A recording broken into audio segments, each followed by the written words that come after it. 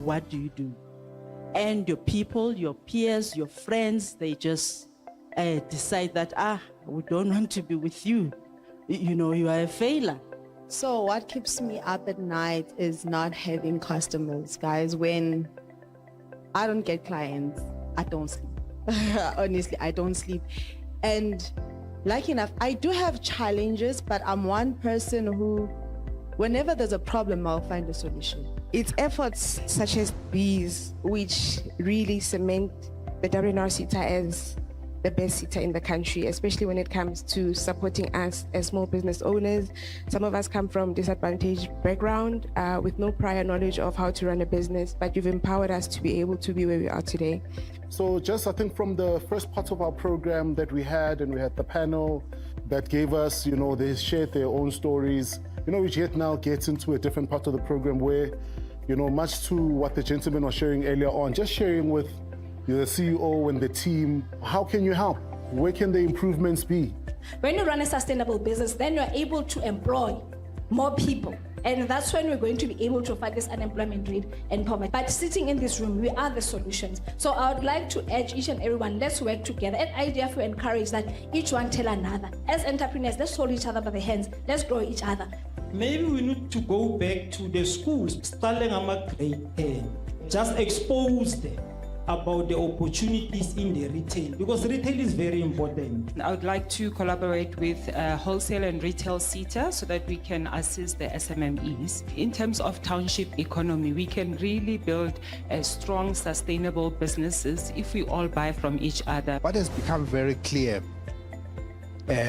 today in our conversation is that, and I think it's something that we've been saying as W&RSeta, that we can't do this work on our own. We need big business, FDIs, those that are in the funding space, they need to be with us. We need those that are running in organizations that are dealing with issues related to incubation, mentorship, and support. So I think we need to create then that opportunity, a session like this, when we get all these big companies to come to you and have a conversation with you, so that we can then play a role from a skills development point of view, and they play a role in terms of the support. The engagement means many things. For one, it's very empowering, being able to network and engage with like-minded individuals, being able to share our stories, pat each other's backs, and just share in our testimonies and our trials and triumphs as entrepreneurs, as only we can understand them. So through skills development and so on and so forth, that's when ultimately your challenges in business are going to be resolved. Most entrepreneurs, they give up because they don't know where to start, how to get access to information, and how to actually get the way forward, because people start businesses, but they don't know where to go in terms of growth, which is W&RSeta give us a lot of opportunities and programs that people can enhance their business. They can be also visible the platforms. One of the things that came up from the panel earlier on was how these amazing three ladies who were supported by the SETA were able to just weather all the storms, but it wasn't easy. They had to endure, build resilience, and continue to go out there and put their word out, and that's how you actually get support and development. As an entrepreneur, if you feel that you are going through a hard time as an entrepreneur, the calling is loud, and it's all the more louder the harder things get, but we'll get through on the other side. My success story would be, thank you, W&RSeta. Thank you, CEO. Thank you, Sis Mata, for making me one of your best beneficiaries. Thank you. Thank you so much, because I wouldn't be here without you. As the summary and closure, then we're done. Some of the things that came out, the first one was definitely access to market program, including agriculture, processing and farming, and a range of other sectors that will be covered under here. The second one was youth entrepreneurship focus on digital. The third point was on retail value chain support and owning the value chain. The fourth one was on entrepreneurship incubation. The fifth was on bringing big business along for the journey to engage with small business and outlining solutions they seek and opportunities. The second last one was retail academy with full business support on various aspects of running a retail business. And then the last one was collaborating to create awareness of the W&RSeta programs. And that, ladies and gentlemen, concludes our business for today. Thank you so much for joining the CEO's SMME engagement. Have a beautiful day further. God bless.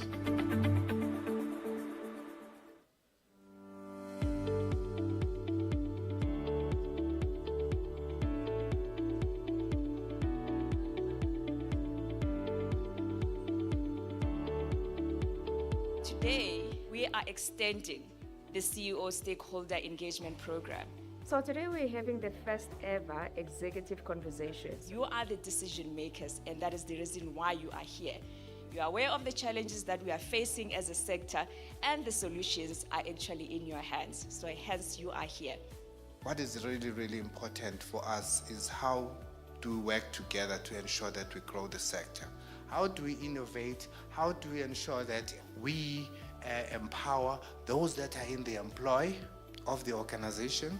We've got a lot of challenge in terms of our numbers. We don't necessarily meeting our targets in terms of those that are in the employ. It is therefore important that as a country, we really look at our workforce and our workplaces and ensure that our workplaces, as the previous minister used to say, that they become training spaces. The way I designed this is not for us to have a talk shop, but for you to engage at a room level, for you to engage as individuals. And so you'll see that they flip charts across the room. You will be allocated a room. My request to you is use the theme that you have been given, and I will give you now at the table you've been allocated to, and really focus on three things. You'll see there's 4 questions that we've given to you. Speak at a system level, at an industry.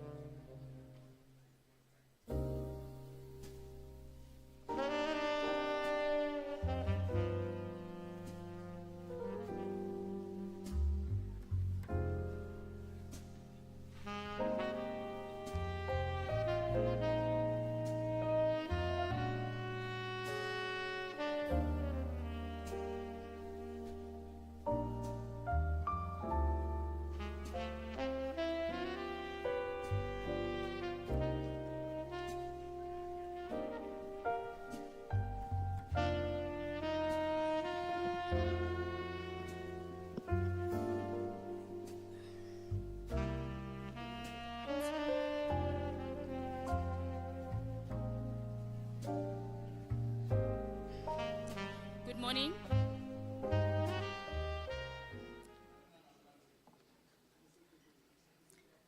I would like to request that we settle down.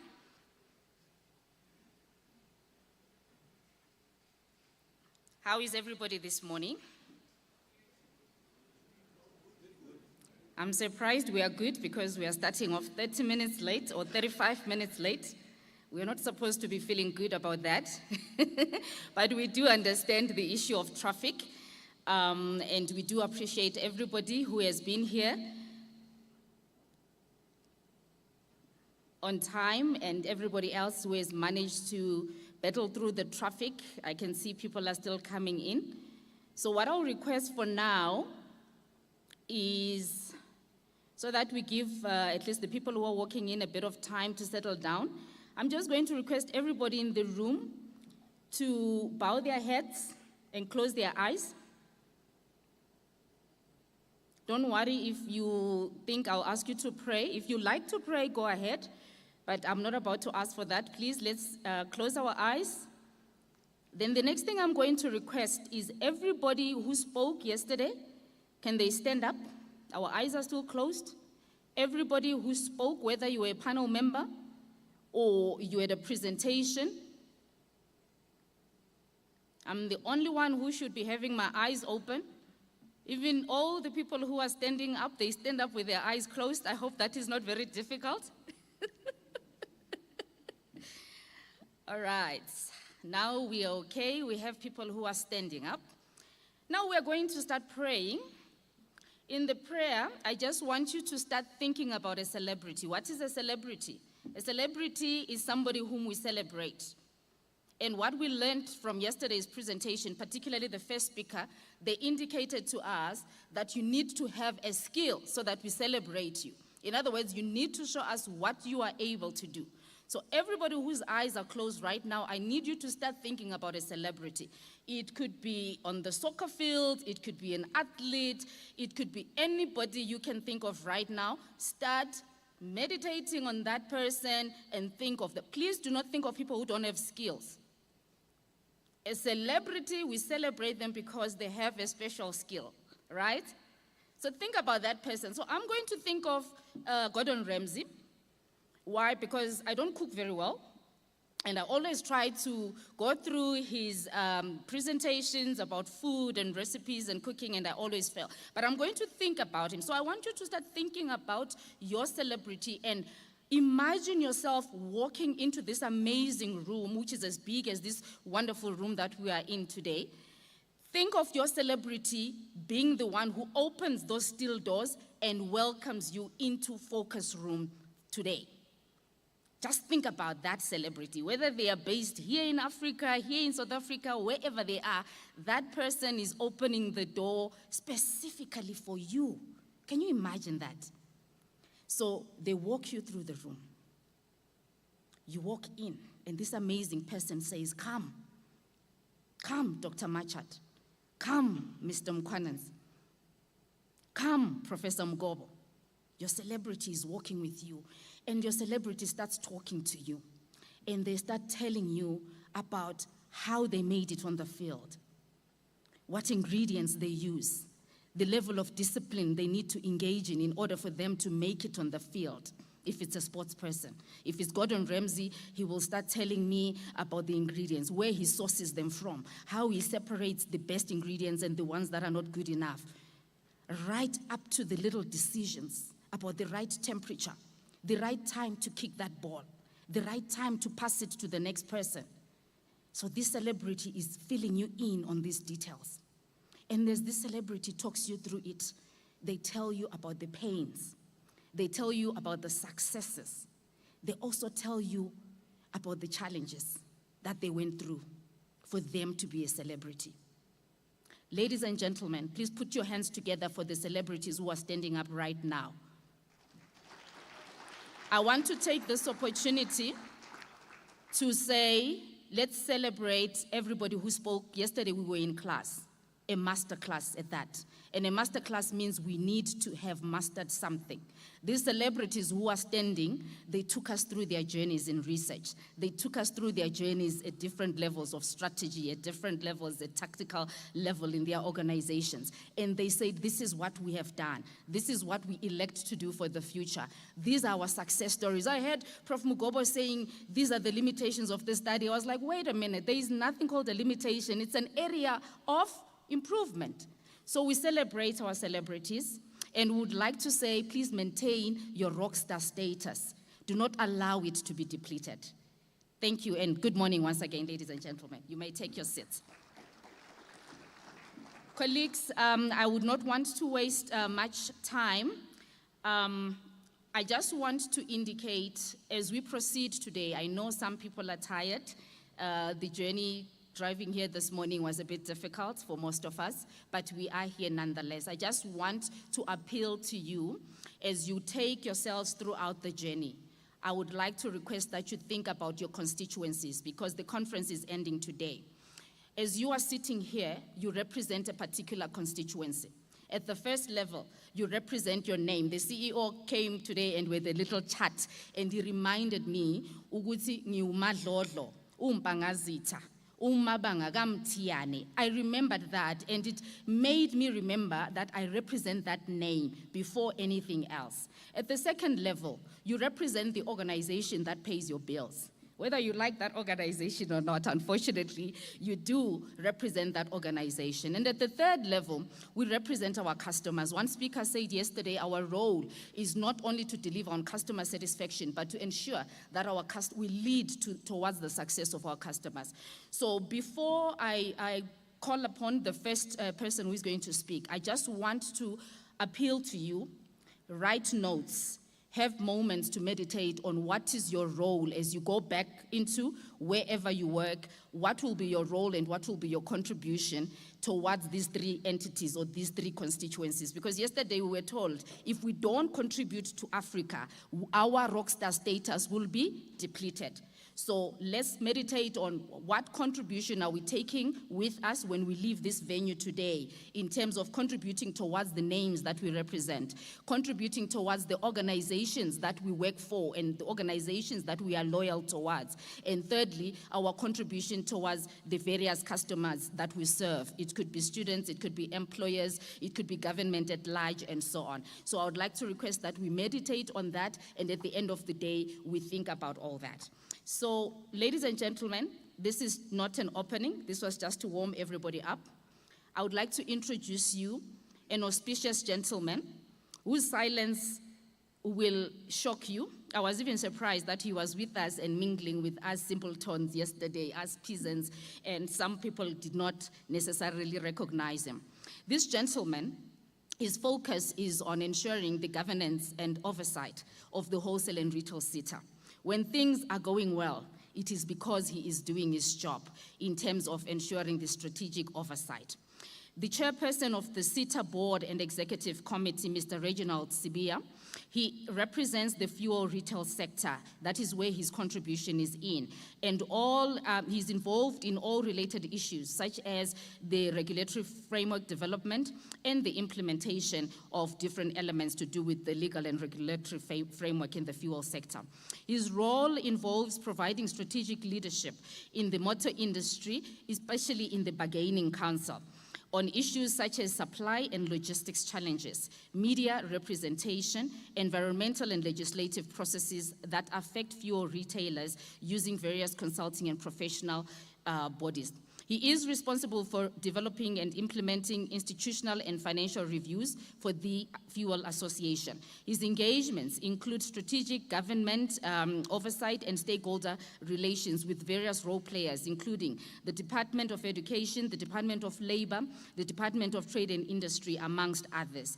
Mr. Sibia serves in various boards, such as a board member. He's a board member in the Motor Industry Bargaining Council. He's also a board member in Motor Healthcare, the Motor Industry Fund Administrators. He's also a director and a trustee. Ladies and gentlemen, if you can put your hands together for the auspicious gentleman who's going to do the welcoming, Mr. Reginald Sibia.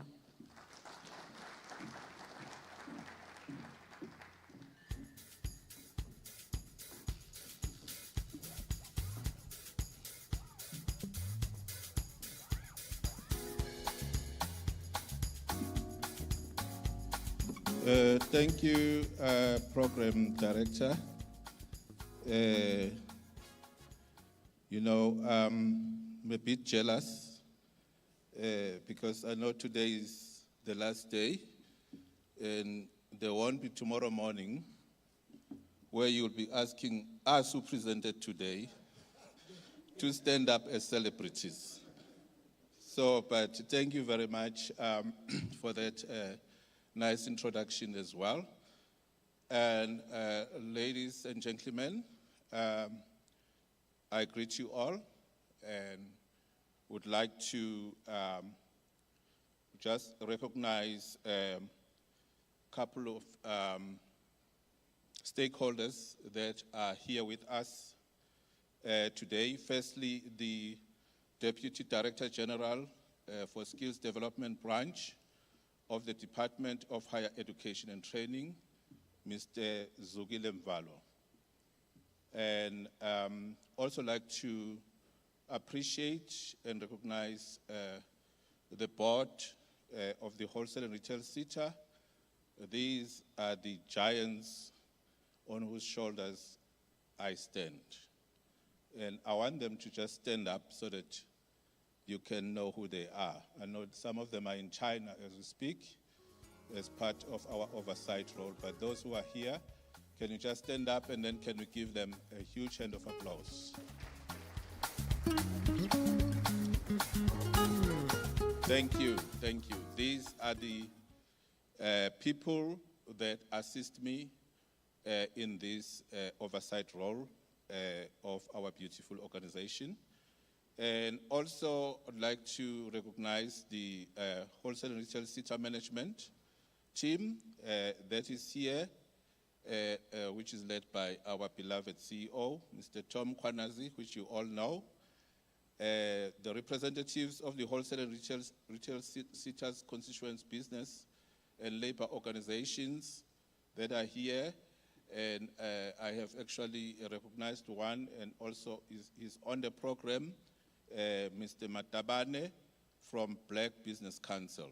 They are one of our constituent organizations. I'd also like to recognize and welcome all the Wholesale and Retail SETA retail chairs, representatives from government departments and agencies, CEOs of other SETAs who are here with us. And we also have got representatives from the wholesale and retail companies, education and training institutions. We also have representatives from Namibia Training Authority, led by their CEO. We are really honored. A hand of applause for them to be with us here today. And then let me just then welcome everyone, the speakers that are going to be here with us, and the guests that are here with us, and every stakeholder that I have not mentioned, and members of media who I also believe they are here with us today. So it would really be amiss of me to even start this speech without actually thanking every one of you who is here for a really groundbreaking performance of the Wholesale and Retail SETA for the year that ended in March 2024, where we have achieved 91% of our annual plan targets. A hand of applause for that. With an unqualified audit.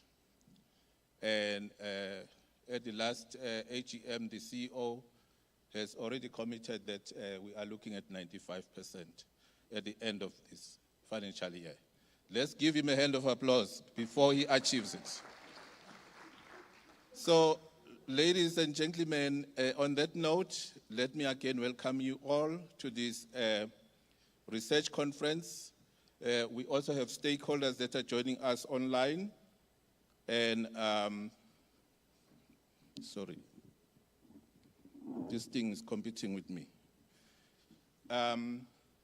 There are stakeholders who are joining us online, and welcome to them as well.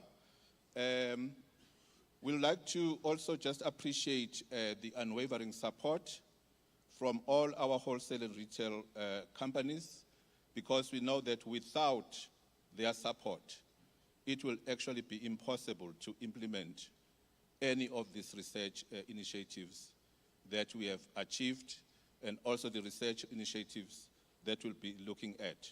We are really very grateful for that continued support from our companies. We also welcome the support of the other SETAs. As we know, we all in the one value chain, and we all actually faced with the bold goals of the National Skills Development Plan. And it is very imperative that we sometimes come together and realize that, you know, there is an overlap in some of the skills and the technologies that we'll be offering to the upcoming youth to prepare them for our future. In particular, I'd like to just thank the Insurance SETA which is led by its CEO, Ms. Kukumkize. Is she here? Not yet, okay. But we really thank Gugu and the W&RSeta for their ongoing support, including sponsoring the event today. We are also grateful for our international speakers who have traveled over the seas to share a global perspective of the retail landscape and ignite an excitement about the future of our sector. Our partnership with the Namibia Training Authority ensures that we enjoy the support from our African counterparts as well. The support of our executive authority, the Department of Higher Education and Training, cannot be underestimated. We appreciate that the DDG for Skills Development, Mr. Zogile Mvalo, is once again gracing this conference to share his invaluable insights on the department's work at a high level to guide our engagements on the role of the wholesale and retail sector in terms of the national imperatives. Thank you, DDG, for your support. Ladies and gentlemen, this research conference, which happens every 2 years, is taking place at an important time for the wholesale and retail sector. About 2 weeks ago, we hosted our 24th annual general meeting on 17 October, where we reflected on our progress in achieving the goals of the National Skills Development Plan as we approach the last year of the first phase of the plan, which has got a 10-year lifespan. We reported on the successes and challenges we have experienced with a renewed hope and encouragement, as we noted the great strides we have accomplished collectively. Relevant to this conference, we have conducted 16 research studies out of 15 target for the 5-year period. I think that deserves a hand of applause. This achievement is well ahead of schedule, and also we have had a total of 10 impact studies, which were also concluded, providing recommendations on how we can solve some of retail's urgent challenges. We really believe on the importance of these impact studies, because we always say that if we cannot measure what we are doing, then how can we improve it? So these impact studies are very, very useful so that we know that they're really doing what they're supposed to be doing on the ground in terms of the programs that you are delivering. So 2 years since the 2022 conference, we are pleased to have marked yet another landmark milestone in research excellence with the launch of our 4th retail chair at the Free State Central University of Technology. A hand of applause for that. Fast forward, today is a convergence of all role players in public and private sector that makes skills development possible. From our employers, labor, universities, government, TVET colleges, and private training providers. We have themed our conference, Embracing Digital Disruption and the Future of Work. And I think for me, the most important part on this theme is the word embracing. And we had a lot of that yesterday, how it is important that we actually embrace the change. If we don't embrace the change, we actually become obsolete. So we really want to just not use this, as a cliche or as a slogan, but we really want to see this being something that we are really living out to actually see it making a change to the skills program to ensure economic development and growth in our country. So we have been navigating together in the past few years of this journey. All the solutions to the skills gap and the never-ending unemployment, those solutions are in this room. And we look forward to your contribution to robust discussions that are aimed at directing the wholesale and retail sector to ensure that it is steering in the right direction. At the heart of our solutions should be how we prepare the current workforce and the next generation for the changing workplace. More than ever, the importance of research in shaping a globally competitive wholesale and retail has become greatly significant. The work that takes place behind the scenes of what is translated to skills development programs is the most critical part of our mandate. As the wholesale and retail SETA, our value proposition to the sector is providing cutting edge and responsive solutions to the global economic and technological disruptors. You know, when I'm talking about that, I'm just going to pause a bit, you know, and I've been listening to the discussion yesterday. You know, in one of my other roles where I serve in one of the investment, funds. We invest globally as well as part of our foreign investments, and we invest in China. And as part of our roles is to go and have oversights as well to see, meet the investors in those countries, listen to their investment strategies and their philosophies. And it was my first visit to China.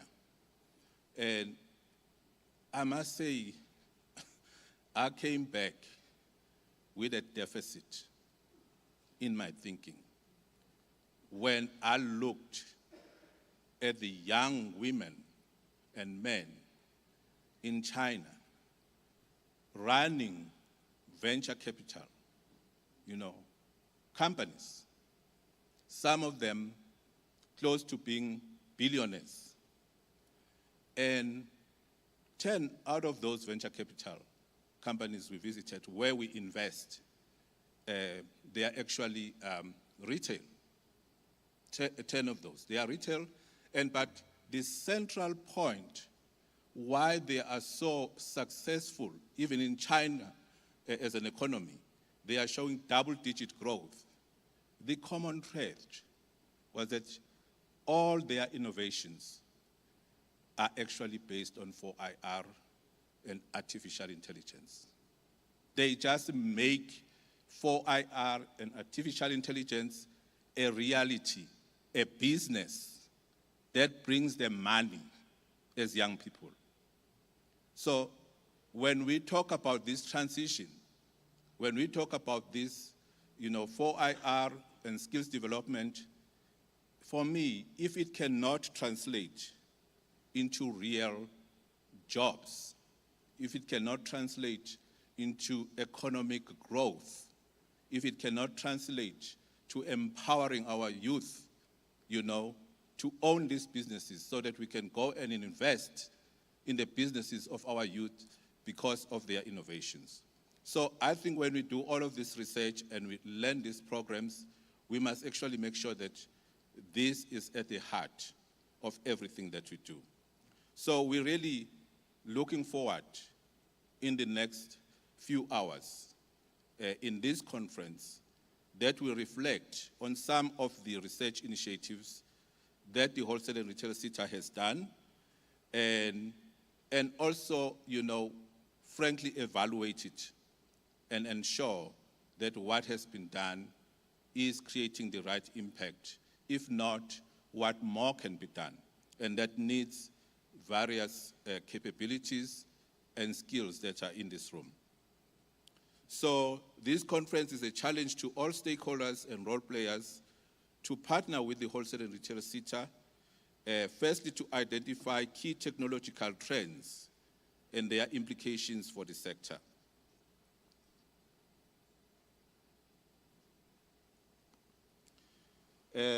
We also need to challenge each other in terms of how to explore best practices in digital transformation across the different categories of our companies, from large retailers to informal traders. We cannot leave the informal traders behind because That's the future of the economy of this country. Assess the changing nature of work, focusing on digital skills, employment creation, and reskilling the workforce. Encourage partnerships that enable a collaborative response to these sector disruptions. The research conference is not a tick box exercise, as I've indicated earlier on, but should be a deliberate initiative to foster collaboration within the sector with relevant stakeholders and partners. It is a call to action to work towards an envisioned future.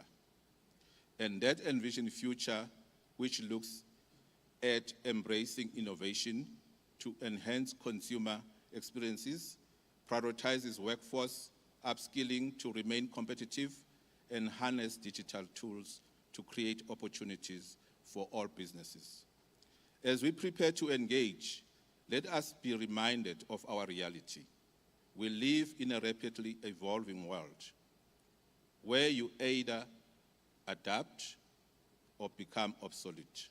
We had a lot of this, adapt or become obsolete, at yesterday's masterclass. It remains our intention that this gathering should decisively outline how we will collectively implement the recommendations from the insights that will be shared by the experts lined up to speak during the conference to position us to adapt to our changing world. Ladies and gentlemen, our impressive lineup of local and international speakers are ready to provoke and excite us about the possibilities that lies ahead.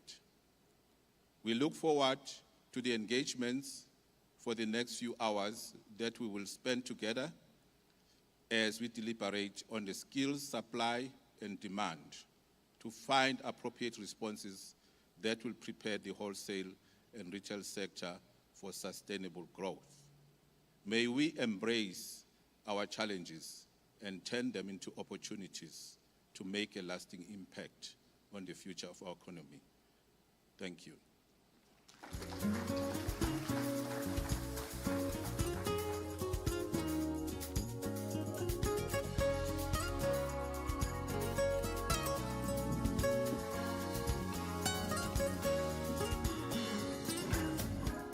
Ladies and gentlemen, I did say he is responsible for governance. So when he speaks about outputs, he makes sure he gives us quantitative feedback on that. And the SETA is doing well. 91%, nearly there. I think even wishing for 100% would be going overboard. I think we are there. Yes, so much more can be done, but this is wonderful. We are on track. The research projects that support the thinking behind adoption of disruptive technologies. 16, which is even beyond the 15 that they had thought they were going to deliver on. I think we deserve another hand of applause for the entire team. Ladies and gentlemen, I would like to introduce our next speaker. I would like to believe he is going to be paged in online. If somebody can give me an indication if that is being done.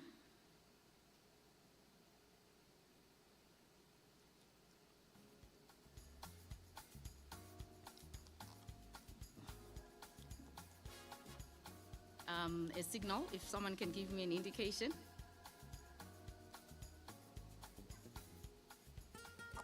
All right, thank you so much.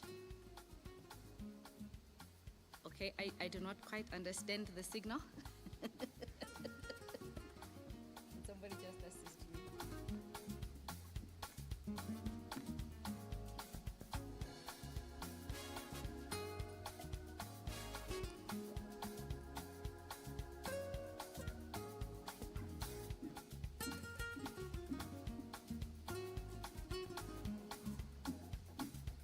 The media team has indicated that the signal is saying 2 minutes, of which I think it also gives us a bit of time to still ponder on the opening remarks by the board chairperson. he highlighted a very important word, which is to embrace. You know, when you embrace, you go all out in hugging. I'm short, so my arms are quite small, but for a proper embrace, you would make sure that what you are embracing, you cover it in entirety. This session is giving us an opportunity to embrace, because we are having a chance to connect as different stakeholders. There's different members from the higher education sector who need to ponder on what are we doing. Professor Dobelson, the journal that you're editing, when I send you my paper, is the ample time to think about making sure that the livelihoods of somebody in South Africa is changed because of a paper that Prof. Lodlo has sent to your journal. Prof. Mugobo, when you are supervising that thesis, and Dr. Pillay, a master's dissertation or a doctoral thesis, is the consideration of what we are doing to make sure that it doesn't end up in the thesis and dissertation, but there's a call to action. And in particular, I'm challenging the higher education institutions. You will notice when we go to the panel, because I keep questioning myself, what has happened to universities? They used to be think tanks. That is where innovation used to start. Not the other way around of starting with industry and industry informing universities. So this is an opportunity for us to link up with industry, but taking up our space and playing our different roles to make sure that the right kind of innovations exist, and that when we are embracing the technology, it leads to the intended impacts which Mr. Swiya mentioned: improvement in the society, livelihoods, and economic growth. If any intervention that we put in place does not lead to all those kind of positive impacts, then that intervention is lagging behind. So we need to calibrate beyond simple outputs to having an impact at societal level. You mentioned the element of entrepreneurship, innovative thinking. So let's continue to ponder on that. The skills that we are delivering, are they enabling all that? Ladies and gentlemen, I would like to introduce to you the Deputy Director General for Skills Development at the Department of Higher Education and Training. Mr. Mvalo has been working at the Department of Higher Education and Training, particularly under the Skills Development section, since August 2015. Before joining the Department of Higher Education and Training, he was an Executive Director for Corporate Services in the Cape Winelands District Municipality. In August 2012, he joined the DHED, we normally refer to it as the DHED, as the Chief Director for Work Integrated Learning, Partnerships, and Innovation. He has acquired various qualifications and skills across various fields, of which we are actually promoting that in terms of multidisciplinarity. He holds a Bachelor of Arts in Social Work from the University of the Western Cape. He holds a master's degree in Public Administration, and he is also a holder of a master's degree in law. He also holds a postgraduate diploma in employment law from the University of Cape Town, as well as a LLB from the University of South Africa. Ladies and gentlemen, Mr. Mvalo will be joining us, and he will be speaking to us virtually, if we can take time to listen to what he has to share with us. A hand of applause for him.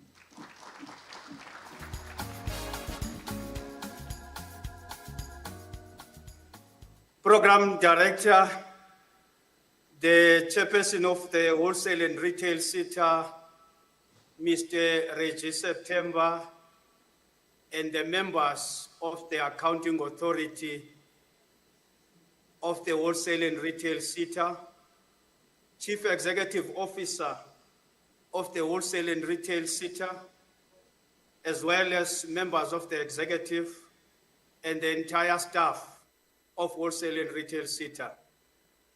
Representatives from wholesale and retail sector companies, organized labor, organized business, government departments, entities, representatives from Namibian Training Authority, representatives from the Sector Education and Training Authorities, SETAs, research and education institutions, distinguished guests, both domestic as well as international, ladies and gentlemen, all protocols observed. As the Department of Higher Education, we send our fraternal and warmest greetings to all of you on this occasion of the Wholesale and Retail SETA Research Conference, especially noting the caliber of persons in attendance to share their knowledge, experience, insights to contemporary issues relating to skills development in this very important sector of our economy. The central mandate of the Department of Higher Education remains that, quote unquote, of developing a skilled and capable workforce, whilst broadening the skills base of our country to support an inclusive growth path. The topic assigned to me, chairperson, or to the department, I find it very interesting, which is, quote unquote, the role of higher education in navigating digital disruption and workforce transformation, which links very well with the mandate of the Department of Higher Education. Hence, we're excited to have been invited to this very important occasion of Wholesale and Retail SETA Research Conference. A skilled and a capable workforce is critical to meet the ever-growing socio-economic challenges of our country, especially the post-COVID-19 global pandemic. According to the World Economic Forum, when done right, skills development can reduce un- and underemployment, increase productivity, and improve standards of living. Post-school institutions and entities combined, such as universities, SETAs, quality councils, SAQA, TVET, and CET colleges, and you know quite very well that the Department of Higher Education and Training is the biggest department in our country, and noting is having about 110 institutions as well as entities, which is playing a central and critical role in navigating digital disruption and preparing the workforce for the future through various learning programs and other associated interventions. So post-school institutions and entities, esteemed guests, amongst others, serve as research hubs where cutting-edge research and innovation take place as we navigate digital disruptions and workforce transformation.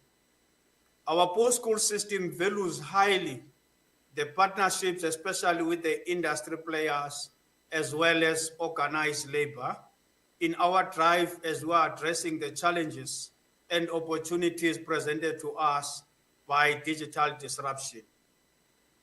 Our institutions, for example, can work on projects related to blockchain technology or the Internet of Things, which can have a profound impact on the way business operate and the skills that are in demand in the workforce, in particular within the wholesale and retail sector.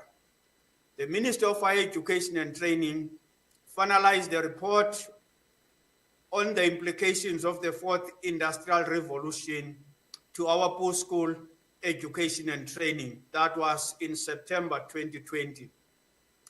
This is informed by our understanding that the collective effect of these convergent technologies has caused the major disruptions to both capital and labor, the nature of work, and with these careers and our assumptions about what forms of education and training must prepare students for a changing world of work. As a post-school system, we envision, amongst others, a system that provides a strong co-education and training programs that align with the changing needs of the South African society and the world of work within the context of the fourth industrial revolution. And access to high quality educational opportunities which meet demands for digital skills in the labor market created by the fourth industrial revolution, and the parallel need for a new wave of South African innovators and entrepreneurs who will help to drive and shape fourth industrial revolution to the social and economic benefit of all citizens. I've heard quite very well the chairperson.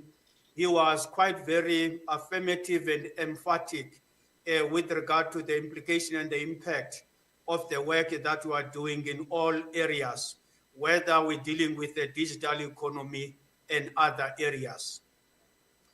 The report aims at providing insights into how the policy-making mechanism can respond to the challenges posed by rapid shifts in the way we learn, live, conduct our businesses. The report acknowledges that the world is on the threshold of the so-called fourth industrial revolution, which is based on the confluence of multiple digital, physical, and biological technologies. The digital revolution has ushered in a wave of transformation that is reshaping economies across the globe, in particular within the sector, wholesale and retail. In our own BRICS summit held on the 13th July 2023 in Mpumalanga in South Africa, one of our resolutions was about exploring opportunities within BRICS digital education cooperative mechanisms, holding dialogues on digital education policies, sharing digital education resources, build smart education systems, and jointly promote digital transformation of education in BRICS member states. It is therefore incumbent upon us to prepare our workforce for the challenges and opportunities of the digital age. In a world where automation and artificial intelligence have become commonplace, we must massify the digital skills to harness these technologies, especially for the poor and the working class. Basic digital skills are not only essential for employability, but also for everyday life in a globalized world. But our commitment to skills development doesn't stop at basic digital literacy. We must ensure that we invest in upskilling and reskilling programs. And I'm quite very happy that Chairperson made mention upskilling and reskilling programs so that we can prepare our workforce for the jobs of the future, especially prioritizing young people in the sector, noting the high rate of unemployment in our country, which is standing at 60.8% for young people between the ages of 15 and 24, whilst for the same cohort, those who are not in employment, education and training is standing at 3.6 million.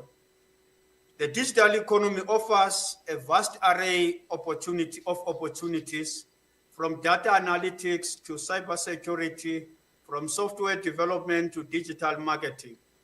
We must create pathways, especially for our ever energetic young people with these skills, and access these opportunities.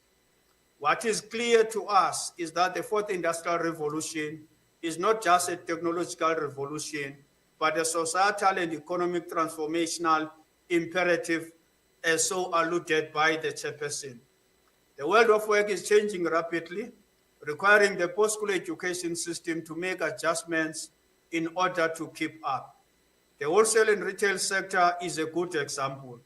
As the outbreak of the COVID-19 global health pandemic accelerated the development of new technologies, products, and services, these continue to have huge implications for skill supply and demand in the sector.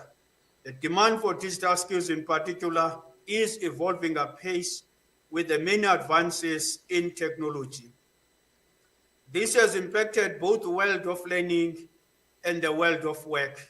We can attest in the wholesale and retail sector, which touches millions of South Africans. The net result is that the labor market is characterized by shortages in key occupations, as well as skills gaps within the existing workforce, as work and business operations change. The nature of the skills diversity in the South African labor market manifests on different levels: digital roles and digital enabled roles. The former are those areas of work where the core focus is on digital and ICT related competencies. This includes programming, software development, data analytics, robotics, and related occupations.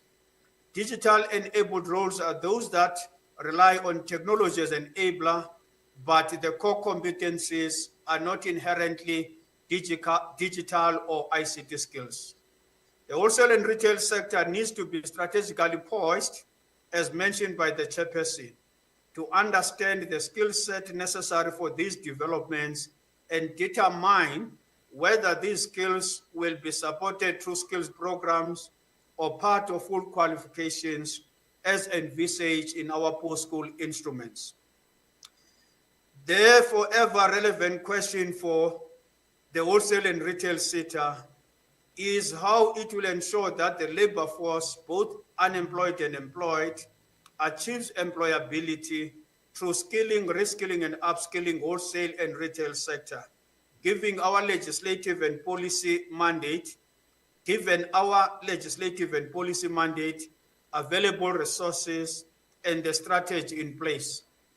This conference must also comprehend with the fact that the seventh administration, which has been ushered within the remit of the Government of National Unity, has developed what we call medium-term development plan. The medium-term development plan has 3 strategic priorities, which links well with the white paper for post-school education and training and the National Development Plan, such as inclusive growth and job creation, reduce poverty and tackle the high cost of living, and build a capable, ethical, and developmental state. Colleagues, especially within the public sector, will know quite very well that with the 6th administration, we've had about seven priorities. Now, at least we're having 3 priorities within the Government of National Unity. It's normally what I normally refer to as the Pareto principle, 80-20. So it means then, therefore, we must have a few targets which must have a major impact, 80-20 principle. So we're quite very happy with the advent of the Government of National Unity, especially with the reduction of the targets, priorities from 2025 up until 2029-2030 financial year. The National Plan for Post-School Education and Training will continue to play a critical role in workforce transformation. This is so because the plan is framed within the broader goals and priorities of the National Development Plan, which foregrounds the national efforts to address our triple challenges: unemployment, inequality, and poverty. The National Plan for Post-School Education and Training has 6 goals, which are the drivers of the post-school system, such as an integrated, coordinated, and articulated post-school system, expanded access to post-school opportunities, a responsive post-school system with appropriate size and shape, improved relations between education and training institutions and the world of work, improved quality of the post-school provision, improved efficiency and success of the post-school system. As I conclude, my esteemed program director and distinguished guests, Albert Einstein, the man who developed the theory of relativity, once said, quote unquote, "If we knew what we are doing, it would not be called research, would it?" This is so critical to this research conference because research often includes exploring the unknown, especially as we continue to be faced with skills mismatch and high rate of youth unemployment in particular. So the wholesale and retail sector within the prism of skills development must continue to try new approaches and testing hypotheses. Imagination in this sector, surely would agree when I say is more critical than knowledge. So let's not stop inquiring, asking questions and finding solutions, as the failure is not the opposite of success, but it is a central variable to success itself. So this means we are not doing research in this sector for its own sake, but to change the sector for a better wholesale and retail sector and our society. Program Director, distinguished guests, I thank you very much for your time as well as your patience. Thanks very much once again.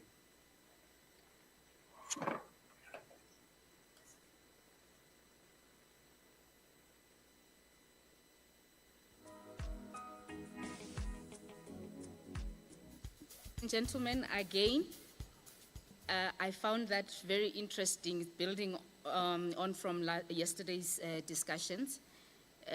We conduct research because we know nothing. I think that was profound. If we knew everything about how to bridge the skills gap, we would not conduct research. And in recognition of the shortfalls, especially in the sector, in recognition of the challenges in the sector, then we prioritize research. That is why the SETA set up this particular conference, so that we take time to ponder on those elements. So, Mr. Mvalo, thank you very much for your presentation. We are not going to take questions. I know there are people who are burning with questions, but your discussion has acted as a perception shifter for us, because you spoke at a very high level, a very, very high level, that's at the policy level. I would like to just pose a question to you, if you can just try to respond to it, and then I'll also take one response from the audience, not a question, but a response. Because Mr. Mvalo spoke about the policy implications of ensuring that we create a new wave of innovators, a new wave of entrepreneurs, and particularly he spoke about a smart labor force. I would like to find out, what can we do at an individual level within the higher education institutions to support this thrust from the Department of Higher Education, because they've given us a matching orders in this case to say, this is what we expect. You need to work on imagination. He emphasized the need to focus on building young people who are able to imagine new things. So what can we do to support this dream, to ensure that we build this pipeline of innovators and entrepreneurs? I'm not sure if he's still there. If not, I will just take one comment. Okay, Mr. Mvalo. Well, thanks very much, Program Director. That is also a very profound question that you want me to answer. And obviously, I must say that my expectation, or the department's expectation, will be the conference, assist us in terms of bringing some answers to these profound questions. But then I must say, you're speaking, about the role that, each and every individual should be playing. Earlier on, I've mentioned, amongst others, inclusive growth and job creation, a reduction of poverty, and tackling the high cost of living, building a capable, ethical, and developmental state. And I linked, obviously, that with the National Plan for Post-School Education and Training, which were launched in September 2023. So as the department, practically, I must say, we're already meeting with a number of sectors, so that we can determine some of the areas whereupon we're expecting SETAs to make contribution. Well, I must say, especially, I know wholesale and retail SETA is always coming quite very handy with regard to learnerships, with regard to some skills development in areas where, there is a high demand. Because what we are saying is that the skills that we're producing must be the skills that are responding to our socio-economic development. And as you think colleagues might have spoken quite at length with regard to the sector skills plan, because the sector skills plan is going to be our driving instrument going forward, especially for the medium-term development plan. As I said, right now, as we are seated here, we're busy meeting with the SETAs, we're busy meeting with institutions. At some point, we met as well with universities where they were addressed by the minister, whereby we're sharing some of the critical areas which must be the focus going forward, especially for this period of the medium-term development plan, starting from 1st April 2025 up until 31st March 2029, 2030. So it means then, therefore, Program Director, each and every one of us, the employers, the organized labor, our communities, we are going to be focused going forward. And surely by this time next year, also, it will be clear at the areas that we would wish the SETA to specifically focus on. But there is already a conversation with the SETA. As we speak, my team or colleagues are meeting with other SETAs, discussing some areas with regard to their annual performance plans, strategic plans, commencing from 1st April 2025. Thanks very much, Program Director, once again. I know you asked me a difficult question, and I know it will be eloquently and well answered within the conference. Thanks very much once again.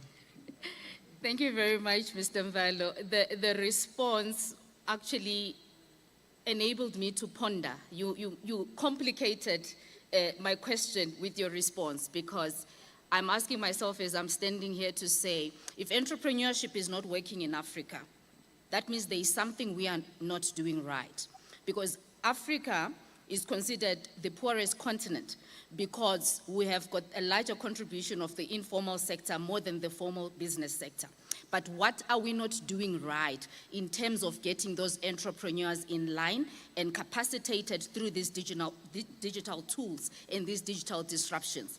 Your response, Mr. Mvalo, also provoked something in me to say, this sector that we're talking about, I think now I'm convinced that it's actually the most important SETA in the country because it employs the largest labor force. Am I right?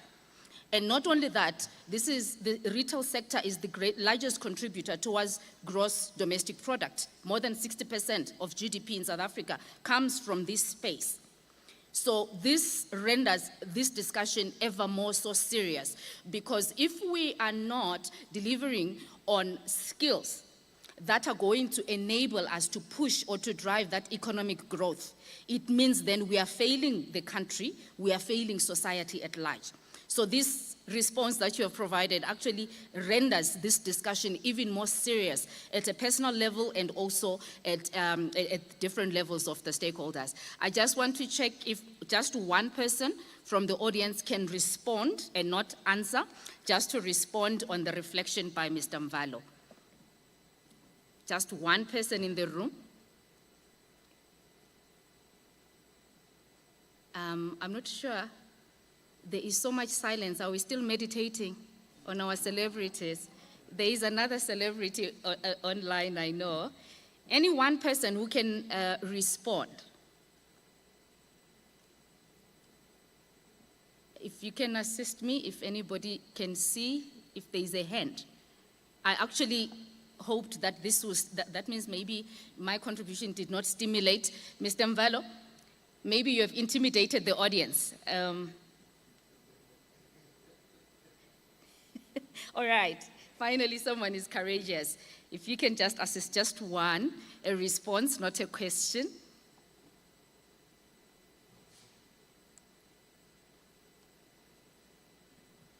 Good morning to everyone. This is Meli Sizwe from the University of Johannesburg. I'd like to allude on what he has actually spoken about, and I would like us to actually encourage young Africans or South Africans to become custodians of our own work, meaning to own the intellectual property. Because if you look at everything that we mostly consume in South Africa or Africa, we don't actually own it. We're so good at leasing and also being regulated or controlled by the Western. So if we can actually allow entrepreneurs or young South African producers to actually be the owners of our craft, I think things will change going forward, because there'll be more demand actually coming to South Africa instead of us importing resources, skills, and so forth. Thank you. Thank you very much. I think people who are speaking today are actually making us really think very deeply. The response there is to say we need to create our own Silicon Valley. We cannot be copying entrepreneurial thinking, IP, getting it from elsewhere and trying to imitate. We need to have that imagination. Mr. Mvalo, again, your thought-provoking presentation. Someone is picking up on it here to indicate the imagination that you mentioned. Thank you very much for the response. And Mr. Mvalo, thank you so much. A hand of applause for Mr. Mvalo.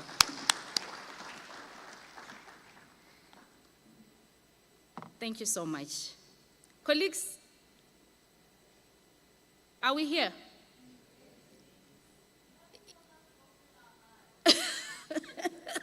Continue with the meditation.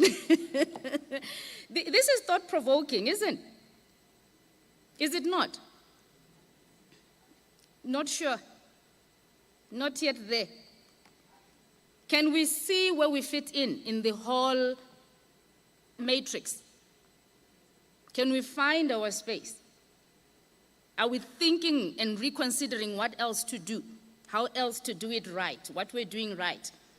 And what else to now start adopting? Are we thinking about that? All right. Ladies and gentlemen, I would like to introduce to you our next speaker. He is the Chief Advisor and founder of Tribe Africa Advisory. That's a consulting organization.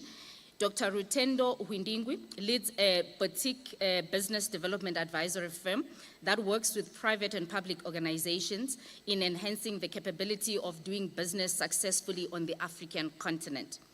Drawing from his seasoned experience of being an executive that has led strategic business development company initiatives in Africa in more than 20 countries, he has served in this space for over 20 years. The entity that he leads leverages off on its vast network of strategic partners and associates that have been successful in navigating the African business terrain. Dr. Rutendo is an international keynote speaker and published author. Yesterday, somebody mentioned the importance of documenting the African story. So we have here an African son of the soil who has commenced in that journey and is going to take us through that. He is a regular contributor to the talk radio 702, where he speaks on the Africa Business Report with Bruce Whitfield, who presents that particular show. In terms of his working experience and participation at various committees, Dr. Rutendo has worked at various companies. I'm not going to go through all of them, but he has worked at Deloitte Global, amongst others. He has also worked at Sage. He has participated in different committees, particularly the British Chamber of Commerce of Southern Africa. In his previous past, he also served as a chairman of the Digital Forum, South Africa. He also served as a select advisory panel member in the United States Department of Commerce advisory panel. He also served in the German Chamber of Commerce, South Africa, as a South African member. He also served in the Swiss Chamber of Commerce as a South African member. In terms of qualifications, he holds a PhD in International Business Strategy, a Master from the University of Witwatersrand. He holds a MSc in Strategic Management from the University of Derby in the United Kingdom. He holds an Executive Diploma in Business Leadership from the Zimbabwe Institute of Management, as well as a Diploma in Global Business Services from the Hackett Group, of which he has also completed work with the Chartered Institute of Management Accountants. Ladies and gentlemen, please help me put your hands together for Dr. Rutendo.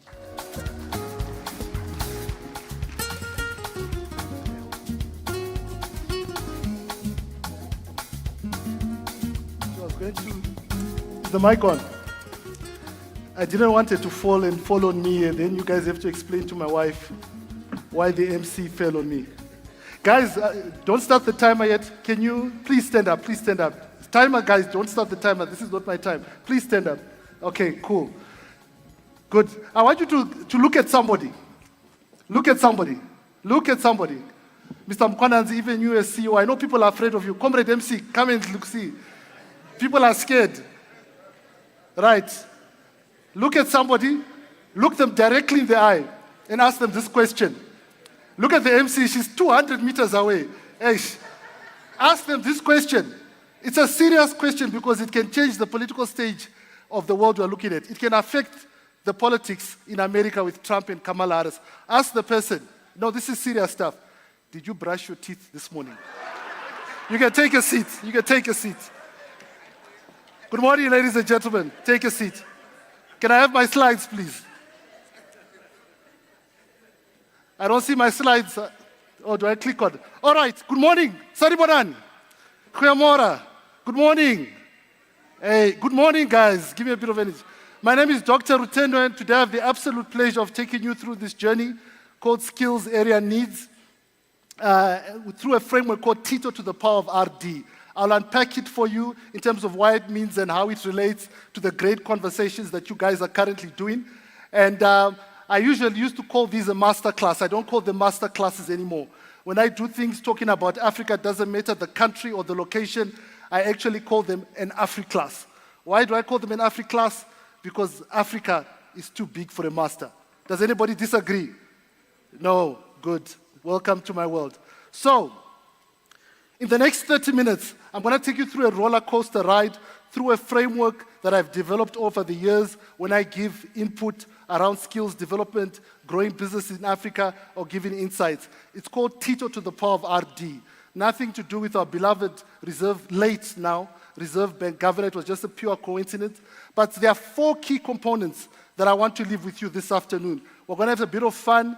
We're going to give you context. And I'm going to give you, at the end of it all, a case study that I was involved in to galvanize everything with regards to what we need to do with regards to bridging the skills gap in Africa and obviously highlighting South Africa as a case study. So the 4 key components that I want to leave with you today, listen attentively. There are also some little gifts that I've got that my partner in crime has assisted me in distributing. The T is going to be for territory, understanding the territory, and I'll unpack that. The I will speak to innovation and the role it plays, and this highlights technology and everything around it. The TO stands for threats and opportunities. Threats and opportunities in terms of why do I put them together. I'll also unpack that, but more importantly, how can we use that in terms of skilling correctly? And then the RD is having a relentless drive and determination. So it's going to be a roller coaster journey, but I hope to inspire you and equip you and leave you excited. So, before we begin, just a brief introduction of myself. The lady took the whole detail out of it, but just in summary, you must be wondering, who's this young, handsome gentleman standing in front of you? I can see the ladies are smiling, the gentlemen are all jealous. It's not your chance, it's my chance to be on stage. So, just to give you some background, I've worked for a number of multinationals, the leaders being Deloitte. I've worked for Sage. I've worked with private and the public sector. And in terms of growing business on the African continent and at a global stage, as well as dealing with the public and private sector in a number of occasions. I sit on a number of boards. I sit on the British Chamber, as my colleague has talked about, as well as the American Chamber, dealing with investments and trends on the African continent. But ladies and gentlemen, my biggest qualification over the experience and my qualifications, I also do business leadership programs and skilling and developing with some of the top universities in South Africa and internationally. But the biggest qualification I have, the one that is creme de la creme, the one that is so important that even when your chairman sees me, he must respect me. My qualification, ladies and gentlemen, is... Can we have the salute? Thank you. I'm a true Orlando Pirates supporter. So, let's get back to business. I've published 2 books. One of the books is Reflections of a Son of the Soil, which talks about 55 African proverbs and just key learnings from that. I compiled it during COVID, just giving insights with regards to the culture and the rich knowledge of our continent. And the book is actually available with my other book at the bookstore as soon as you walk out. And I encourage you, please do buy and invest in the future of Africa, which is me. The other book is Rumble in the Jungle Reloaded, which talks about navigating how to do business and grow the African continent. And the framework that I actually going to unpack with you today is derived from there. It's been endorsed by 10 multinational CEOs and heads of government in different aspects, in different industries. So I encourage you again, after the presentation at your tea break, please go and buy it. My colleague or partner in crime is at my stand, and you'll be able to sell it to you. I also talk on a number of platforms, as my colleague has alluded to, both on the television and the radio, just giving insights with regards to the African continent. I was actually on 702 yesterday, talking about the trends and input in terms of where we can and what we need to do to take this continent forward. Africa is my passion, but I've also realized that passion is not enough. What you guys are having this conference for is one of the key fundamentals in terms of taking the continent forward, with the skills and developing the skills, not only for your sector, but for the continent as a whole, and that's an exciting topic. So in summary, why I'm here, it's not about me, it's about you, and the role you play in contributing to its growth, and hopefully the inputs and nuggets that I share with you today will unpack that tonight in even more detail. So, at the end of the day, what do I want to do? I want to equip and inspire you through a realistic taste of Africa. It doesn't matter what's happening in the different part of the world, this is home. And the only people that can make a difference are these people sitting in the room in conjunction with the rest of the continent. So we'll go into the first nugget. Are you guys alive? Yeah? Okay, good. So territory. Understanding the territory, which is the T.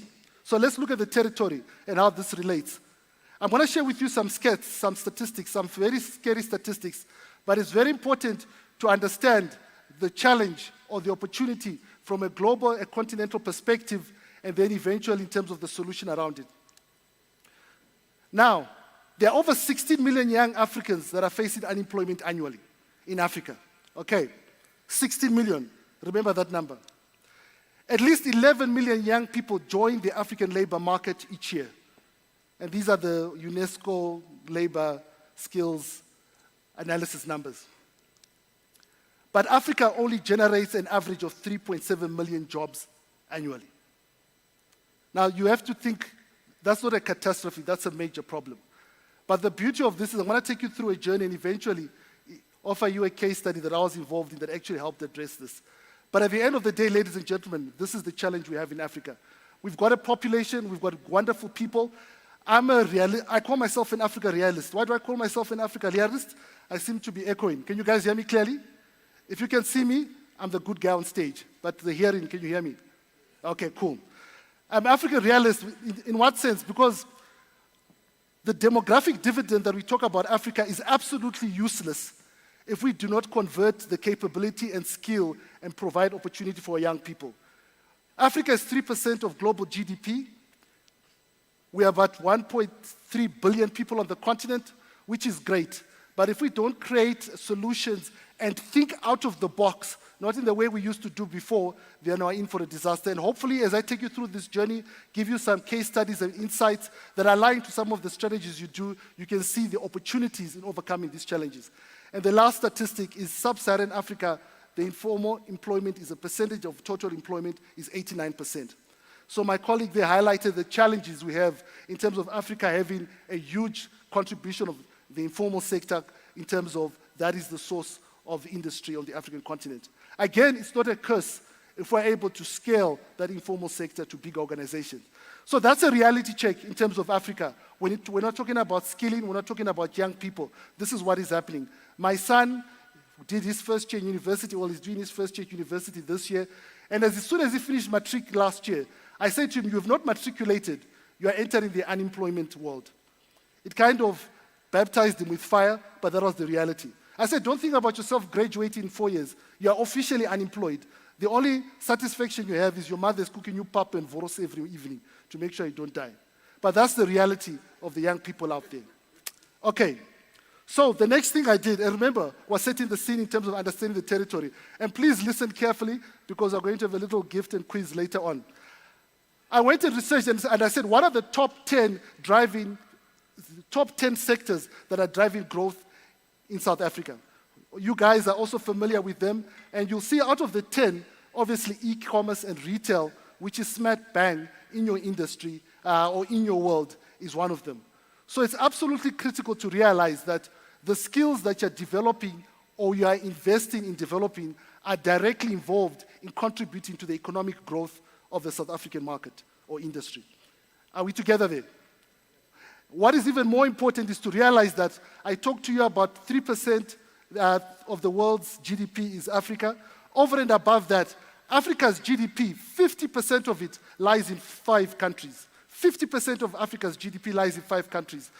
54 countries in Africa, but 50% of Africa's GDP lies in 5 countries. Does anybody want to try and guess which are those countries? Don't say South Africa, because that's one of them. Anybody else? South Africa. Shout it out. Nigeria. Egypt. No. No. Ethiopia is the 4th one. One more. No. It's got oil. It's called Algeria. Okay. So those are the 5. But why is that important? Because if there are 54 countries in Africa and only 5 of them hold 50% of Africa's GDP, that means when you look from an economic perspective, Africa is distorted with regards to perception. Are we together? You can't think all the problems we have in Africa are similar. Another example, the average unemployment rate in Africa, this will shock you, is 7%. You are shocked because you know what the unemployment rate in South Africa is, isn't it? What is the unemployment rate in South Africa? I think it's close to 40%, am I correct? But when you average out Africa, you've got countries like Chad that have got an unemployment rate of 1%. The problem, though, their GDP is plus or minus 9 billion, which is nothing in the bigger scheme of things. The point I'm trying to highlight is when you're looking at Africa with the challenges and the opportunities, you have to be very systematic about it, because when you look at it continentally, sometimes the solution is not that easy. But that's just a point to highlight. Let us continue with the conversation. So I highlighted the 10 biggest contributing sectors on the African continent and on the South African market, and e-commerce and retail play a key role, which is smack bang right in terms of what you guys are doing. I then was naughty, because these days, I did my PhD, in my days, life was harder. I went to ChatGPT, and I said to ChatGPT, if these are the key sectors that are going to contribute significantly to South Africa going on into the future, what are the kind of key skills that are there?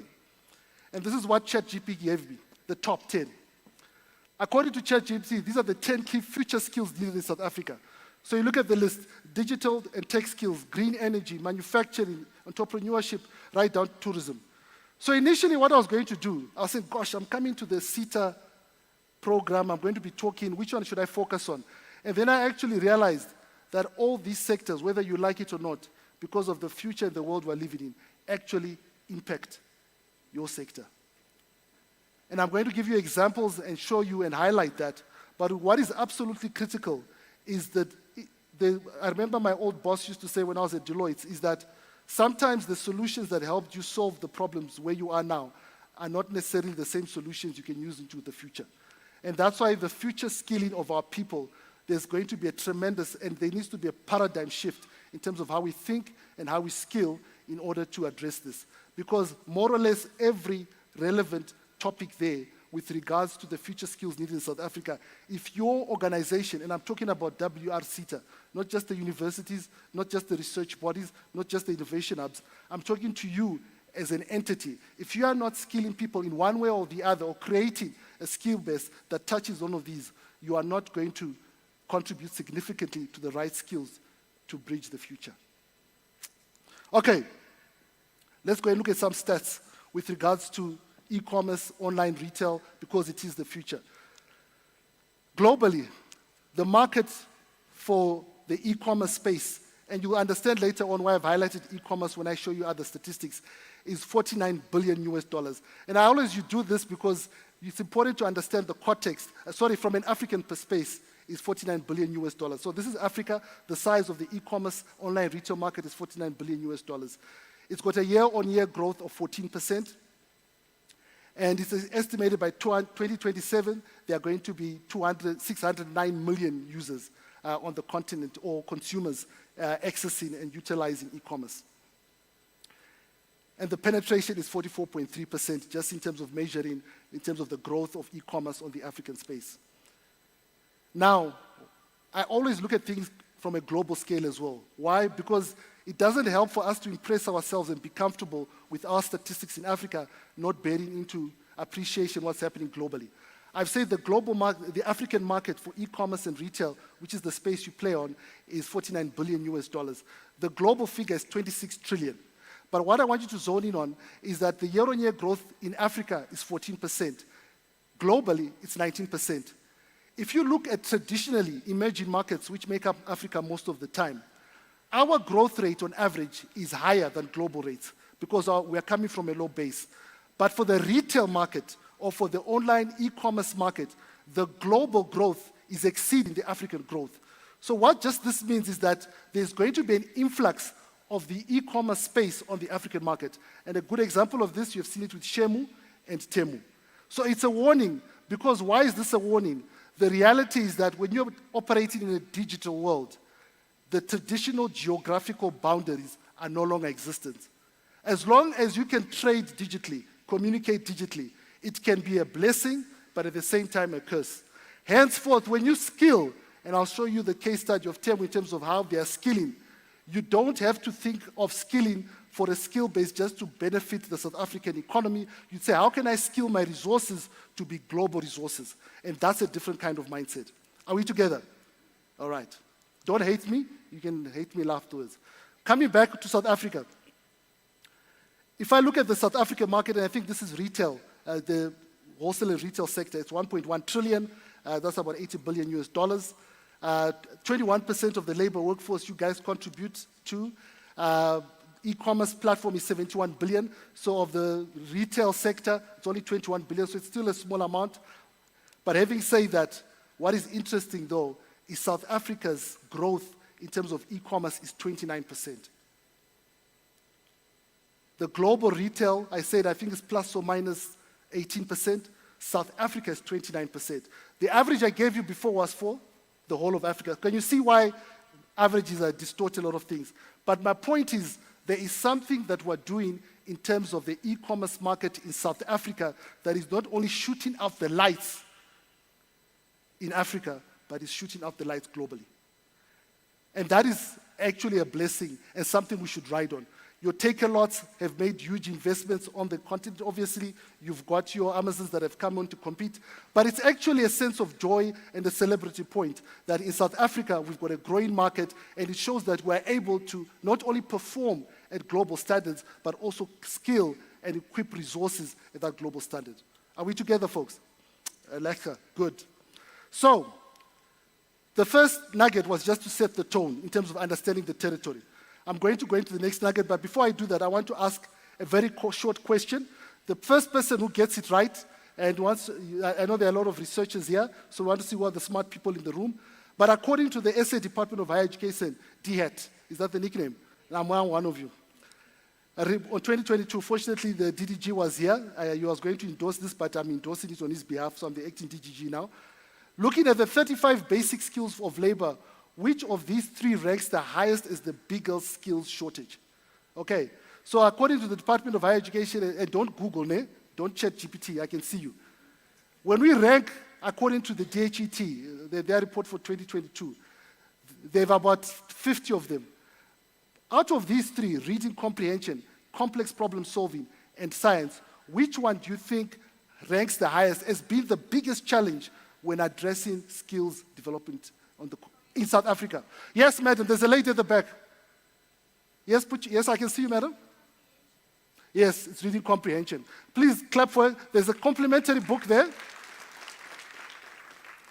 Please, she's right at the left-hand corner there. Oh, sorry, I'm trying to show the slide. There's the official graph. It's actually reading comprehension. People think it's science. Science is actually not ranked. We've actually done a great investment. There's more to be done, but it's reading comprehension.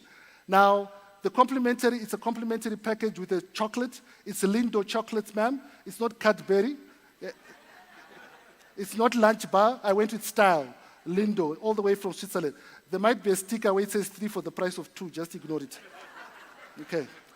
But again, it comes back to understanding the territory. In terms of if we're going to change and skill and develop people, especially our youth, to go to the next level, one of the most fundamental things that we're going to address is have to address things at the basic level. So, as I end the first nugget, which is understanding your territory, I'll leave with you this African proverb, where water is the boss, the land must obey. And with the picture you see there is of Victoria Falls, one of the most scenic sites on the African continent, and it just talks to land and water coming together to create something beautiful. And sometimes when you look at our challenges on the African continent, it's actually appreciating the strengths that we have and knowing how to navigate our strategy around that as opposed to fighting the surroundings and building from there. Okay, so we're going to the second nugget, which is innovation. Now, why is innovation important? It can be a broad topic, but the key thing I want to start off with is with regards to digital transformation. You can't talk to innovation, transforming Africa, transforming the skill set without highlighting the role that digital transformation or technology plays. Just to give you some holistic stats, at the moment, Africa's internet usage from 2024 to 2029 is expected to grow by 377 million people. We are going to have an internet user base of 1.1 billion by 2029. Okay.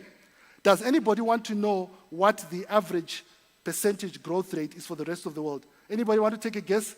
Anybody pretend they're clever? Let's go. Don't be embarrassed. Your whole family won't laugh at you. Okay. Nobody wants to try. The global average is 17%. 17%. So it goes back to the reality of Africa, that as much as we've got challenges, there's a lot of investment in technology contributing to transformation. And technology, whether we like it or not, it's not going to impact, it's going to disrupt how we do business, both in the private and public sector. More so, we're going to need to do the same with regards to, in terms of the future skilling of people. Now, linked to the digital transformation and the impact it's having, and the former two speakers actually highlighted this. Venture capitalist investment with a focus on tech startups are a significant contributor to African growth. If you look at the last year, 2023, $3.6 billion was invested on the continent by venture capitalists with a focus in the space of tech startups that contribute to the economic growth and making an impact. Why is this important? Because more importantly, not only is the money coming into the continent leveraging of technology, but what are the industries that the people are focusing on? Because those industries are the skills that are needed to develop the people. But I'll get to that. But just looking at the countries, you can see, you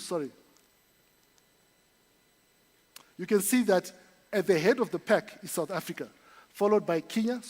The light is not back. So South Africa, Kenya, Nigeria, Kenya, and Egypt are leading the continent with regards to attracting investments by venture capitalists in the tech startup space. Now, if you take this figure and unpack it a bit more, you will see that at the top, sorry, I didn't know the figures were not coming out clearly, but if I take that 3.6 billion, you'll find that at the top, the sectors that attracted the most investment is fintech, followed by e-commerce, then clean tech, health tech, and enterprise. Clean tech traditionally health tech used to be at the bottom of the pack, but over the years, obviously post-COVID, it's coming up. Why is this information absolutely critical? It is absolutely critical because if this is the way the money is going to affect the future of Africa, then your skilling has to be aligned to that. If the detriment of all this is that it doesn't mean that everything at the bottom is not important, because if you look at VC startup take-ups, ed tech is at the bottom. But it doesn't mean education is not important, but the numbers don't lie. The investments that are attracting money on the continent are those 4 or 5 at the top. And if you're going to skill, you have to be cognizant of that and adjust accordingly. I pulled this graph again just to say, from a STEM perspective, where do we stand as South Africa in comparison to the rest of Africa? Obviously, from an industry perspective, we are leading. I've given you stats around that. But you look at the percentage of tertiary education graduates from STEM and gross enrollment rates in African countries, the average from 2015 to 2023, this is a UNESCO number, you see South Africa is in the middle somewhere. So we're not too far off left or not too far off best. But it still means that there's a lot of room for us to invest and develop our skills at the right levels to be able to be employable to the next level. Okay, are you ready for the second question?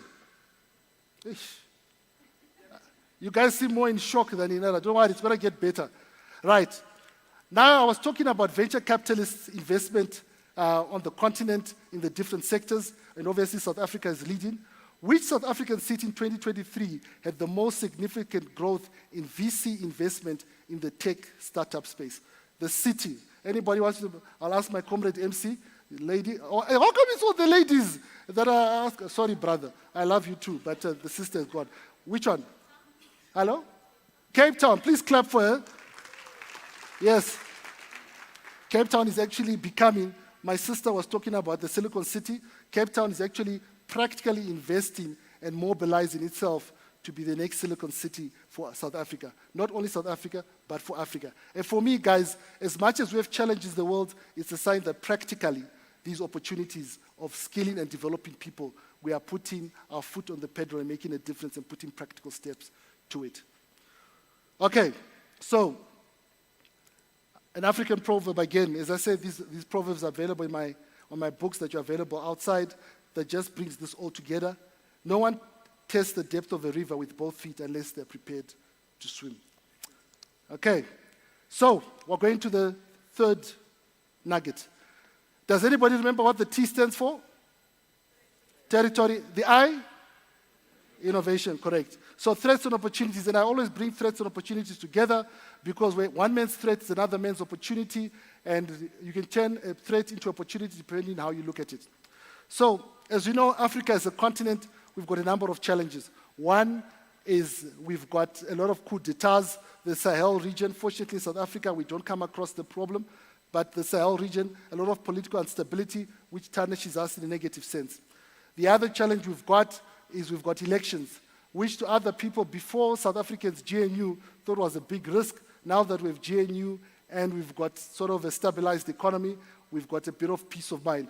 But ultimately, these are challenges that are out there that it's so easy for you to look at the African market and say, gosh, it's too high risk.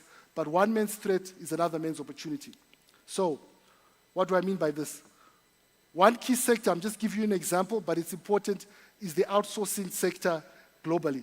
South Africa, in terms of outsourcing services to the rest of the world, has become a leader with regards to that space. Africa has always been attracting, and I'll show you from an African perspective, and then I'll zone it down to a South African perspective. But I'm going to highlight 5 key points that one might look at it and say, gosh, it was a threat, but you actually see the opportunity and how it's turning and translating to economic growth. The first highlight is we've talked about our youth demographic and how it became a demographic dividend. The average median in Africa is 18. Just in comparison, I know you can't see the numbers.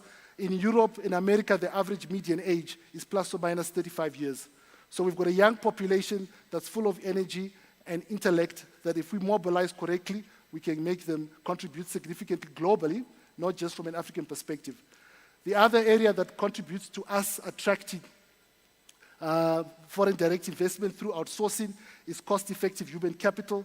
The average cost index for Africa, I've taken the 4 big countries, Nigeria, Kenya, Ethiopia, and South Africa, is plus or minus 38.5, whereas in the UK and America, it's like 100 perspective. So in other words, our cost effectiveness of labor is very competitive. In other words, we're cheap, but it sounds more academic to say cost effective.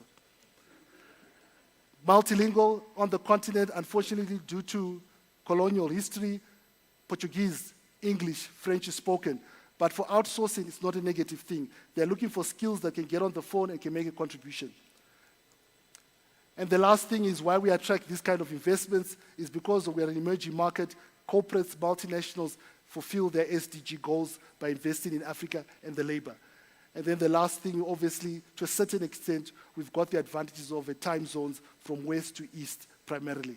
So these are 5 simple things that are contributing to outsourcing or leveraging of Africa's skills and contributing skills to the rest of the world without people actually leaving the continent. And one can look at these negatively and say these were negative things, but in actual sense, they are positive things. Okay, I'm seeing time is running out. Let me quickly move on. South Africa is the leading BPO destination in Africa. So just to contribute to the stats I was talking about, you can see that South Africa is right at the top with, in terms of attracting foreign direct, outsourcing capability. In 2023, South Africa generated $5.5 billion of revenue from multinationals globally paying for the skills that we're offering outsourced services here in South Africa. Now, this is absolutely critical, talking about skilling the young people in the right way across the section of industry. And 19,307 jobs were created. Okay. And I'll quickly go into Temu Shemu. You guys all offer with Shane and Temu. Obviously, you know that the impact they are making with regards to be a digital online player coming onto the African market. You'll quickly realize that one of the key differences that they are making and why they have been so strategic and causing some disruption. And I extracted 3 simple newspaper extracts with regards to this. Obviously, NASPA's recently put out an article saying that force Shane and Temu to create SA jobs, take a look, tell SARS. So the challenge is that NASPA is saying, we don't care if you have competition, but at least create jobs in South Africa, which for me I think is the right way to do, but it has to be supported by government prioritizing our local market. The second article I want to show you is that Shane plans to hire 1,000 designers through its incubator program. Now, Shane is a Chinese company. It's employing those 1,000 designers. It did not go and get them from China. It went to Europe to find them and skill them. They didn't even bring them into China. My point is that if you're going to skill for the future, it's not a matter of just looking and skilling and developing resources from a physical, geographical perspective. You have to think globally, because that's what your competitors are doing. They're going to Europe to get the designers that come and sell your products, the products that are competitive to us in the African market. Temu's US headquarters, America obviously always fighting with China, but for Temu only launched its US in the fall of 2022, but it's already the most popular shopping app in the US on the Android and Apple devices. Yes, more popular than Amazon. What am I just trying to say? The competitors that you are dealing with are not speaking and thinking based on the limitations of the past. They're thinking out of the box. So if you guys are going to compete and skill at a South African global level, you have to think out of the box and do the paradigm shift. The old ways are not adequate enough. Okay, one more. I know, Madam MC, just give me 5 minutes because she's looking at me funny. According to Business Processing Enabling SA, the BPO sector has created 112,000 jobs since 2015. How much money in rand equivalent has it brought to South Africa in the same period? Just take a guess. The person who gets the closest will get the prize. How much money in rand equivalent has outsourcing in South Africa brought to the South African market in the last plus or minus 10 years? Anybody take a guess? Put up your hand quickly. Just put a figure, throw a figure. Yes, ma'am. 5.5 billion? 50 billion, you said? 20. So 20, 5.5 and 50. 32 billion. What's the closest? 20. It's 50. All right. The chairman says 50. Please give him the 50. Thank you. Please clap for them. Okay. What I'm just trying to highlight here, guys, is there's money out there that can come into the continent by skilling our people without having to send them outside. Okay. I'm going to come and end this now. With what? Sorry. Oh, sorry. Another African proverb: a roaring lion kills no game, and a threat is the elephant does not limp when walking on thorns. And I'm going to the last nugget, and then I'll hand it over to MC. You guys are still with me? Right. Relentless drive and determination just talks about persevering on under the circumstances. And really, in this one, I'm going to end it all with a case study from my own experience. Perseverance, nothing talks more importantly than what our Springboks have done for the country under the leadership of Siya Kolisi. We have to persevere. It's going to be hard, it's going to be challenging, but at the end of the day, we can do it. And if you see the stats, we are not at a bad space. We're actually making progress. We just have to up our game. So, I'm going to end with this case study, and this is one I was involved in. And remember these stats, which were horrific. So this case study, I was working for a multinational that was involved in digital skilling on the African continent, and we partnered up with Microsoft. It was called the Africa Transformation Office. And basically, Microsoft came to us and said, you are a digital skilling partner. I was the MD. We want to deal with this problem as a global player in terms of making the right social impact. So I won't go through these figures again. You remember them. So the purpose of the unit in the Microsoft African Transformation Office was to empower and equip people with a specific focus on young people, saying there are a number of young people that are coming out with IT qualifications but are not employable. How can we use them to be able to be skilled appropriately so they can go to the SETAs, so they can go to different industries and make an impact and get a job? So that was the whole motive. It was to deal with the digital challenge. We're going to look at the creativity and the innovation of youth by leveraging off technology. But the most important thing is that what we were going to do was going to be sustainable development at the end of the day. So, what was the actual project? The project itself was to develop and skill 3 million software developers over 5 years. using Microsoft technology and be able to make the guys employable. The target audience were going to be graduates from universities and SETAs or tech institutes that didn't have jobs, to be able to be employable and then get jobs. That was the simple target. We're going to prioritize 5 countries initially and then move across to the rest of the countries, and I'll talk about that. It was going to be 5 years, and the 1.8 million initial developers were going to be developed in the 5 big countries I'm going to talk about, and the remains, the 1.2, are going to come from the other countries. The reason for that was, let's ignite and create the right skill in the 4 or 5 big players on the African continent, and then we can get a roadmap for the other guys. I remember we had to go and pitch to some entities based in Washington, and the cost of the whole project from a global perspective was going to be plus or minus $500 million US. So it was a huge project, but the pilot was going to be done in Nigeria, and that's what I'll focus on. So as I said, 3 million software developers. The countries that are going to be a priority were South Africa, followed by Nigeria, Kenya, Egypt, Morocco, and Tunisia later on. The pilot we did was in Nigeria, and I'll start ending with this. Why Nigeria? We just felt because of the population and the modus there. If we got it right there, we would get it right in any other part of Africa. So to cut a long story short, we did the pilot, 125. The people you are seeing there are the people who went through the course. It was a 3-month course. It was straightforward. The impact, 70% of them passed and were able to get jobs before the program even finished. It was only 3 months, but it was high impact. 30% of them became tech entrepreneurs. 80% of them actually got placements even before the program finished. And then the potential tech entrepreneurs, as I said, were 20%, and 125 graduates in total. Why was this important? At the end of the day, and I've taken 3 examples here, these were people who were young, who were qualified, who didn't have jobs. Through this program, these 3 individuals, Shirley, Iloka, Happy, were able to get jobs. This, for me, is the greatest example of digital skilling, employability, impact in Africa, taking us to the future. Simple example of the private and public sector coming together to put things together. So, collective aspirations, broader society, and jobs. The 4 key skills or framework that you can use for equipping South Africans with regards to filling the digital skill gap. Understand the territory, innovation, navigate through threats and opportunities, and have a relentless drive and determination.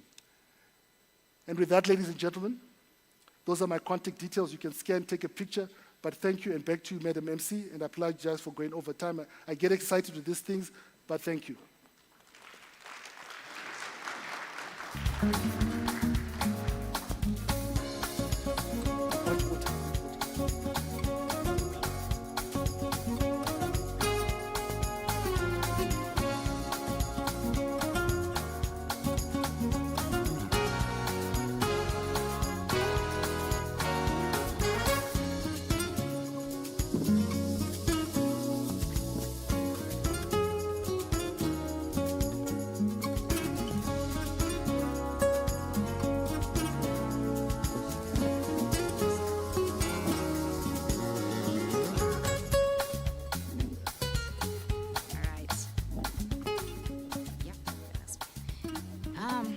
Ladies and gentlemen, the challenge again, I think the introspection and reflection again, I think at this point, without adding to what Dr. Rutendo has presented, I would like to take 2 questions, and immediately after that, we will then call on the panel members to come up front so that we can have a deliberation.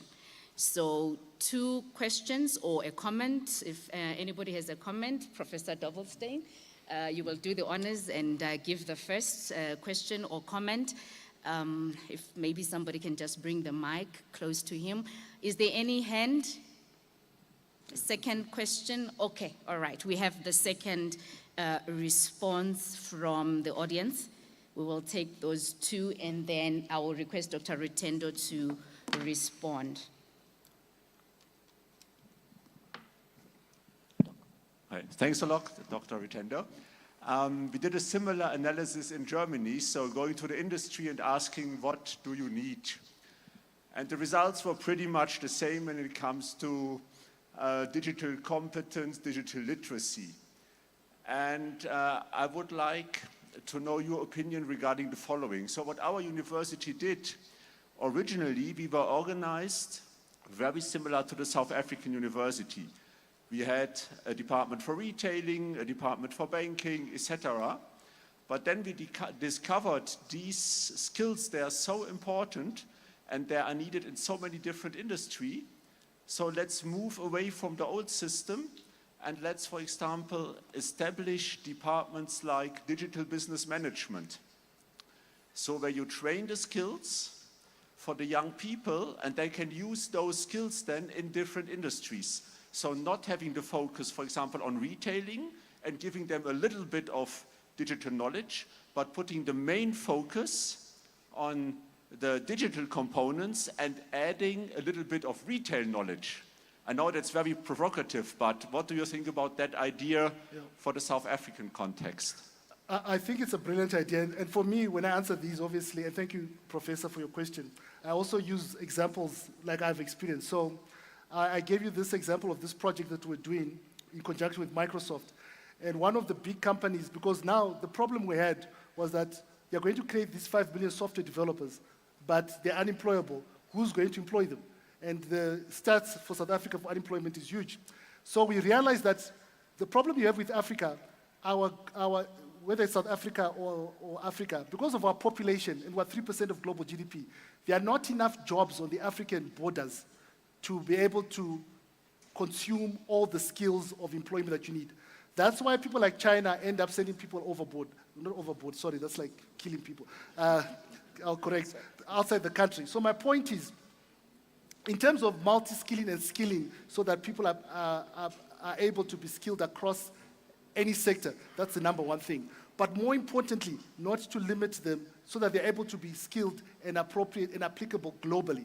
And that's why this program, for example, was so crucial, because if I skilled a Microsoft certified Azure person and be able to get them employed in Africa, that means anywhere in the world where a Microsoft Azure level 1, I'm just giving an example, was required, they'll be available. So why am I giving you this example? Was when we're in the middle of running this project, when we started it off, Procter & Gamble, one of the biggest global FMCG players, said there's a huge program we've got that we're doing across globally. We need 5,000 people that are at this entry level, just come out of university but can start working, that we want now.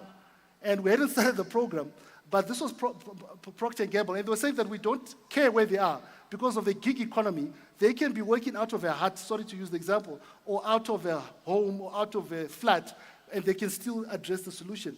So you can actually see that if we skill right, and I've used that approach, not only are we addressing a problem for South Africa, but if the guys are not marketable, even the South African market, he doesn't have to leave the continent to be relevant. And that's why I was giving Shemu and Temu, the guys who are cracking our heads with saying, oh, they're in our market, etc. Even they realize the skills they need, the 17,000 people they need, are not all in China. They're beginning to resource them from different parts of the world. So to answer a long story short, definitely, I think that's one of the most strategic ways to go. Easier to implement, but for South Africa, definitely the way to go.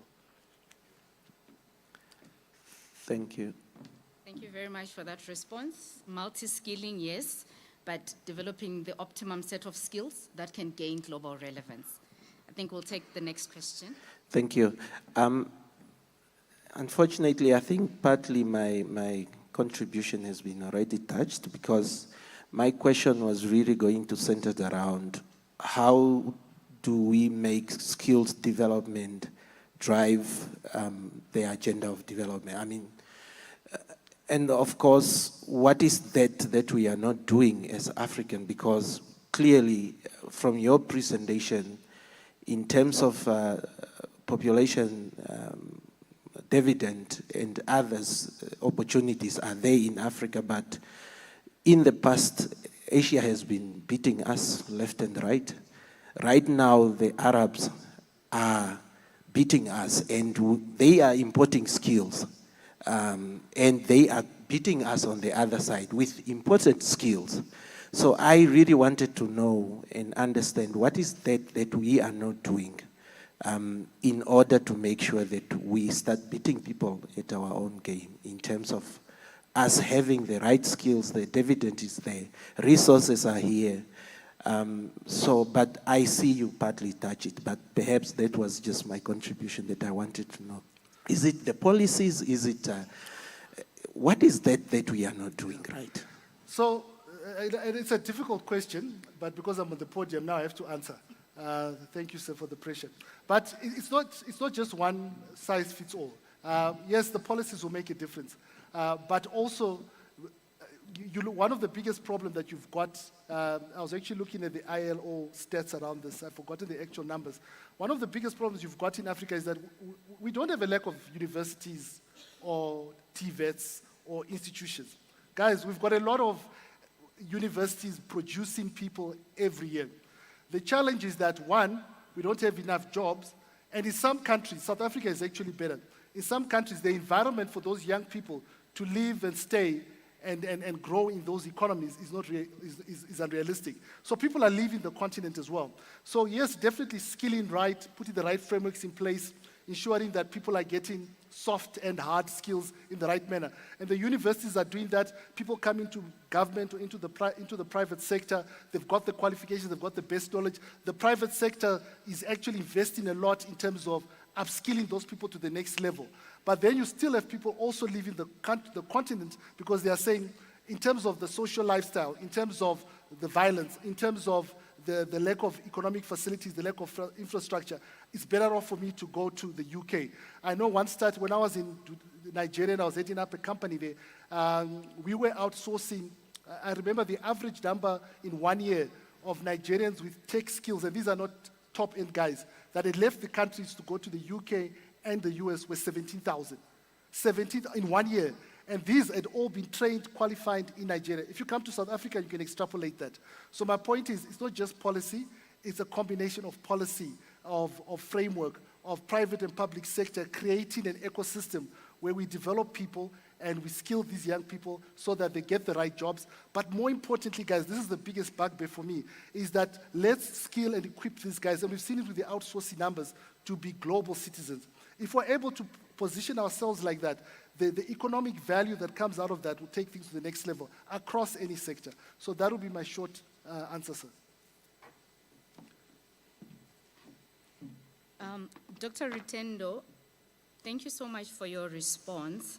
I would have given you a book if I had one that's written, but because you were tormenting the audience, asking them questions, I would like to just tap in on where you ended off now. I'm going to put a proposition to you, and I'm going to request, because we're going to have a panel discussion, I'm going to request that you respond in respect of this. You started off by indicating to us that there is a skills gap. And now, if I heard you right, you indicated that to close this gap, there's a need for different stakeholders to participate. So in my understanding, if there's a gap and we need to build a bridge, this bridge that we need to build is going to be made up of different materials. So I'm going to give you a quiz question, which you will answer. I will gift you with tea if you are able to answer it adequately, because we'll move into the T section. So this bridge that we're going to build, which incorporates different stakeholders, starting with the policymakers, it incorporates concrete. So concrete would be a material, right? If I'm correct, I think there's people who have knowledge about civil engineering. So the policymakers would possibly be the concrete. I would like you to give us a serious call to action for policymakers.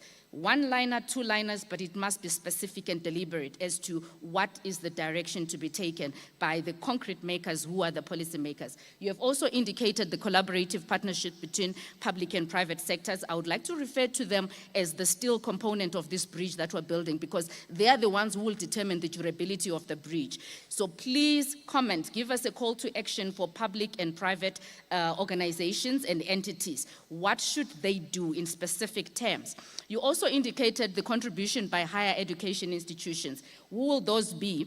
Perhaps these will be the bricks, because they build students, right? We build students in the higher education institutions. So give a call to action for anybody who is sitting here or anybody who is listening in online to say, going forward, what should be the contribution of anybody who is in the higher education institution in terms of bridging this gap? Because what we want as an outcome here, he mentioned, the individual who asked, I apologize, I did not get the name, said, what is it that we are not doing right?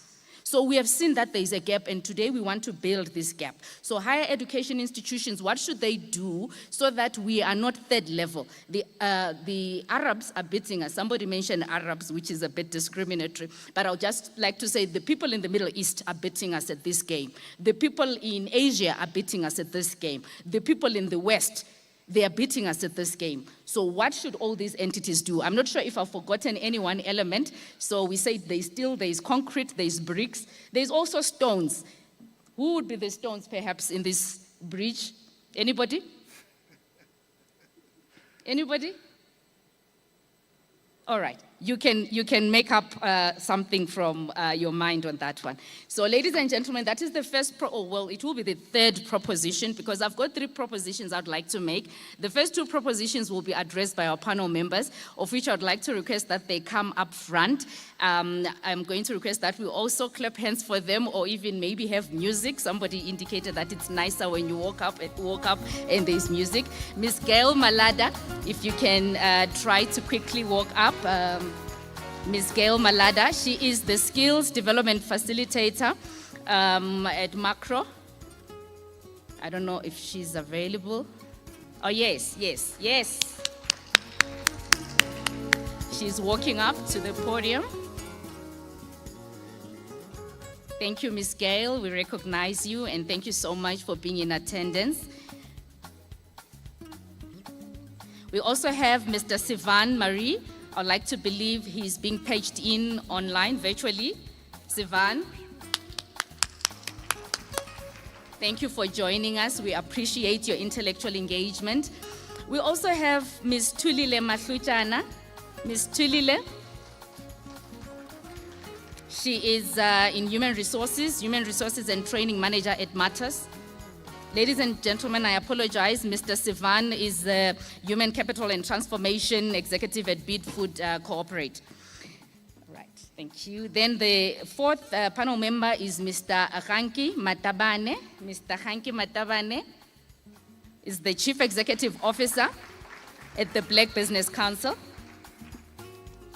I think these will be our panel members. Mr. Matabane, welcome, and thank you so much for joining us.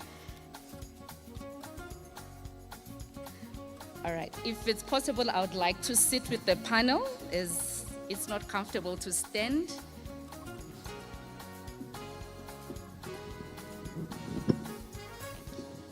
In my culture, you do not stand in front of elders. That's the culture where I come from. Thank you. Now we are speaking at the same level. Ladies and gentlemen, I'm going to give you 2 propositions. The first proposition that I'm going to make is that there is a problem, and the problem that we are having is that higher education institutions are delivering, which is on the supply side. But on the demand side, there is a bit of dissatisfaction, because what we are delivering, the diamonds that we are delivering, are not the right cut. They are not shining to the extent that they are supposed to shine. That is the first proposition I would like to make. And I would like to give you all an opportunity to comment on that proposition, to give your views and your thoughts. I would like to start with Ms. Gail, if you can take that up, because Ms. Gail, you work with these individuals. You are into talent and human capital development. I would just like to find out, what skills are you looking for, which you feel are going to create that market currency? Because when we talk about skills that have market currency, it's those skills that have got value addition. If you can just take that up. Thank you so much. I hope I'm audible. Maybe as a point of departure, it needs to be clear to everybody that this is a flight in flight mode. It's a plane in flight mode. So it's quite critical, I think, as a point of departure, to look at addressing it from a point of flexibility, adaptability, and agility. With that said, what also remains to be addressed is the disconnect that shows us. I like what you said earlier on, to say what has happened to institutions, in that it used to be the other way around.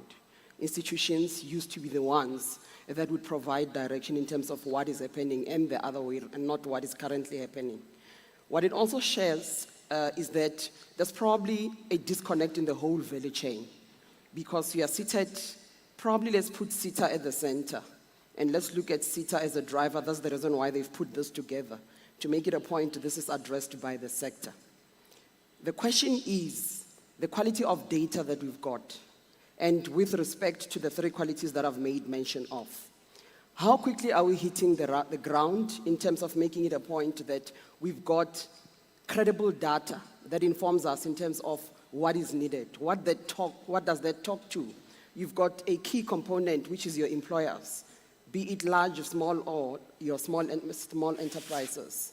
To what extent are we casting the net to make it a point that we've got that credible information that informs ultimately right up until your institutions in terms of what it is that your employers are looking for? So that disconnect, one way or the other, needs to be brought to the center in such a fashion that it makes a whole lot of sense. And what I like about the very discussion is that, guess what? The conference, in terms of the key component, your customer experience and your digital transformation, actually answers that, because it says, if you answer your digital transformation capability, you look at digitization and digitalization, it's about time that we look at how to also use technology to be able to gather that information, because we need to quickly respond. However, what is also quite critical is that the collaborative effort is quite important in this case, so we can be able to get the right information. In a nutshell, with that said, what is it that is standing up? When you look at whatever it is that has been done via research, what is on the websites and all of that, academic writings, what we're taken through yesterday's, I can clearly say that even this morning, what we had this morning actually cemented what we got yesterday. Some of the skills we are looking at, what are we looking at? We are looking at your normal retail operation skills. But are those top and creme de la creme? It's not necessary. When you look at the retail manager today, it's a totally different animal. You're not looking at somebody who's going to be managing without the digital skills. That's the other interesting thing that is coming up. So we are looking at your data analytics. You're not purely looking at a role that is a data analytical role, a data analyst, but you're looking at the retail manager who must have data analytical skills along those lines. Your digital marketing, it cuts across. When you look at how we are talking today, yesterday our point of departure looked at the issue of omnichannel. So your omnichannel management, you're looking at somebody who needs to have those kind of skills to survive in our world today. E-commerce and retail operations, not to repeat what has already been said. And if you look at it from a perspective not only of your large employers, because based on what we've just heard now, we are looking at a global village and preparing skills for the globe. And that is why we are also looking at entrepreneurship as one of those that must be incorporated. And if you look more especially at your small and medium enterprises, where is the survival there if you don't have your entrepreneurial skills? And that is why Professor Mutambara eloquently said yesterday that your entrepreneurial skills must be built in. Your digital skills need to be built in. And guess what? We've got a very interesting one that the SETA needs to take into consideration: adaptability to continuous learning. So we are now no longer talking about lifelong learning for those that are interested. Guess what? We've woken up to the reality that adaptability to continuous learning is now a must. It's a need. It's no longer a want.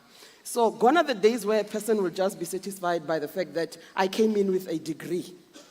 Because what you have today might make you redundant tomorrow. I think I'll pause on that note. Wow. Sivan,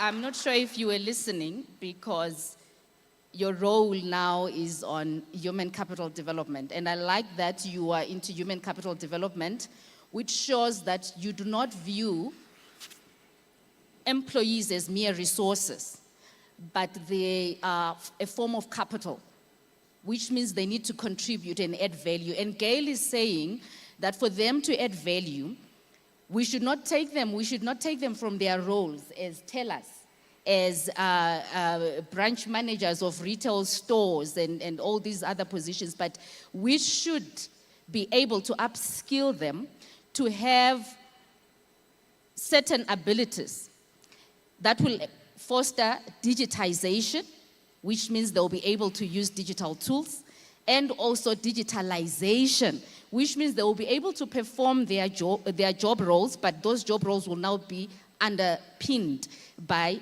data, data-driven digital tools, digital technology. What is your take in terms of the work that is being done in your space, in terms of developing this level of multi-skilling, this level of underpinning the digitalization and digitization component, providing the resources and ensuring that the skills are also scaled up to a point where they are able to adapt and become agile in a global and digitalized platform? I'd like to start by making an observation. This session was titled The Future Skills Gap.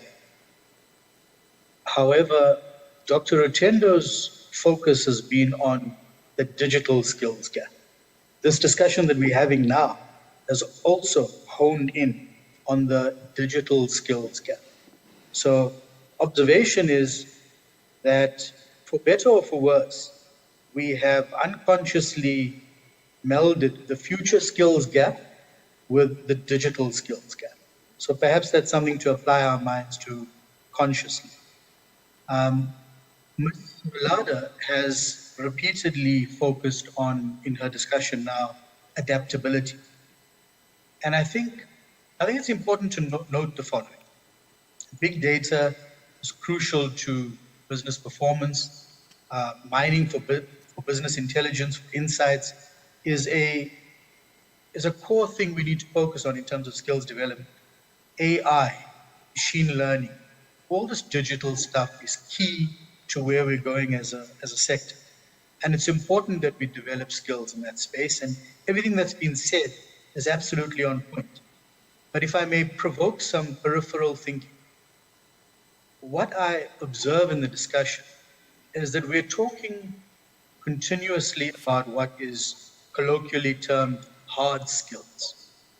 What we're not talking about is what is unfortunately colloquially termed soft skills. As an employer, when we interview, we're looking for hard skills. That's true. But how much of our selection process focuses on what we call soft skills, on human-centric skills, on the things that we aren't talking about developing? We aren't focused on developing them in our institutions of learning, but we're testing for them when we select people to come into organizations, when we select people for promotion, when we're developing leaders. In the 70s, we were focused only on IQ. By the 2000s, we had added to that emotional intelligence. Since then, as Ms. Mulada has said, adaptability has become crucial. If not before 2020, then since COVID, there's a huge realization that qualities such as resilience and flexibility, proactivity, the things that make up the adaptability quotient, are crucial for top performance in business.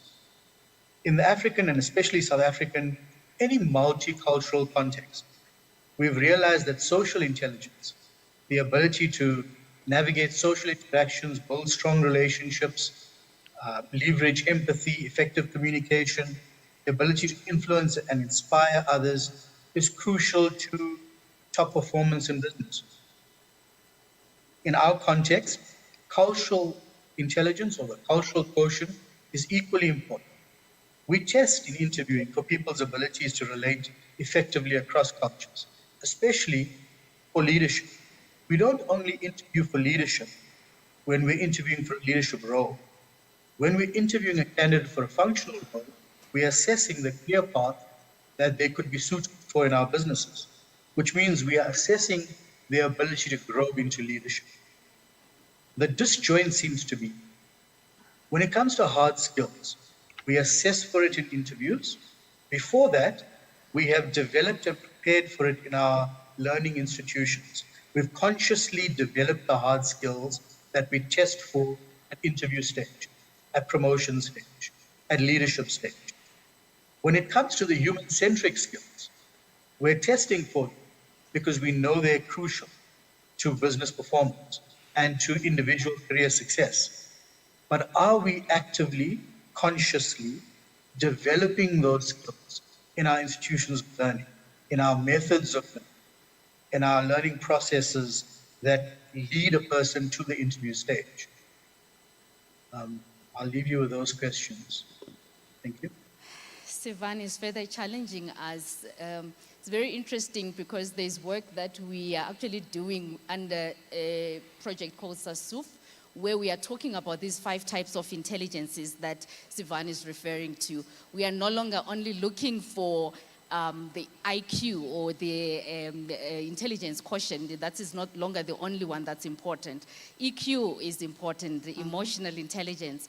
We also talk about the social intelligence skills, the ability to relate, because these individuals will be working in teams and in groups. We also talk about, I like the one about the cultural intelligence, because as Dr. Rutendo indicated, some of these individuals that we are grooming from the higher education, from higher education institutions, they end up moving abroad. Are they able to integrate in a multicultural environment beyond just South African borders? Can they integrate in organizations that are highly multicultural? Can they integrate without feeling like they're losing their confidence? And finally, the adaptability intelligence. Is our curriculum responsive enough to foster that extent of adaptability? And I think this is crucial, especially for policymakers. If you are going to say, when we want to design a new diploma and you indicate that for it to be approved by DHED, I hope Mr. Mvalo is listening, DHED and SAQA take 5 years for that qualification or 3 years for that qualification to go through. Will that allow us to have that adaptability in terms of new developments when they come in? So these are the 5 intelligences that Sivan has highlighted.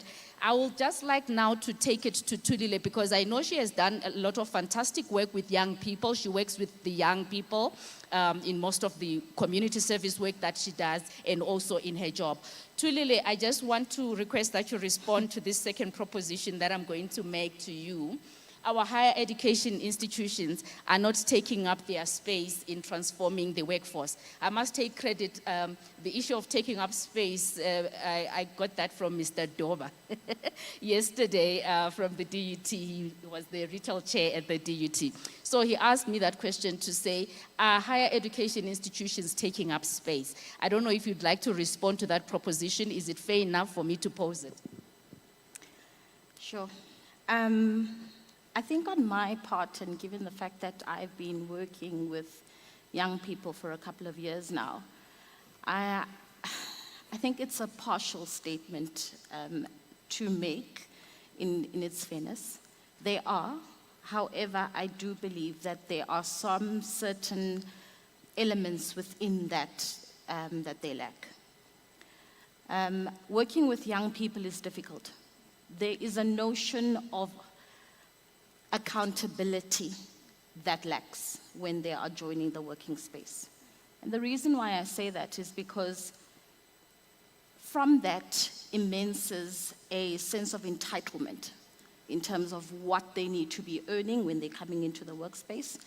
And they equip themselves with the notion that because I have attained this degree, because I've attained this diploma, therefore I should be at a certain level of employment, and therefore this employer should employ me because I have the right marks, I have educated myself in and around a qualification that is going to be beneficial for the business. However, what they lack understanding of is exactly that, is the fact that emotional intelligence, the persona that we identify at interview stage, is pertinent. So it's difficult. However, I do believe organizations or learning institutions, especially within the vocational line point, they encompass workplace readiness. And that, I would say, is an 80% contributor to the success of that individual going into the workspace. Because even with us as the receiver of employing these learners or the graduates, it's difficult because if we bring them onto our organization, we have got a set responsibility that they need to encompass. So we want people that will engage with us, that will not only prove themselves, but are willing to go over and above what their current call is in order to elevate. Because as an employer, I'm not going to entrust a graduate to get a particular job done if they are not willing to show that I am capable. So I agree with both speakers before me that those are the kind of things that are on there, and I think learners or graduates need to be conscious of. I think from what Tulile has said, we need to applaud also the government for making it mandatory for higher education institutions to adopt work readiness programs in whatever breadth or depth. But I think that is a starting point that assists also Seven in getting our graduates to be focused on those intelligences that you mentioned.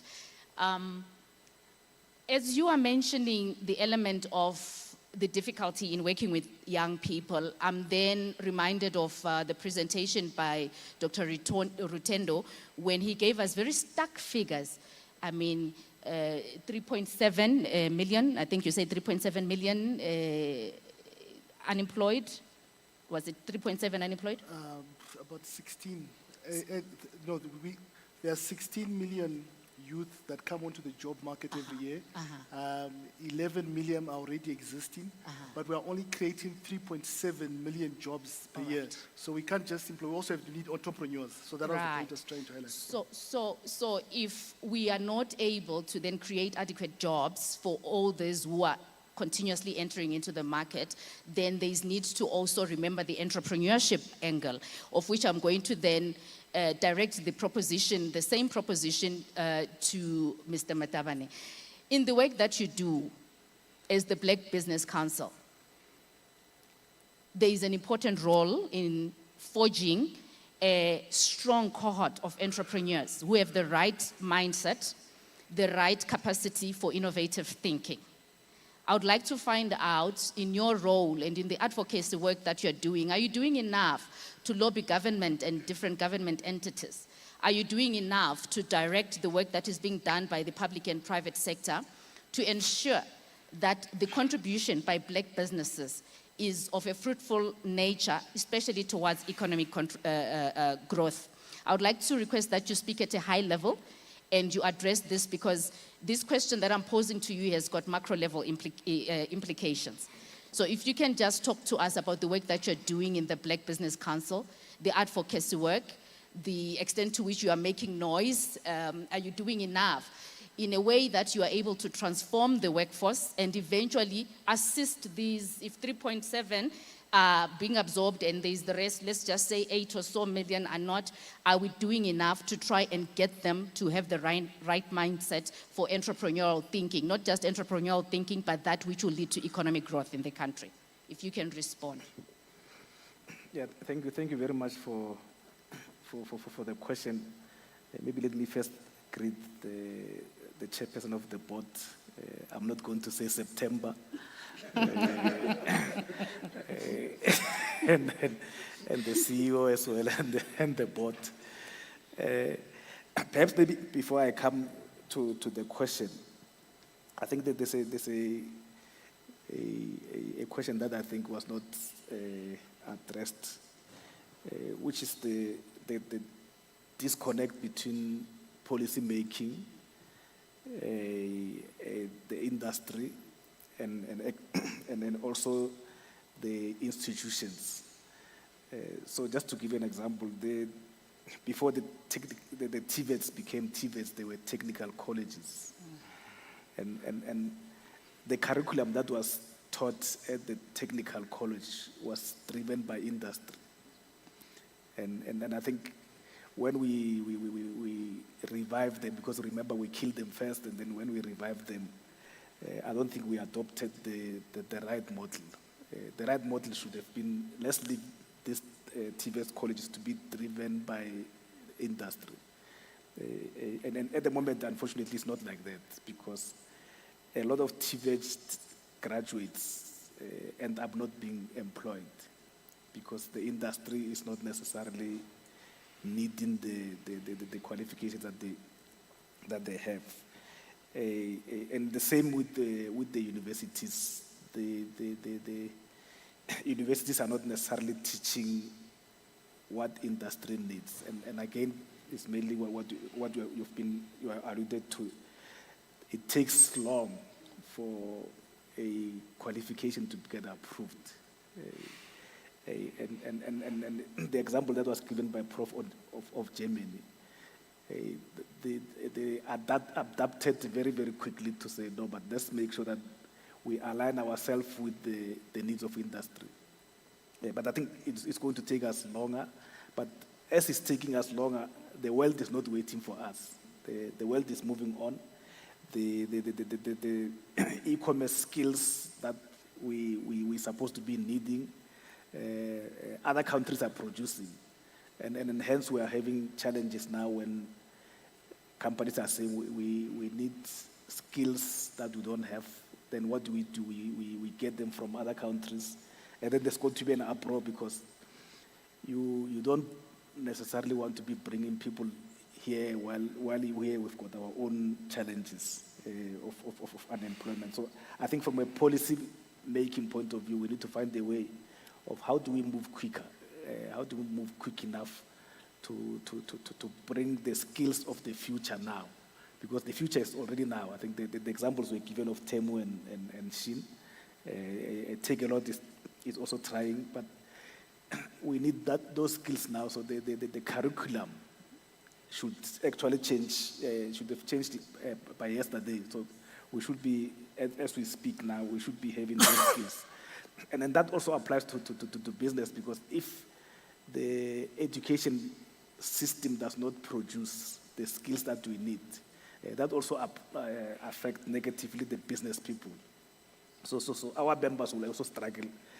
For example, those who are in the retail sector will struggle because they don't have the e-commerce skills, the data analytical skills, because the only programs probably that are teaching the ICT skills will be the IT, those who are doing IT core, those who are doing IT core, those who are doing CAT and others. But those who are not necessarily doing those subjects are not taught those skills that we need. Because as it was indicated before, when you promote people, just like when someone is going to run a business, when you're running a retail business, you are going to manage people who are supposed to have those skills, which means you must also, one or the other, have those skills. So it's not an easy thing, it's a complicated thing, but for us, I think what we need to do more, I think, is to lobby for the policy makers to move quickly. Hopefully the GNU will help, because now we've got new blood there, so hopefully things will move quicker. Thank you so much. I think what I'm also getting the most is, maybe as a takeaway, it's important to have a community of practice. Mr. Matabane has indicated policymakers should sit there, public and private sector should sit there, higher education institutions should participate, and these should be ongoing conversations. Yes, the road might be long, we might take a long time, but if we have communities of practice, then what that essentially means is the minister is every day hearing about the need to be agile. And at some point in the GNU, someone will eventually take it up and there will be implementation. So the more we have this conversation, the better it will be. I just want to check, I know we are behind time. I just want to find out from the panel members if there's anyone who has one burning issue. After that, then I will request Dr. Rutendo to address the last proposition about this bridge, how we need to build it. Is there anyone from the panel who wishes to share their last thoughts? Okay. Thank Gail you. and Mr. Matabane. My last thoughts are, let me use the analogy of elephants and the grass. So you've got your policymakers and everybody involved. We need to have a meeting of minds to make it a point that the grass does not suffer. One, we can keep on pointing fingers, it's not taking us anywhere. But your VVIP is that learner in our context that you want to take somewhere else. In addition to the speed with which we respond to things, we've got a concept in learning and development that is keep it simple. What bureaucracies are we creating? What bottlenecks are we creating? because in all of these things, that is some of the things that then delay us. And lastly, in addressing that, I'll just use point in question. You've got the issue of transfer of moving, the migration from your old qualifications to the QCTO. So when you look at the fact that we've now had to postpone by a further 2 years, what does it tell you? It means we are not ready. Have we calculated the cost in terms of what is going to be happening over that 2 years? So in addition to what my colleague has just said now, that the speed with which we respond to change is quite critical. Our decision-making, what informs that, is quite critical. So the quality of data that we get as a sector, number one, is very important because that informs decision-making. And most importantly, we've spoken about funding because there is no way this change is going to happen without the funding. So the funding model needs to be dictated on by the decisions that are arrived at. So there's a whole lot that we need to do, and we need to take the discussion further to make it a point that the sector makes an impact, and as you said, that we are one of the biggest employers. That impact really has to be felt. And the policymakers and everybody involved, take everybody along, not forgetting the fact that our history also plays a pivotal part.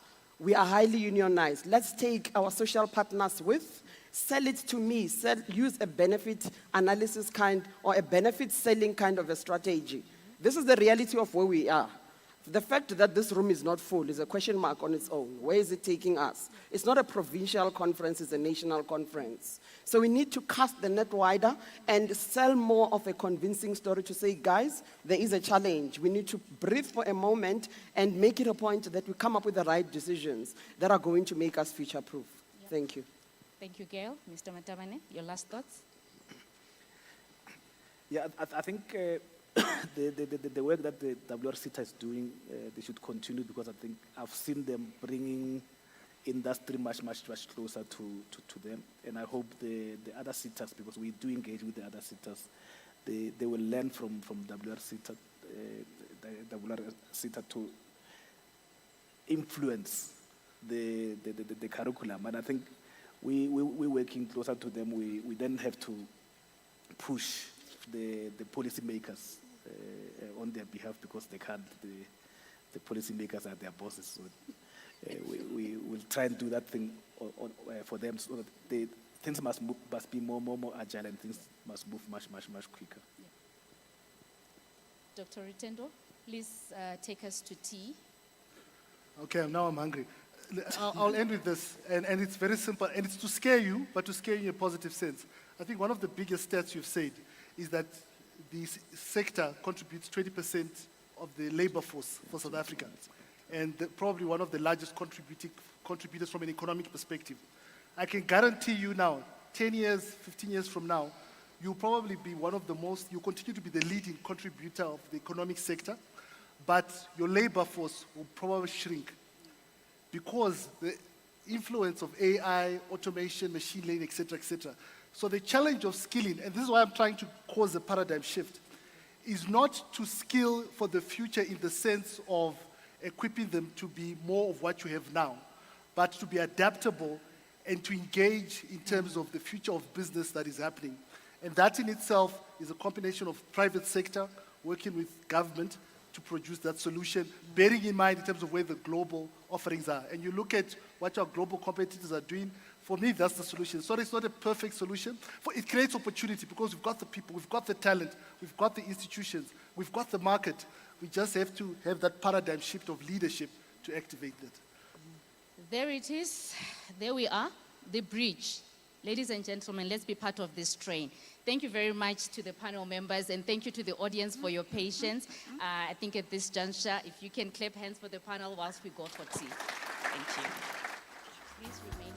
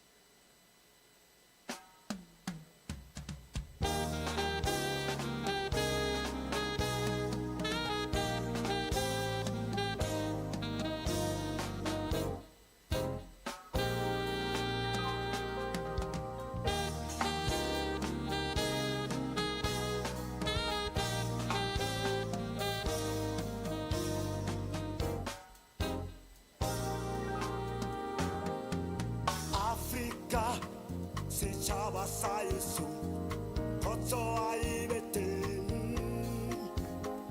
Dipelong tsa rona, lerato le kgotso, matleng a rona. Africa, setšhaba sa yeso, kgotso a e be teng. Dipelong tsa rona, lerato le kgotso, matleng a rona.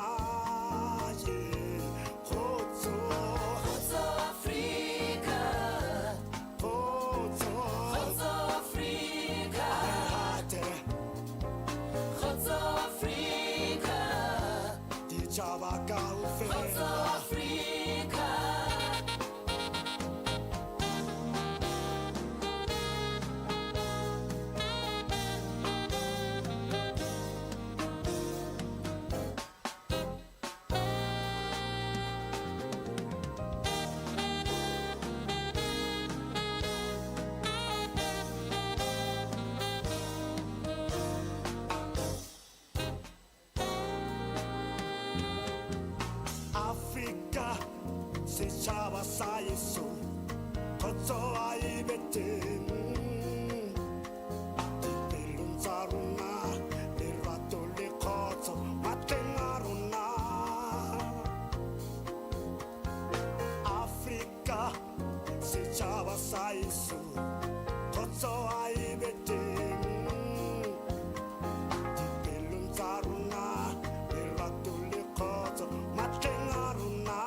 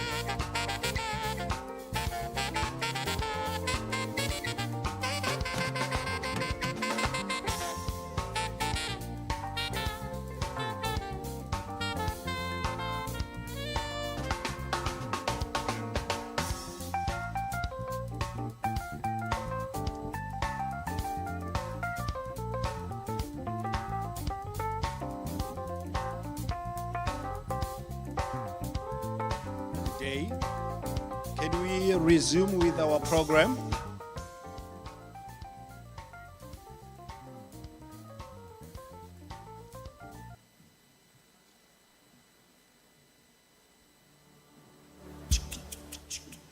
So,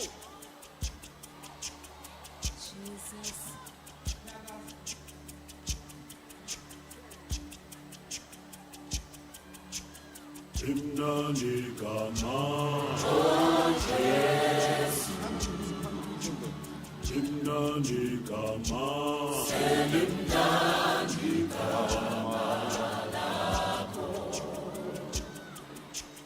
Imnani Kama, Imnani Kama.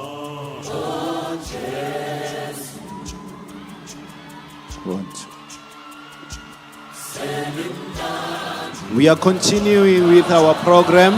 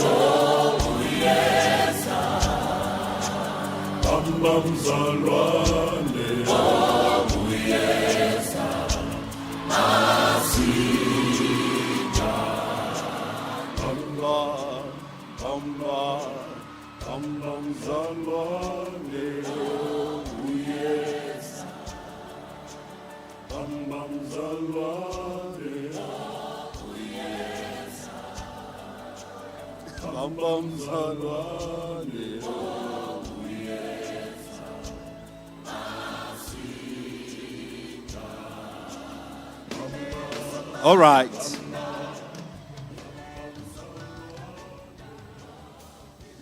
Good day, everyone. How are you doing? You're doing sharp. So, being a man of the cloth, I had intended to wear my collar today.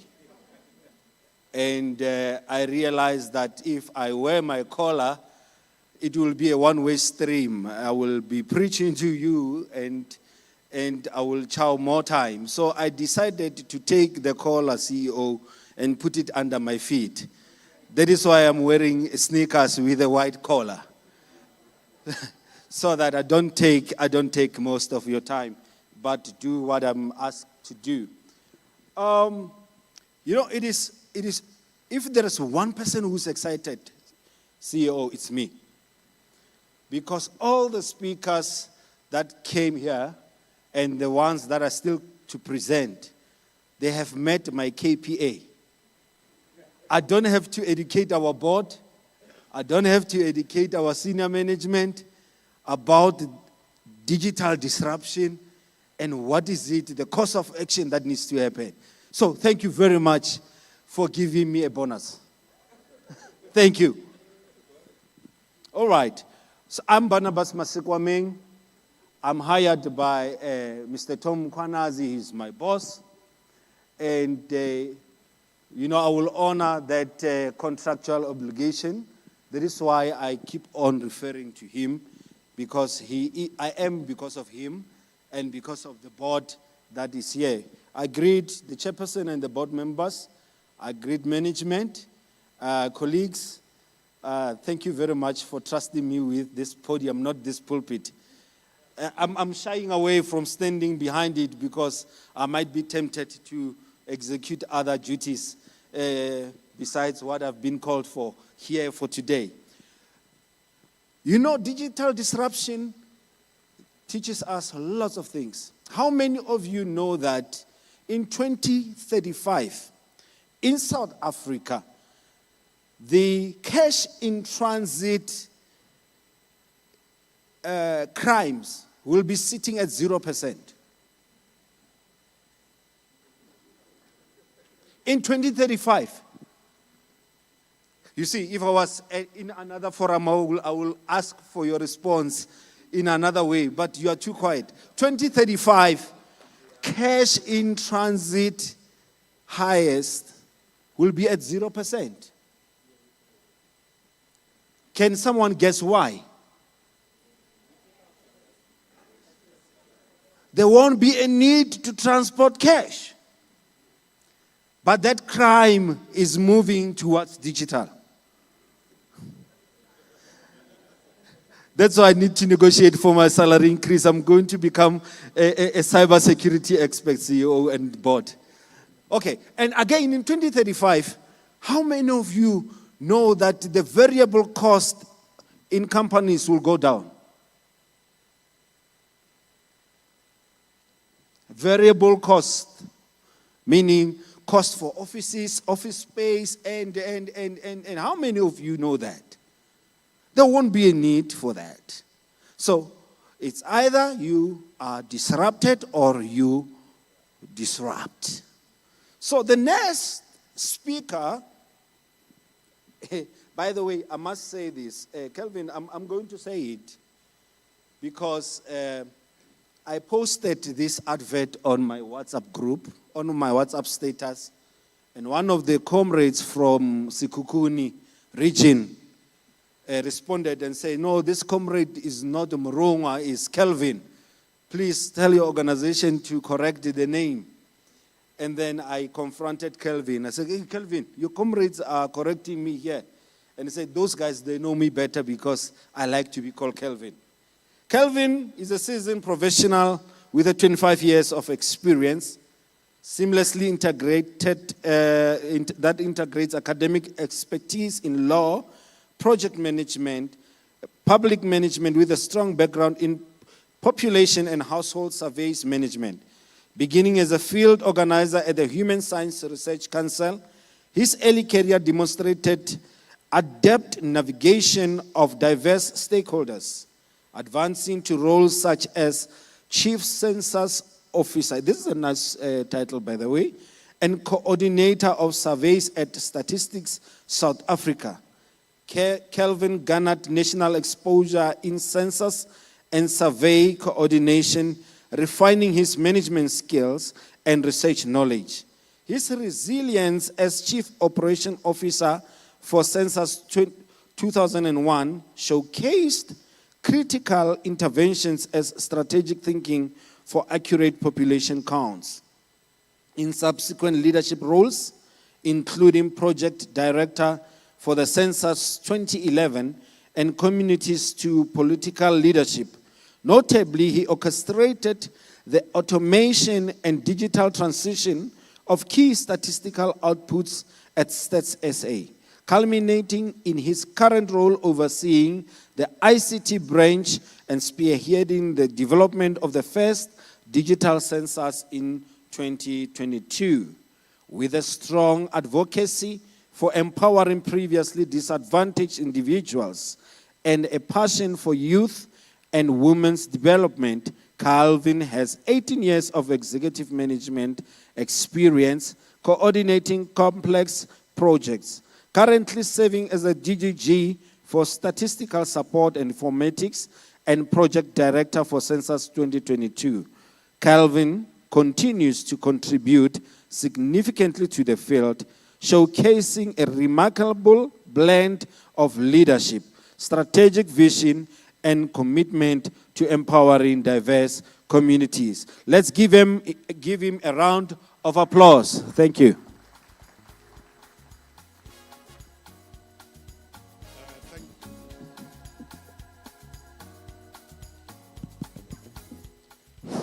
Thank you, Program Director. Greetings to the Chairman of the Board and Board members, as well as the CEO. Maybe let me start my presentation in just posing a question in here. Can I ask that anyone who's 35 years and below stand, please? 35 and below, can you please stand? Wow. Wow, thank you a lot. I think, CEO, this is a demonstration that as you look at the future work, you are indeed taking the youth with you. Congratulations on that. Let me also maybe premise my brief on sharing with you statistics in this regard by first quoting a scholar in the name of Vince Scully, who says that statistics are used much like a drunkard uses a lamp post for support and not illumination. That which I'll be sharing with you this morning, I'll just briefly take you through the work of Stats SA, which is a national department accountable to the minister in the presidency. And of course, it's mandated to collect information in relation to producing official statistics. That is the underlying responsibility, official statistics. And of course, it is premised under the Statistics Act 6 of 1999. And of course, it is overseen by an independent body called the Statistics Council. And of course, we have to also adhere to the 10 fundamental principles of official statistics, which confidentiality remains key in this regard. As Stats SA, we publish social and economic statistics. In the main, we publish 250 publications plus minus every year, and they mainly focus on 4 general themes, which is people of South Africa, the economy, living conditions, as well as natural and environment.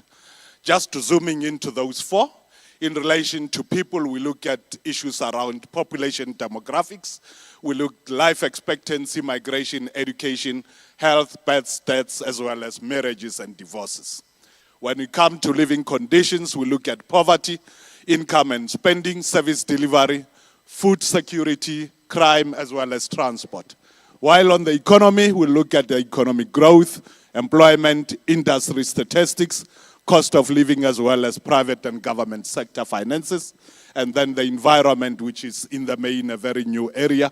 We look at water accounts, river accounts, land accounts, as well as protected areas and so forth. Now looking at the economy and the role of trade industry. When we look at the GDP for Q2 of 2024, I think that has been the highest recorded since 2014. At 1.166 billion. That is the highest that we have seen. And of course, there is a dip that was experienced during COVID at the second quarter of 2020. Then when we look at the annual GDP growth, I mean, there's been constant growth ever since 2015. The last year, we grew by 0.7%. If you look at the growth over the years, I think it's only 4 times where we have managed to reach the target of 5%, and that's quite concerning. If you want to grow the economy, definitely this is not how the numbers should be telling. Looking at trade industry, it accounts for 14% of the South African economy production. And of course, as you look, finance being the main, manufacturing and trade at 14%. And of course, followed by personal services, government, communication and transport, mining, as well as agric, construction, as well as electricity, gas and water. When we look at the provincial distribution of the national trade, of course, we see that in the main, Gauteng, Western Cape, and KZN contribute more in relation to the trade industry. Gauteng at 33%, Western Cape and KZN at 16% respectively. Now looking at how trade plays an important role in all 9 provinces. You could see that in all 9 provinces, that is the purple color. Of course, trade in your Gauteng, KZN, and Western Cape are a bit higher, but then you are also seeing that despite them not being so significant in other provinces, they still play a very important role. They are either 3rd or 4th in each of the provinces as such. Now looking at the breakdown of the trade industry, wholesale and retail are the largest components, of course, looking at 54.4 percentage points. While, of course, going into the retail trade at 24.8, then motor trade at 17.7%, then followed by food and beverages at 2.1, as well as accommodation at 1%. When we then look at a 20-year overview, of course, using 2004 as a base, we can see that there has, of course, been comparison between the wholesale and the trade. You could see that there has been, over the years, competitive graphical distribution of how they contributed to the economy. But of course, you start seeing now towards 2022, the gap starting to widen between the wholesale and the retail a bit there. Then looking at employment, I think given previous speakers did refer to the numbers both globally, on the continent and locally. Just to give perspective, you've got employed at 16.7 million people, while the unemployed, of course, the narrow definition, which is the official definition of unemployed, it sits at 8.4 million persons, and that contributes to be 33.5% of the population. And of course, you have those who are not economically active, which is the discouraged work seekers at 3.2 million, but you also have others which are called the need. They are neither in education or training at 13.1 million. When we look further at both the narrow definition, which is the official definition of unemployment, which is the lower line, compared to the expanded definition. The expanded definition would also include those who have been discouraged over the years and therefore have never taken any activity to then look for employment. The expanded definition sitting at 42%, while the official is just below 33%. Then looking at those who are likely to be employed, of course, looking at education, we are saying that unemployment rate decreased by 2.1 percentage points to 9.7 in the quarter of 2024, compared to 11.8% in the quarter of 2024. We're further saying that those with matric and less than matric remain vulnerable, with unemployment rates of 35.8 and 39.3% respectively. Of course, we'll also see how the industry play a role in trying to deal with issues of employment. However, we further see that a black African woman continue to be the most vulnerable as far as employment is concerned, where they are sitting at 39.9% in quarter 2 of 2024. As you can see on the extreme there, black females or Africans are at 39.9 compared to the males at 35.6.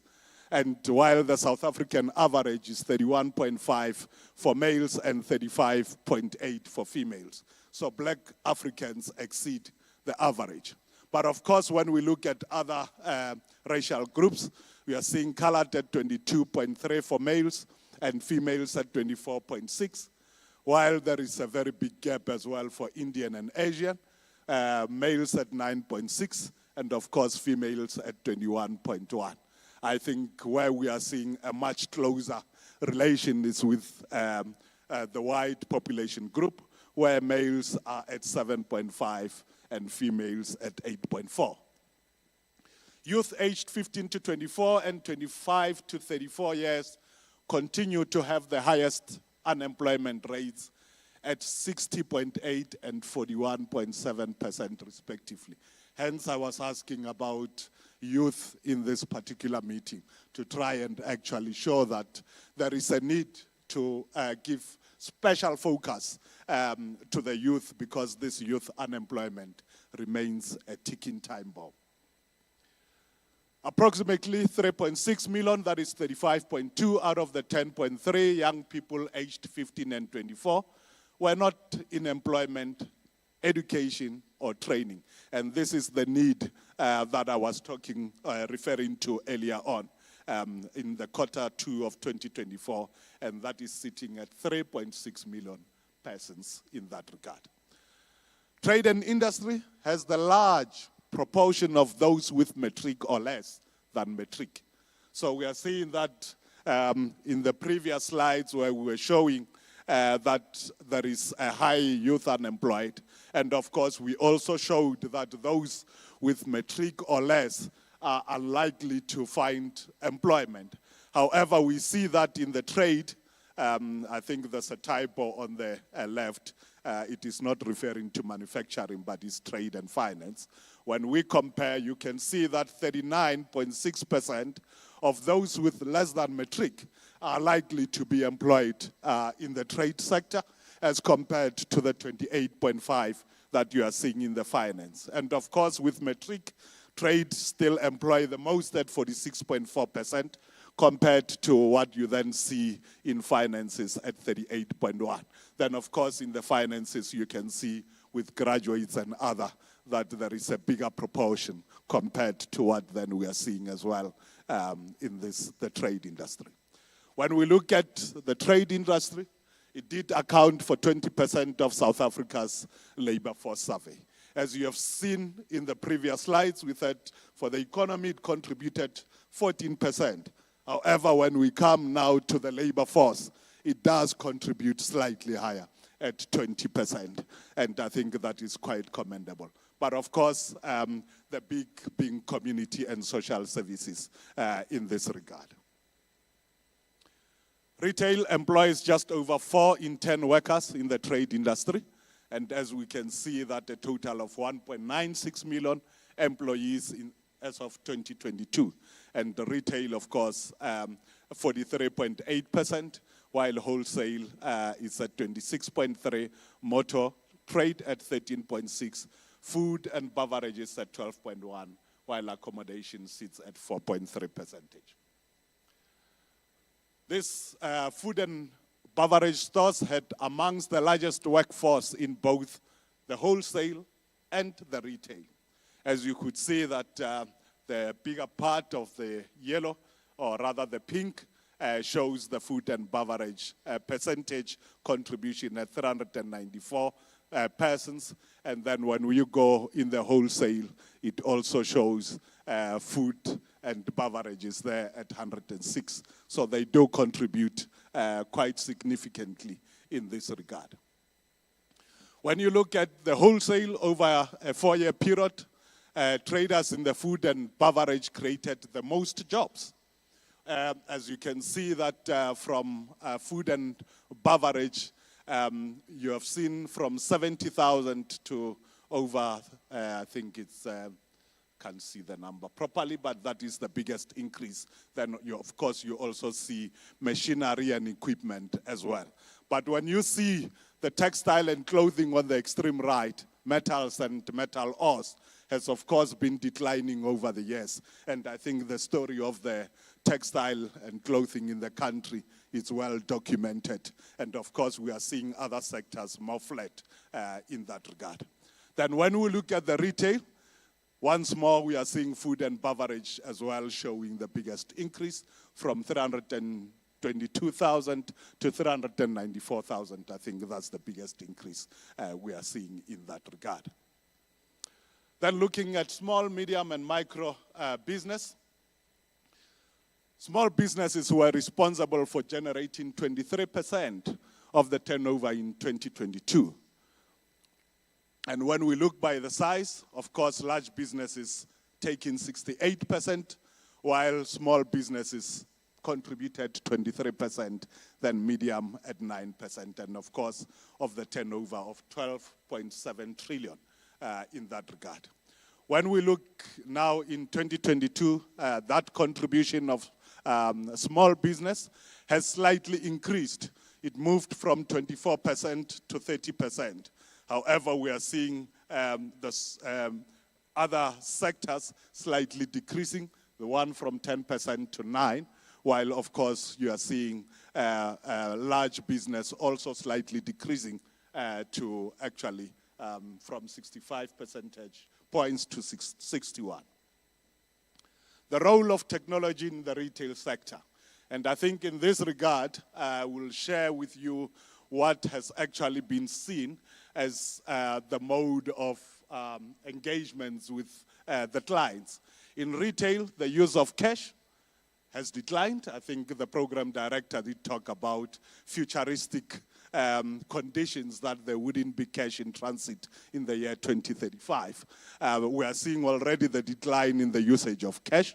We are seeing an increase in bank cards, but we are also seeing an increase with the retail cards as compared to the reduction of cash in that regard. So how do you then gear yourselves to ensure that then you adapt and prepare to deal with your clients in a manner that they are comfortable? In retail, electronic commerce increased by an annualized 23.4% in the year 2018 to 2022. As you can see, warehouse or office, that is the biggest, then followed by electronic commerce. And of course, when you look down there, commission agents and brokers, those have declined quite significantly over the years. The impact of Black Friday to the normal shopping spree, I think we could see that normally we would have seen a lot of expenditure during the month of December.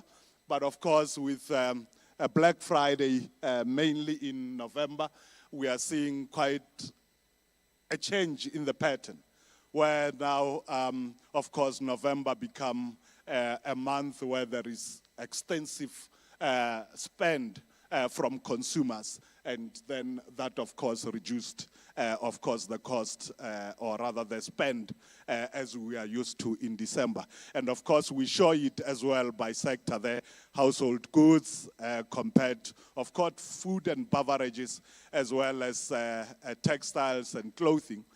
Those are some which, even in December, you still see an increase in spending in that regard. When we look at now usage of various ICT equipments in doing business, of course, looking at small and micro enterprises, they still lag behind, of course, in having website and receiving orders via the internet. When you look at the usage of computer, total retail sector, 99.8 are using computers. But when you go, of course, it shows that usage of computers generally in the various sectors is very, very good. But use of the internet is also quite high amongst all sectors. Then use of internet for banking, you start seeing significant changes there for the micro and the small. But having a website, when you look at the micro as well as the small, they fall on 61.5% and 71.8% respectively. But in terms of receiving orders over the internet, you see a very high decline for small and micro businesses at 27.8 as well as 23.4 respectively. So there is quite work that needs to be done in that regard. That I want to believe I've managed to deliver this information within the allocated time. Program Director, that then brings me to the end of my brief. I thank you. Sticking to time. One question before you leave, I know you are pressed for time. How much of what we term informal traders or businesses have been included in the stats?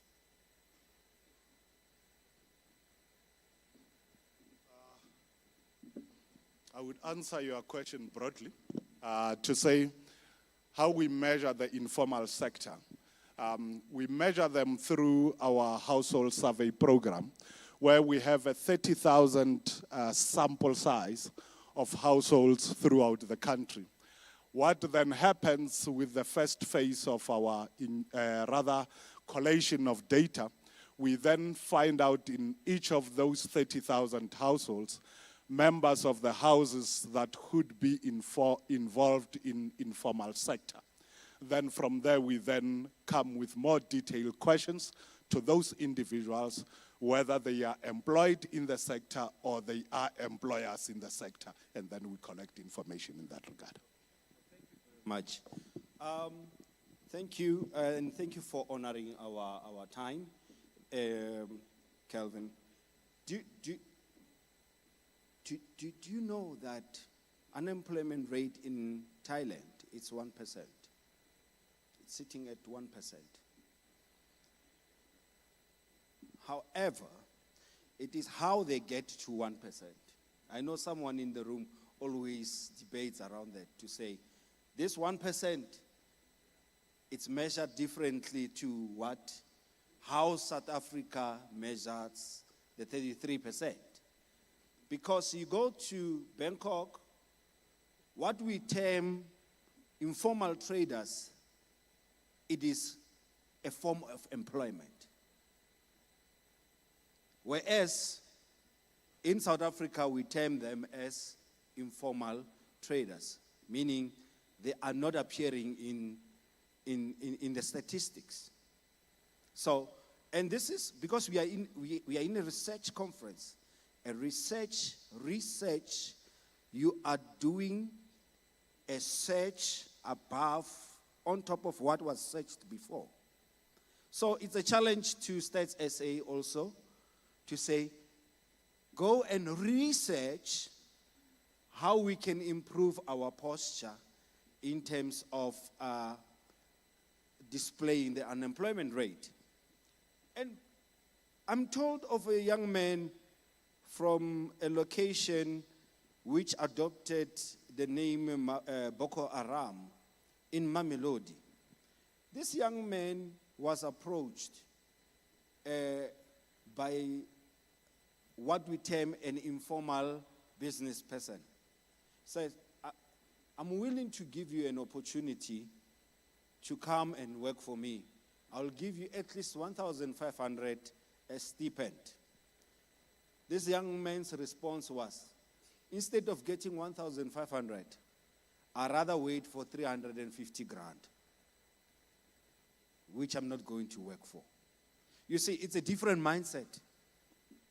We are talking of reskilling the youth. We are talking of equipping the youth for digital era and whatnot and what.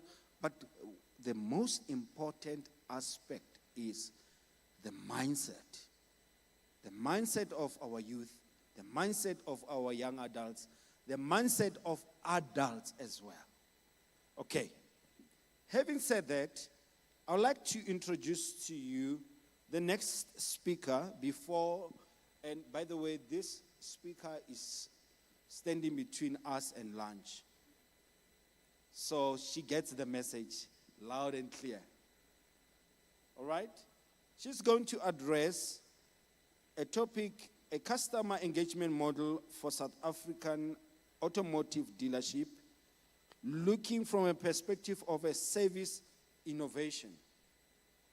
She is none other than Ms. Jade Turner. She has nearly 15 years of experience in strategic space within the automotive industry over the course of her career, and she has successfully completed a master's degree in marketing during 2017 and had an opportunity to contribute to a major automotive manufacturer such as Toyota, Mazda, Bridgestone, and Stellantis. As a product manager, she has been involved in key vehicle launches and developed strong expertise in project management, strategy, pricing, and product strategy.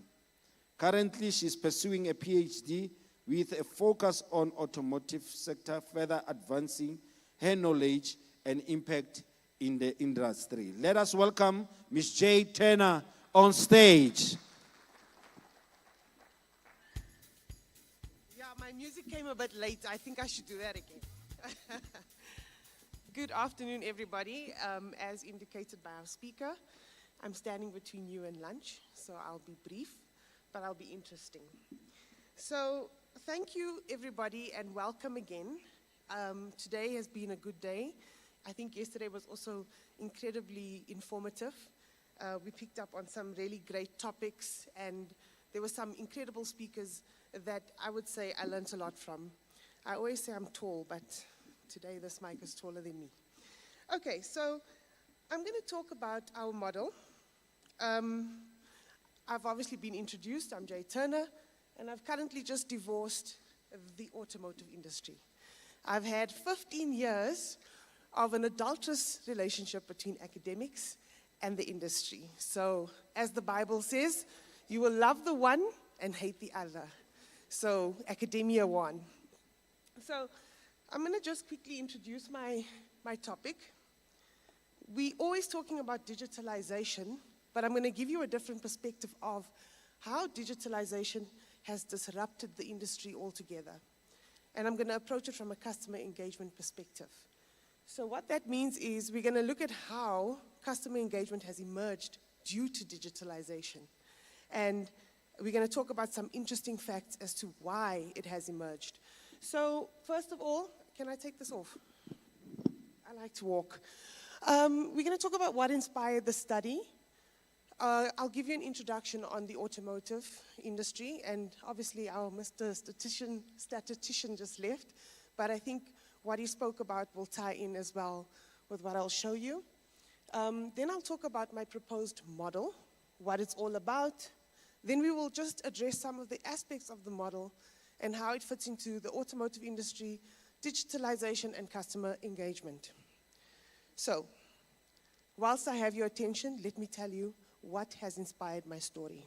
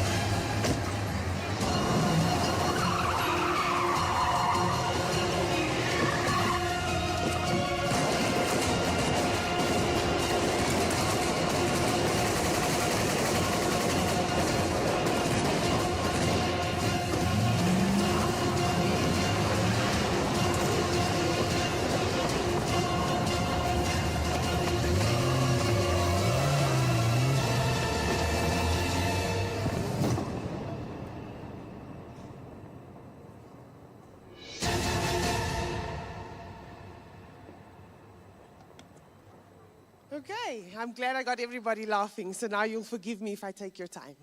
No, I'm just joking, I won't. So with that being the animation of what inspired the study, it's actually an exact description of the automotive industry. For a long time, innovation has been at the forefront in terms of vehicle technology, and they've obviously built immense safety cars that can do things that they couldn't do 20 years ago. But what we've seen is that with digitalization, customers have been left behind. How do we say that? Right? Customers have been left behind because as much as the automotive industry was evolving their products, their actual retail model was kind of set up and left like that for the next years to come. Then we saw what we call the disruption of the Internet of Things. And people started to question, how do we get people to engage with us? Because dealerships started to notice that customers would come in and they would be armed with information and they would walk in there knowing exactly what they want. So that changed the dynamics of the relationship and how they engage. So customer engagement has become a topic of interest over the last decade and a half. And with that being said, many scholars have looked at customer engagement. But today, I want to define customer engagement from the study's perspective that I will be talking about. So I'm going to read it out, so don't judge me because I'm reading my phone. It says, customer engagement with a service innovation perspective refers to the interaction and connection between customers, the service provider, enhanced by technology-driven innovations that can improve the service offerings. This approach seeks to create value through innovation, tech-enabled services that foster customer involvement, satisfaction, and active participation in brand experiences. Ultimately, it influences their purchase intentions in long-term relationships. So yes, it is a very academic discussion, but the point that I want to make is that engagement requires two people to participate, two and if not more. And what we're looking at when we draw the landscape of the South African automotive industry, we can see that it was established in the 1920s with Ford and obviously the likes of GM coming in. And then we had other big players which we know as BMW, Volkswagen, and Toyota, which have established plants here. Now the good thing is it was critical in building the economy and it had a critical impact on employment and obviously driving economic growth, and it still does. We can see there, as I've highlighted, it contributes to 6.4% of the country's GDP, but from the retail perspective, which is your dealerships, it contributes to 2.4. Now, I know it doesn't sound major, but as an industry, it has an impact on the employment. So what does that tell us? That the automotive industry in South Africa has a significant role, and digital disruptions can have a devastating impact if they do not conform to what is happening now with the digital revolution. So looking at the service component, which is obviously your pre-sale, in-sale, and after-sales, because this is what this model is based on, we have to take into account how digitalization and technology is infiltrating those particular elements of customer engagement. So just some fun facts. Online shopping has grown to 97% since 2019. So the automotive industry has been disrupted. And COVID-19 actually proved that their model was absolutely not ready to go online fully because all dealerships closed. I remember it was a scary time. We stayed at home. We didn't know. People couldn't sell vehicles. And our sales guys would say, we need to get bums in seats. That's how we sell cars. And we can't get anybody to come to the dealership. So there's still a heavy reliance on a face-to-face kind of model. But with that, we're saying that it will continue to rise. So AutoTrader is one of the most used platforms. So just remember that this is not actually buying the car online, but this is doing the research and comparing the cars online.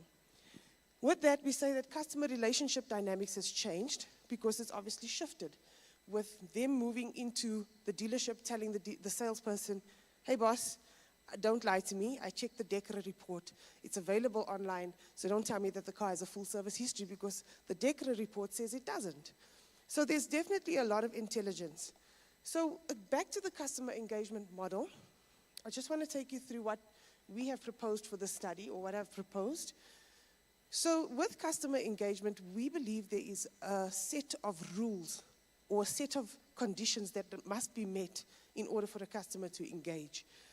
These are set up in what we call customer involvement, perceived value, customer satisfaction, customer trust, commitment, perceived risk, and that would ultimately lead to customer engagement and purchase intention. What's also very important to note is that a study by Accenture was done in 2019, and they identified 3 specific customer groups. One being your traditionalists, which are mostly your older people who prefer to go to a dealership. Then we've got the boomers, who are somewhere in between. And then we've got a new and emerging customer, which is your changes, or we will call them digital bots. Because these customers have a different perspective when they buy vehicles. They're not willing to just do it the old-fashioned way. They are reinventing how they buy vehicles. So with this model, we're going to look at those customer groups and how their relationships are moderated between those variables. And we're going to also look at how service innovation is fundamental in playing that connection between those variables as well, which is your trust, commitment, and engagement. So let's talk a bit about customer involvement. As I said, we've got a car for everyone. There's the changes, you can see they're on their phone. We've got our traditionalists, and we've got our boomers who are going to go and look at Auto Trader, but still going to go to a dealership. So in a case where we've got high involvement purchase, which is with the car, it requires a lot of people to be extensively researching what they want to look at. They pay a lot of attention to what the car has, the features, the cost of ownership. We look at insurance and that kind of stuff. So we know that because it's a high involvement product, there is a significant amount of effort that a customer makes before purchasing this vehicle. It definitely has an impact on their trust and satisfaction, because if your website or your online platform is not looking legit, if it's got pictures that are not coming up properly, or when you search, or you've got high res and low res, a customer doesn't trust that website. They think that this is somebody scamming me. They move out quickly. So there's a lot of challenges for the automotive industry with regards to how they actually present themselves online in order to get customers involved. Moving on, in this study, I've conceptualized this particular scatterplot chart. This scatterplot chart, I looked at how perceived value, customer engagement, as well as customer involvement are interlinked. And we argue, or I argue, that in a case where you're buying something that you regularly buy, you will obviously spend low time doing it, there's low engagement, and there's obviously low perceived value. But in a case where you're buying a car or a house or even an expensive holiday or going for a medical procedure, you are highly engaged because there's a high value that you perceive it to be. So you will not just go with whatever. You spend time doing it, you engage a lot with people, and you obviously have a very high expectation because you're going to be spending a lot of money. Now moving on, I've given you a little animation demonstration, which is this is how the automotive industry is currently set up, and it's a practice that they have not let go of. I've got a man there saying, get 20,000 dealer assistants. Now I'm going to ask anybody in the room, who knows what dealer assistance is? Anybody? Have you ever been offered dealer assistance on a car when you're looking to purchase, especially new cars? Or they say trade in your car and you get a discount. The problem is that many customers do not understand the workings behind a dealer assistant. Most of all, they're now so informed, they just go online and they're like, what's in it for me? Because in the past, a salesperson could pull the wool over your face and say, I'll give you 20,000 Rand off the car. The customer immediately thinks that I'm not going to spend 180 on the car, but 160. That's how the customer calculates it. What they don't calculate is the interest and all your other administrative costs that are involved with purchasing a vehicle. And with the result, we've seen many customers who have bought a car, 3 years down the line, try to sell it, and they get told about, there's a balloon outstanding on your car. And the customer's like, I didn't buy a balloon, I bought a car. What is this balloon thing? So now, my argument is that in order to get customers' trust, especially in the digitalization world that we live in, it's important for salespeople to move away from that mindset, because you've got your customers saying, How can I trust you? I don't trust you. I bought a car from you 3 years ago and I can't get out of it because of a balloon. So it's important to have clear communication, transparency in your digital platforms in order to get a customer to trust you when they are looking to purchase a vehicle. Good examples of this is having insurance options available, total cost of ownership. Total cost of ownership is not just, I'm going to pay 5,000 Rand installment and 1,000 Rand insurance. Oftentimes, South Africans have that mindset when they purchase a vehicle. But cars need tires. They need to be serviced. They need a whole lot of other things. And in an event where something breaks mechanically, you go to the dealership and you go, what? Nobody told me it costs this much. But if you have a system that can actually tell you what is going on with the car and how much it would cost, customers would be more open to engage with you when you create transparency. So for the purpose of time, I'm not going to go into the equation, but basically this is the equation that has been designed in this particular model, where we look at obviously vehicle quality, digital features, omni-channel convenience, personalization, which is the benefit that the customer sees, and the cost is their sacrifice that they're making in order to own a vehicle. Moving along, service innovation through digital technologies is important because it enhances perceived value. And I've touched on some of the things. Having things like self-service, chatbots, having a salesperson do a video walk around on the vehicle that's available on your website, high quality video, talking about the features of your vehicle, total cost of ownerships, your insurance options, your finance options as well.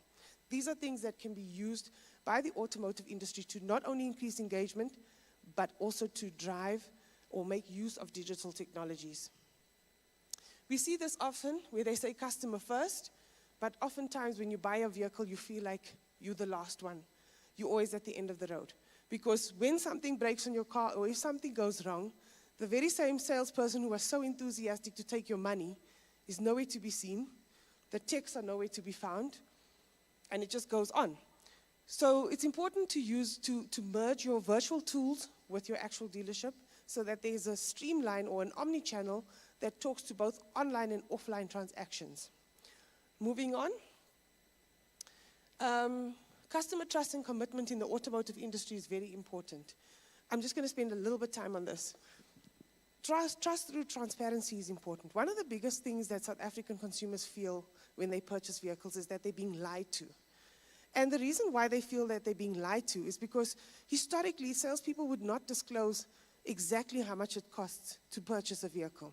And as I said, I spoke about them briefly, but there's license and registration fees costs. There's so many other things, and sometimes what salespeople do is they build on your vehicle deal. So you walk in there, you want the VW, but on the showroom they show you the GTI version. The one that you want to buy doesn't have those wheels, but they don't tell you it's going to cost you up 50,000. They'll say, no worry, I'll make sure you get that wheel on the car. And you're so wooed in by their charm that you don't realize that they've built an extra 30,000, 40,000 K on your vehicle.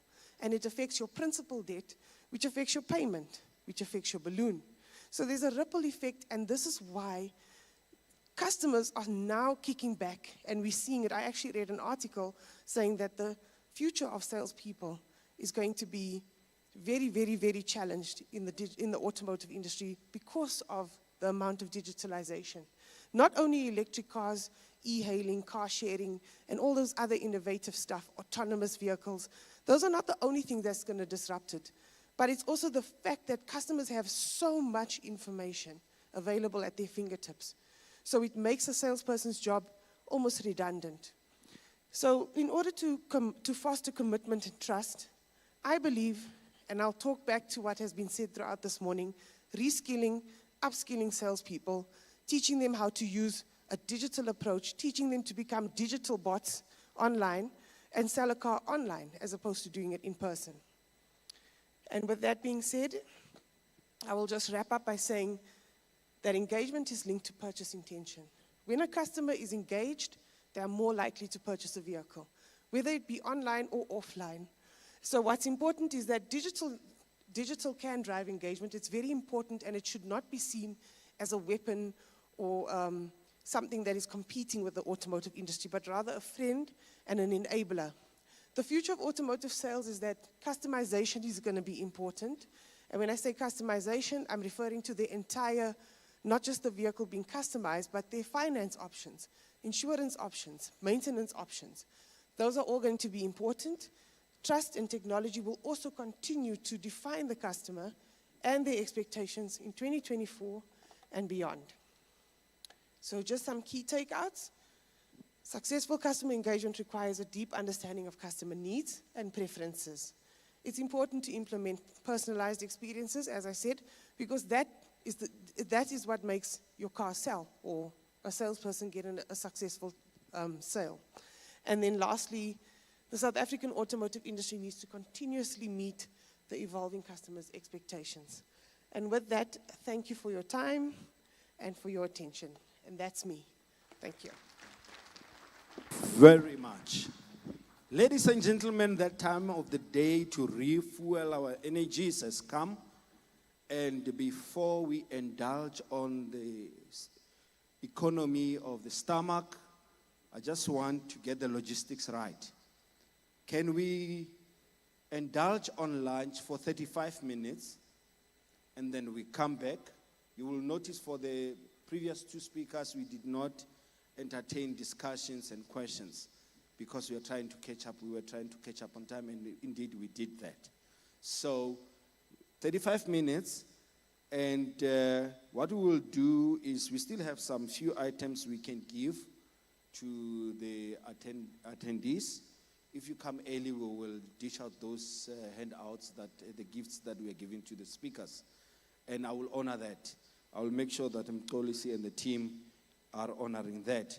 So 35 minutes from now on, it actually leads us to almost 2 o'clock. Ladies and gentlemen, enjoy your lunch.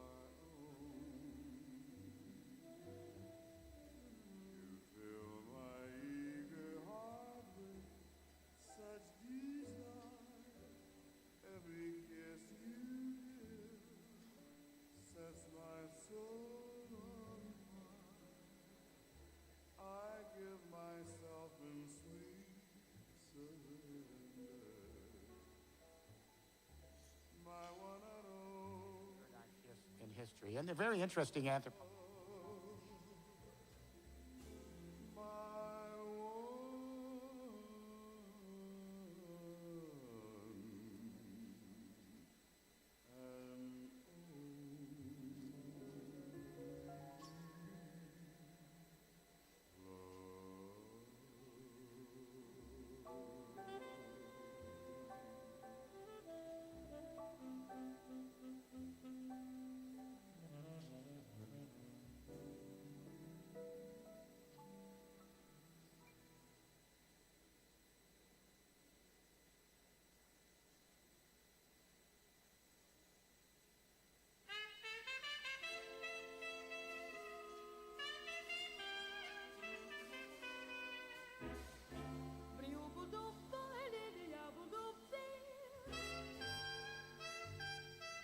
Stars shining bright above you. Night breezes seem to whisper, I love you. Birds singing in the sycamore tree. Dream a little dream of me. Say nighty-night and kiss me. Just hold me tight and tell me you miss me. While I'm alone and blue as can be, dream a little dream of me.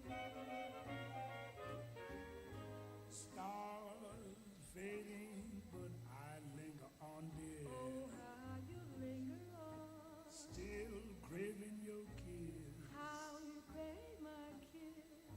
Now I'm longing to linger till dawn, dear.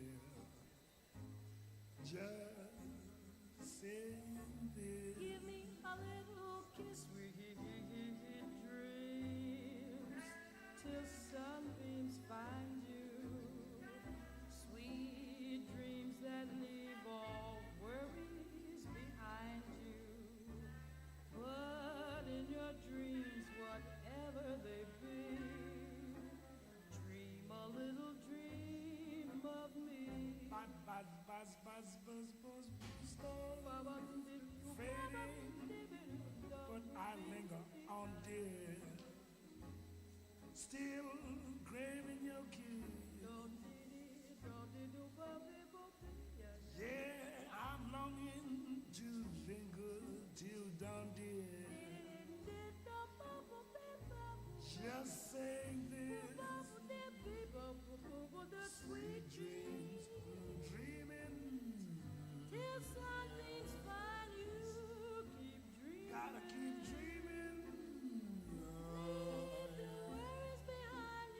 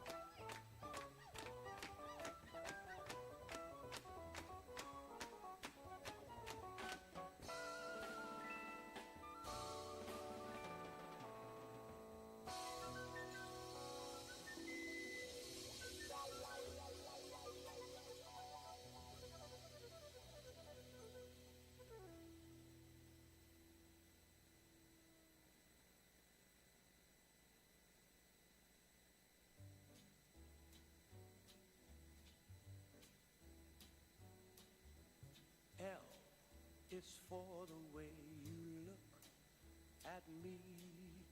O is for the only one I see. V is very, very extraordinary. E is even more than anyone that you adore can love, is all that I can give to you. Love is more than just a game for two. Two in love can make it. Take my heart and please don't break it. Love was made for me and you.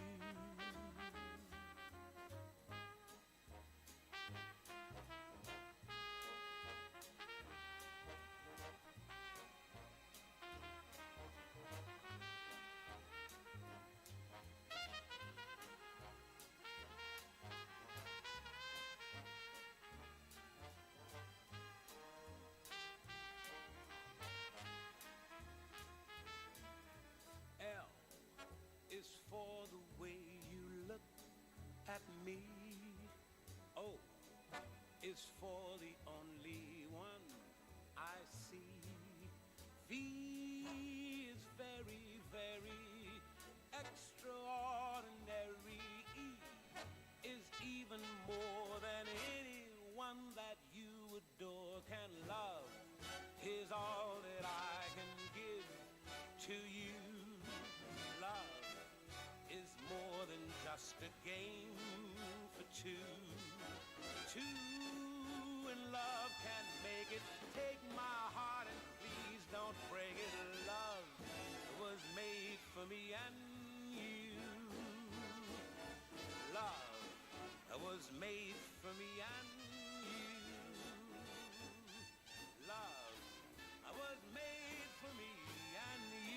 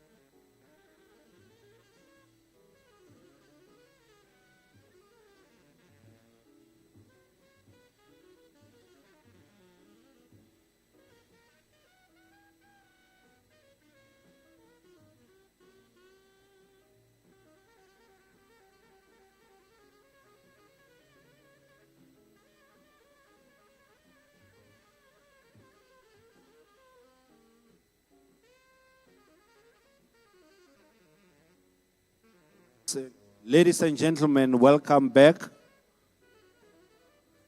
Hello. We are resuming with our program.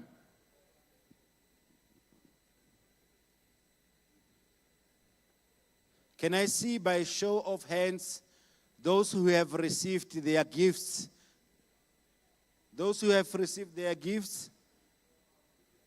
So we honored our promise, right? Thank you, thank you, thank you, thank you. Whilst we are waiting for the few that are still joining us, you know, CEO, where's some part? Dr. D,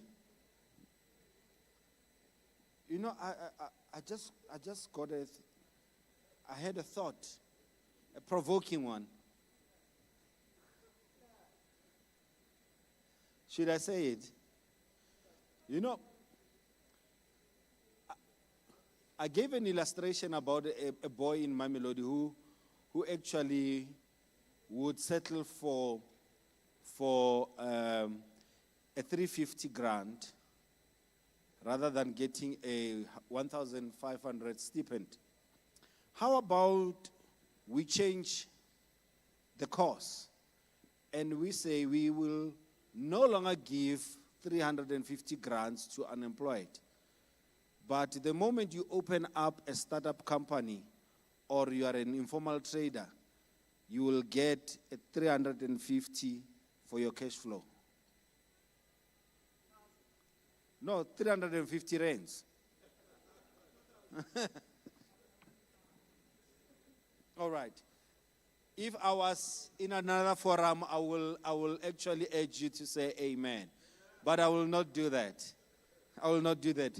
Ladies and gentlemen, at this juncture, I would like to introduce our next speaker.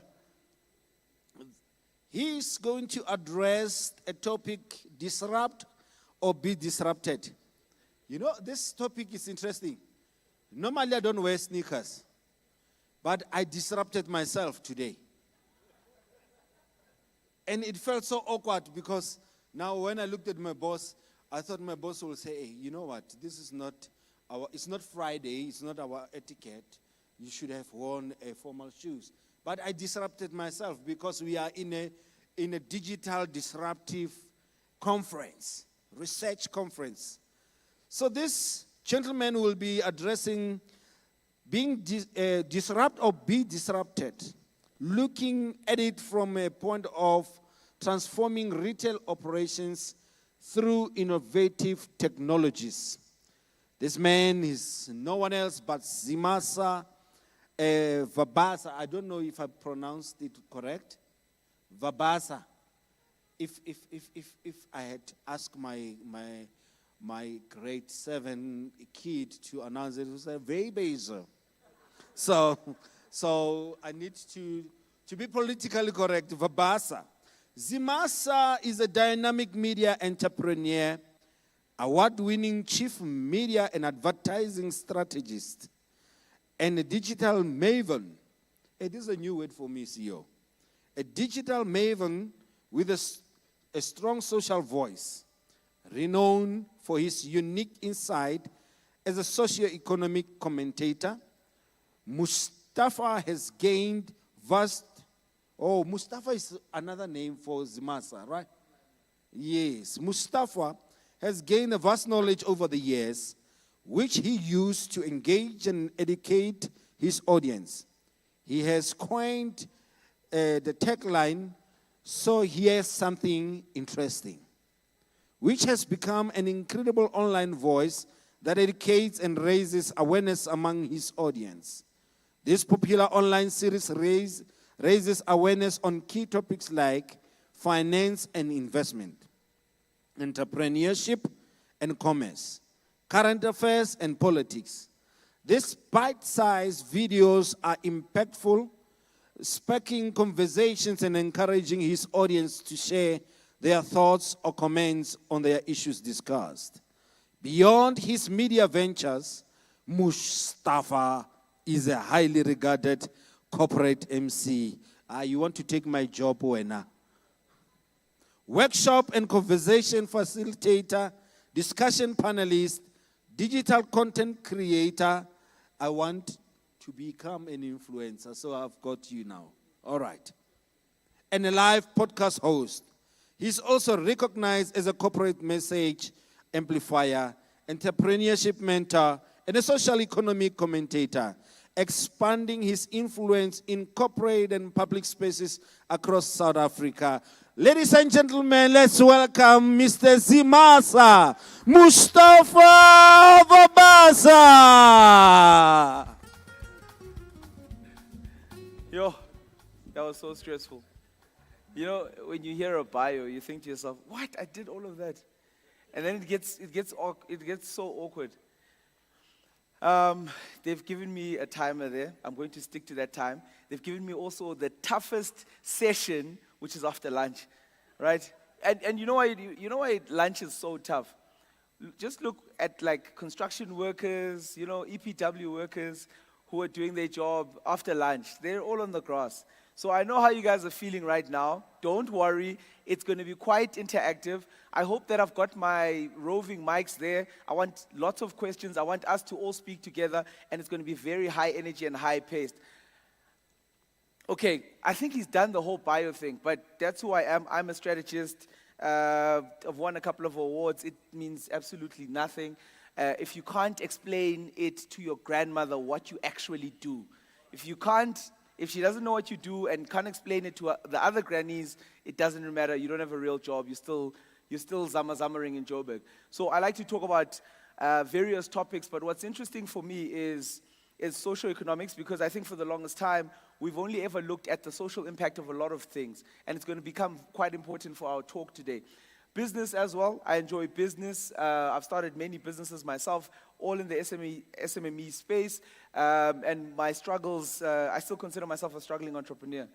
Then we look at finance, current affairs, data. Data is so important for all of us, and I think it's one of those things that we need to, as a country, start to reckon with numbers a lot better. Think about the last time you spoke to your spouse about the numbers around the family, etc., or even to your kids about what money actually is, etc. And then also I like my entrepreneurship as well as trends. Now, this is a look into my mind, and this is going to be important for when we start to engage. I'm a little bit of a dreamer, or a big dreamer. I'm a patriot of the country. I'm very much imaginative. I can do arithmetic, algebra not so much. I did like standard grade, and I think everyone would understand what that is here.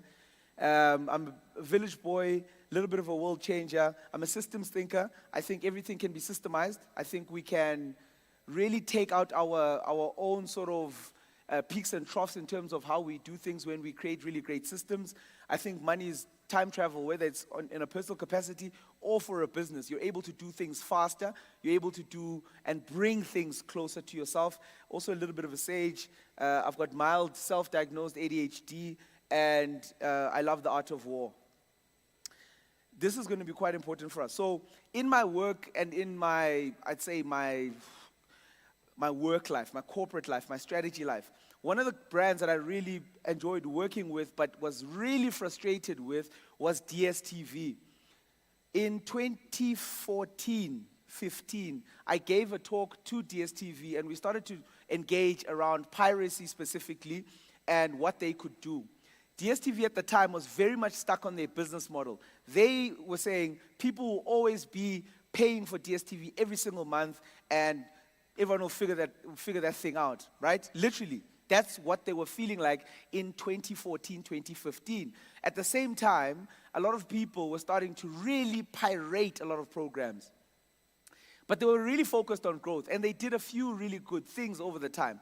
So we thought about how do we popularize a lot of what you're doing to get people to onboard? Key thing for them was average revenue per user, because a lot of the growth was starting to slow down, because a lot of people had come in post PSL and all of these nice deals.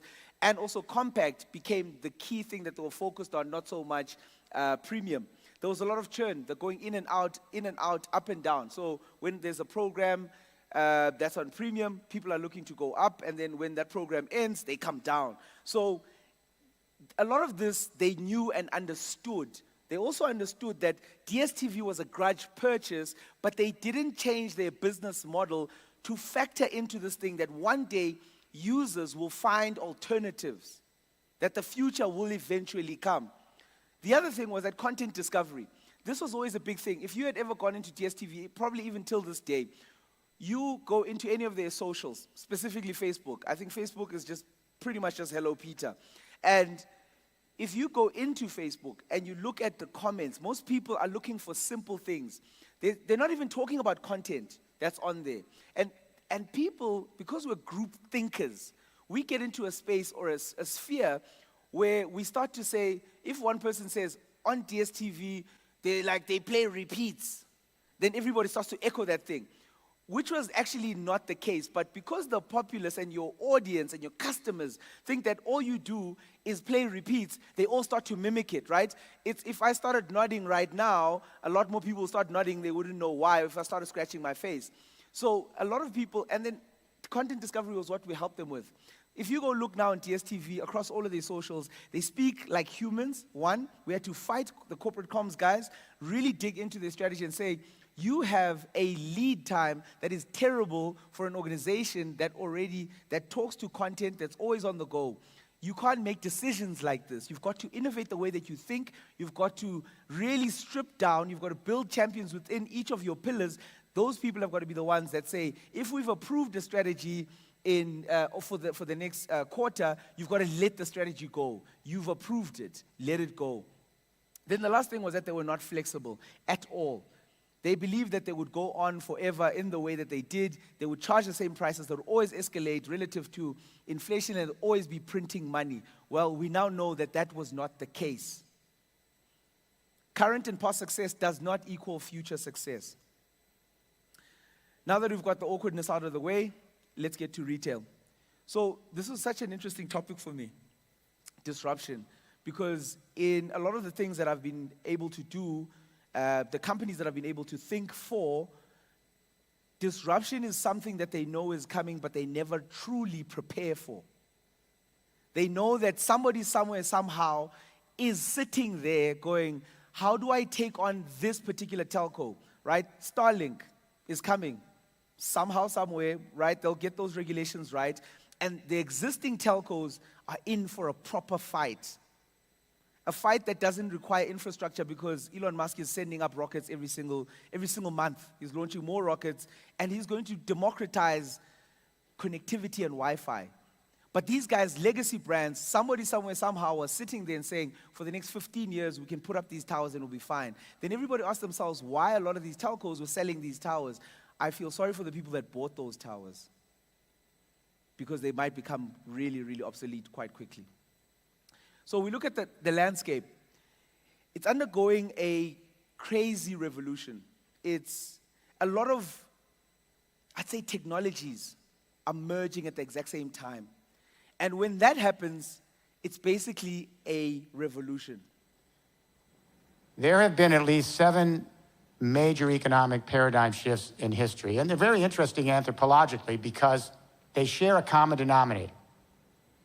And that is, at a certain moment in time, 3 technologies emerge and converge to create what we call in engineering a general purpose technology platform. That's a fancy way of saying a new infrastructure that fundamentally changes the way we manage, power, and move economic life.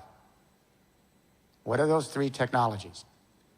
First, new communication technologies to allow us to more efficiently manage our economic activity. Second, new sources of energy to allow us to more efficiently power our economic activity.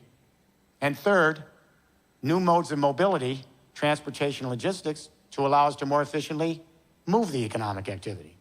So when communication revolutions join with new energy regimes and new modes of transportation, it does change the way we manage, power, and move economic life. It changes temporal spatial orientation. It changes our habitats. It allows us to integrate in larger units. It actually even changes consciousness and governance.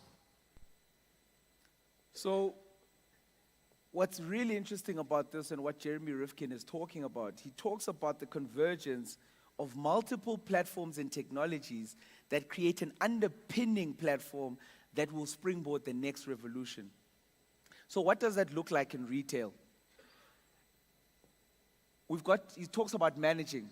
We've got to manage the data.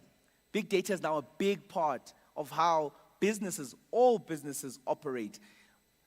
But it's so large that we're going to need a way to power how we analyze it. We're going to need AI. We're going to need something that doesn't fall asleep after lunch, that will always be there, and will not you guys, I promise, not you guys. We need to power our analyzing, but also at the same time, how we move products, our warehousing and logistics is going to change, has changed a lot globally, where robotics, automation are part and parcel of how do you get products from your warehousing to the customer when they need it, just in time. So this landscape is changing. The consumer needs are evolving. The expectations have changed. You've got to offer seamless and personalized shopping experiences for people. And it doesn't matter whether this is in real life or online. They've got to understand that when they touch your brand, they touch it consistently, and the touch points have to be worthy of you. You can't be great in store and terrible on a website. You can't be great in store and terrible on your app. It's got to make sense across. This is some of the work that we do. We sit with brands and we say to them, look, your website is garbage, let's be honest. Would you use it? The competitive pressures. You're not the only one looking at the same customers. You've got to get that out of your head. Where you are now is not going to guarantee you customers of the future. Have you seen Gen Zs? Those people are crazy. They destroy brands. Gen Alpha's even worse. They've got our grandparents dancing on TikTok. This is how disruptive these people are. So you've got to understand that the rules no longer apply. The same rules that you had, those 4 Ps, those 9 Ps, those 7 Ps of market, it doesn't work anymore. It's not going to work, right? While you're still trying to work out a communication strategy, the brand that's talking to them directly, talking to them authentically, is going to disrupt, and they're going to go there. And the next thing is that your supply chains and the complexity around those, you've got to start optimizing your logistics for a much faster world. I don't know how you do that, but I know that data, big data, and analyzing that data and understanding your customers' needs before they even know they're going to get that need. It's, for instance, Halloween. You knew it was coming. You should have prepared. But how do you create demand? You've also got to think around that. You've not only got to wait for customers to come to you, you've got to create that excitement in the customer's mind to say they need to be coming through. So, what are the biggest retailers in South Africa doing to stay ahead?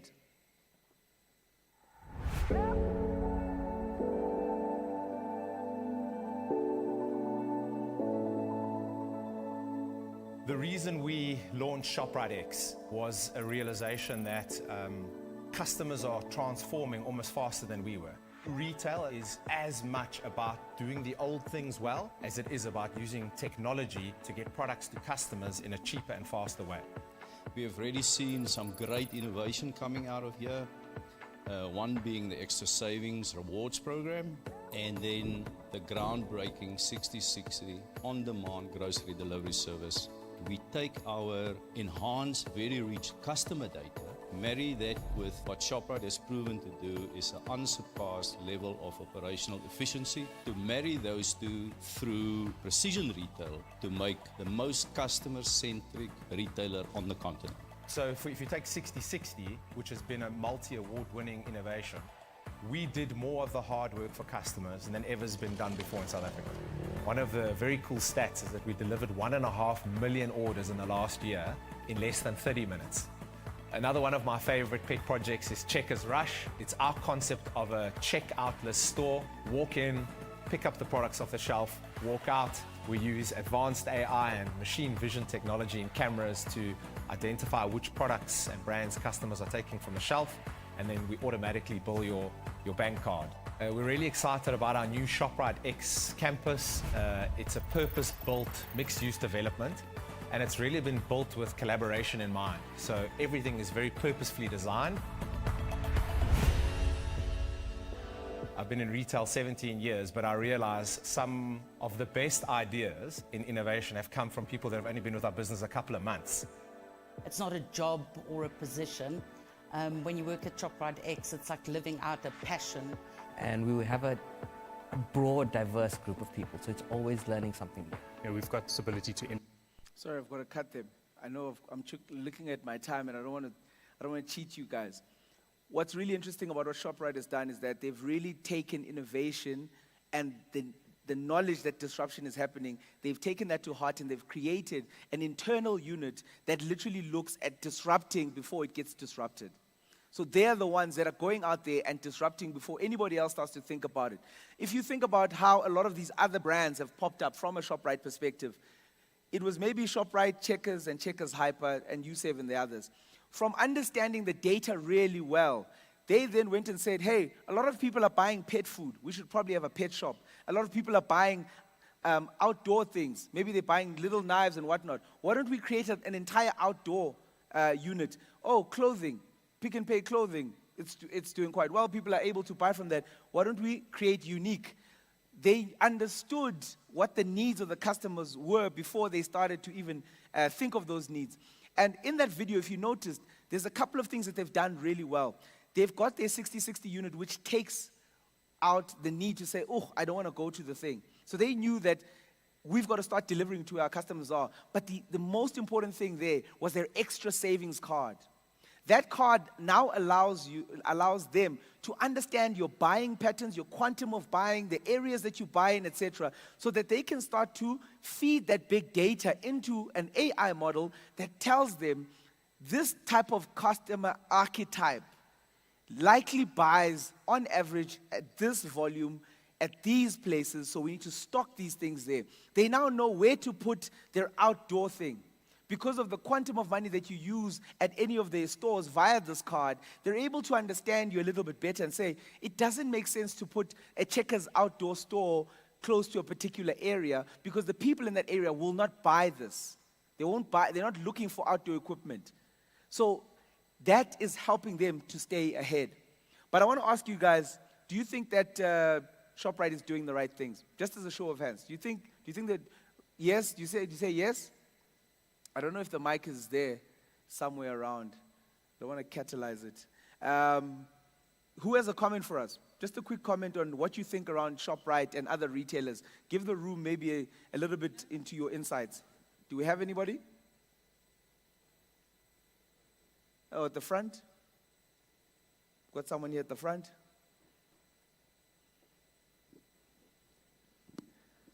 I know this feels rushed, but... Mzimasi. Yeah. What Checkers has done is just disrupted all of us within the retail, especially within the supply chain industry. And we are following up, but they are still leading the way. They've just launched the aeroplane, with the full logo of theirs. But what is critical about what they've done was to understand the customer expectation and minimizing that lead time. And that's what I'll be talking about as well. Thanks. Cheers, thanks. So we feel that they're doing a really great thing. But let's look at something like the rise of AI and automation. There's 4 key things that I want us to have a conversation about quickly. It's understanding your inventory, right? When you saw that Checkers 60/60 app, right? You've got the app. It interfaces. So you're telling the app, and the app starts to understand you. At the same time, they've got a device that the pickers in store use. That device is also giving them data. So when you start to marry these things, you start to get a lot more rich data, and you then start to understand your inventory management. In fact, you're able to then start to predict what type of groceries this particular person will need at the end of the month. And when we use the big data, they're then able to understand that we need to move more Pocomos, lack of a better product, into a particular store because more people in that area like their Pocomos. I don't know why. No hate on Pocomo, but I don't know why people have Pocomos. The second thing is intelligent checkout, and we'll just look at this. I think I'll go into it a little bit now, then I'll play the video a bit later. But this intelligent checkout, yes, South Africa, we have a lot of leakage when it comes to products, specifically in retail. That's something we've got to figure out. But there is a tactical way that retailers can deploy intelligent checkout processes to make things easier, right? When I was in Europe recently, one of the key things was most stores I went to, whether it was Decathlon or an H&M or a Zara or wherever, they literally have a lot of these. Where you don't need to talk to anybody in the store. I know what I want to get, Boom, I check it out myself, I leave. There's a huge trust system there, because South Africans, I took a bag, I didn't pay for it. Then in Europe, they didn't see. It's 25 cents euro. Don't tell anyone. So we've also got to look at our personalized recommendations, how AI algorithms with all of this data are able to now power. Remember our platform, we've got to manage the data, we've got to power ourselves with AI, and then we've got to look at how we move our logistics, our inventory a lot faster. Then from there, we've got to then predict what is likely to happen. And prediction doesn't only look at one side towards the customer, it looks internally, right? When are my machines going to be available? How quickly do my trucks get to their destinations? What's the offloading time? What are the issues? What's the average time that a truck, once it says it's done, closed, how long does it take on a particular route? All of this optimization starts to help you manage your stock levels better, especially when you've got perishable goods, etc. Then the in-store experience is going to get a lot more exciting, because your augmented reality it's going to give an experience for people, and it's going to make really dry and dreary shops really look more exciting. You're going to be able to visualize a lot of the products. You're also going to be able to interact with a lot more information, and there's going to be an element of gamification. Imagine if you gave people, through your application, an AR functionality that allows them to basically collect things around your store. But what you're actually doing is that you're forcing them to go and see particular products. Almost like if you did an egg hunt every time someone comes in, and if they complete a certain amount of egg hunts, where you actually know them really well and you want to get them next to the products. So if you know that somebody is meant to be buying shampoo now, as part of their gamification, you can take them to the shampoo aisle and ask them to pick the shampoo that you've already predicted they're likely to see and is on special just for them.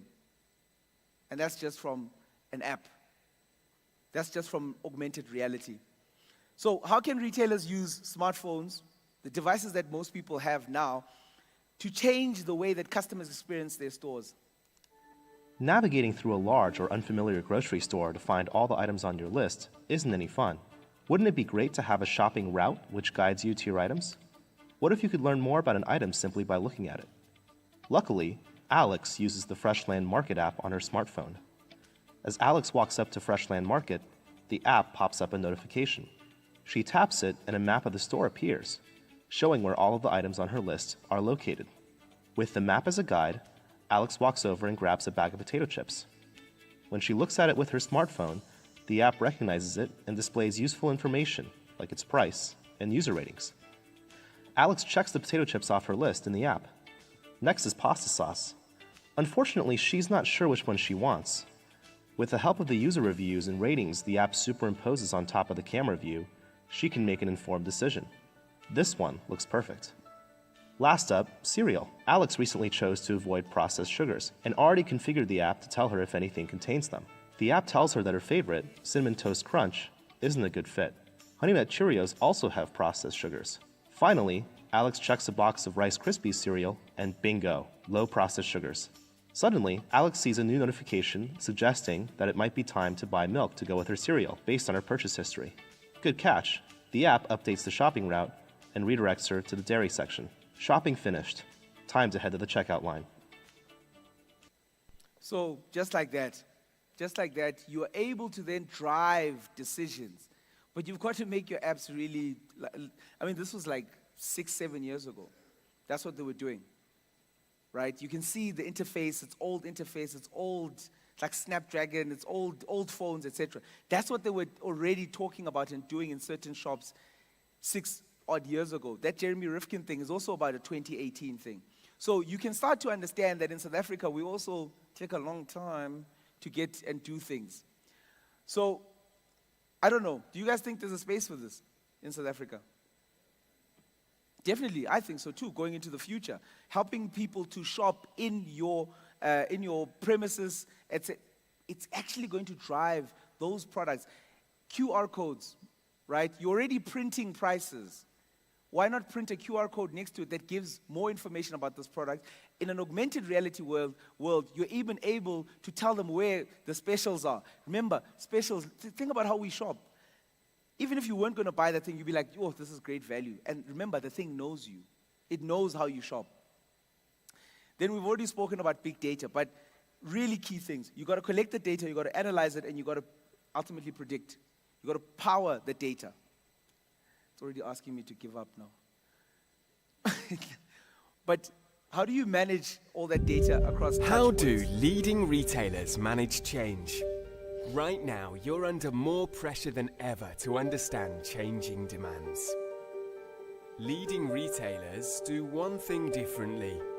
They use data to better understand the people who matter, their customers. Do you want to become a data-driven, customer-focused retailer? See and understand your retail data with Tableau, the world's leading analytics platform that will reimagine how you deliver outstanding customer experiences. Combine your data to create a single source of truth, empowering your customer-focused organization with trusted data. Visually analyze the entire customer journey, personalizing experiences across channels.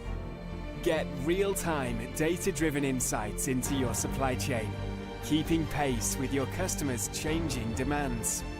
Explore buying patterns in seconds, delivering product and pricing strategies your customers expect. Sorry, I've got to move. Someone's going to shout at me.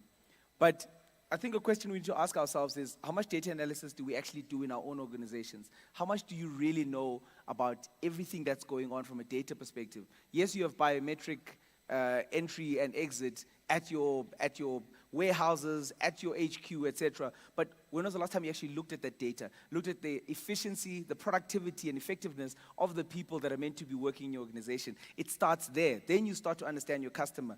You know yourself 1,000 times, and 1,000 times you'll win the battle. That's Sun Tzu. This I think we've already spoken about. But I want to get to a point where, I'll skip this as well. I want to get to a point where we look at what the store of the future could look like.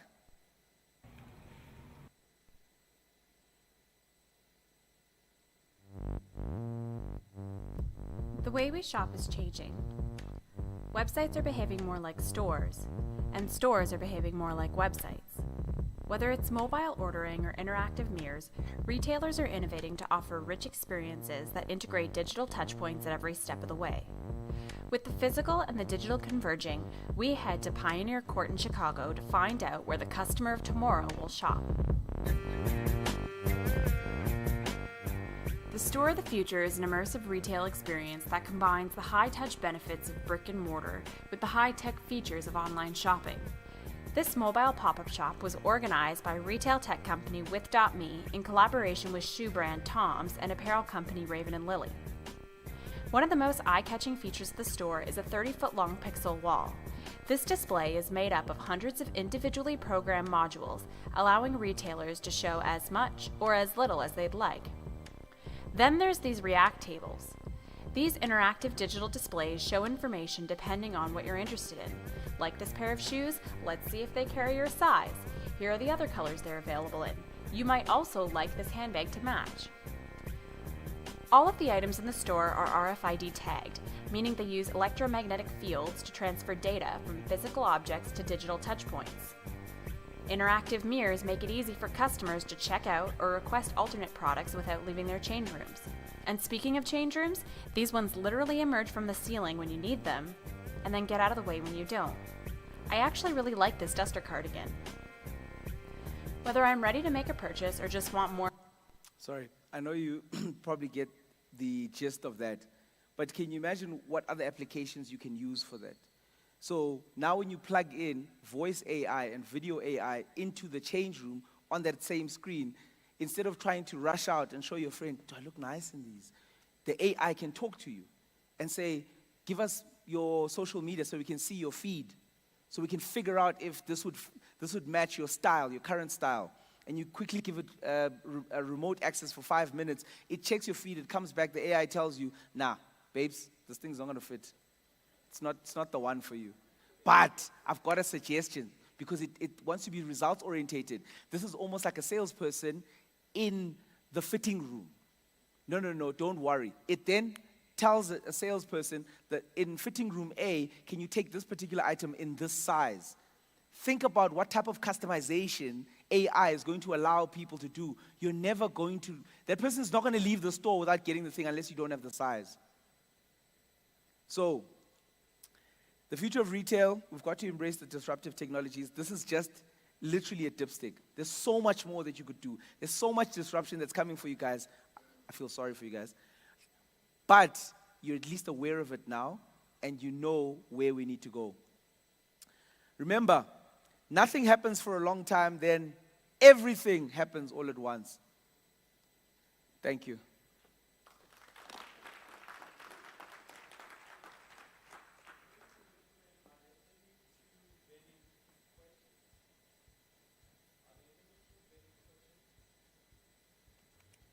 I think the doc's got a question at the front.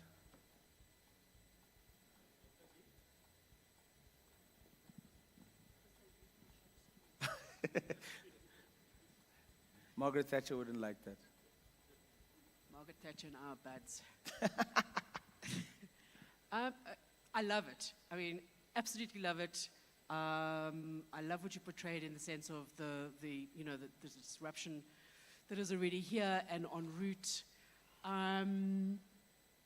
But what, in terms of asking the question, 31% of South Africa lives in rural areas. Yeah. Over 18.5 million people. What are these guys doing about taking this technology into that space? And I'm sure it's not about, no, I mean, I've got some ideas. Yeah. But throw it out there. No, I'm not throwing it out there. I'm going to patent them. But let me throw it to you as well, because this is brilliant stuff, and it really makes one start to think outside the box and how you're going to address it. It changes the paradigm in terms of skills development, new job creation, opportunities, addressing a whole multilateral things. I mean, I think you were also here in this morning session. Yeah. So you've heard about this whole thing of evolving and expansiveness into Africa and creating jobs where you can be sitting on the shores of Mauritius working in Nigeria, you know. But what really concerns me, and it's not only necessarily a South African thing, is, so what are retailers thinking about this disruptive technology and accessing rural areas because they're consumers. Yeah. You know, so I don't know what you've heard. So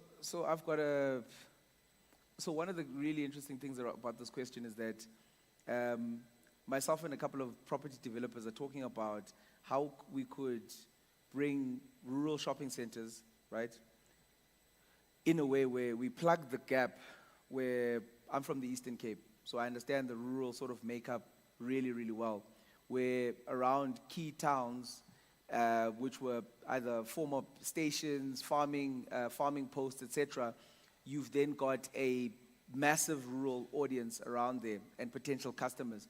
And they spend a lot of their money on transport, getting to products.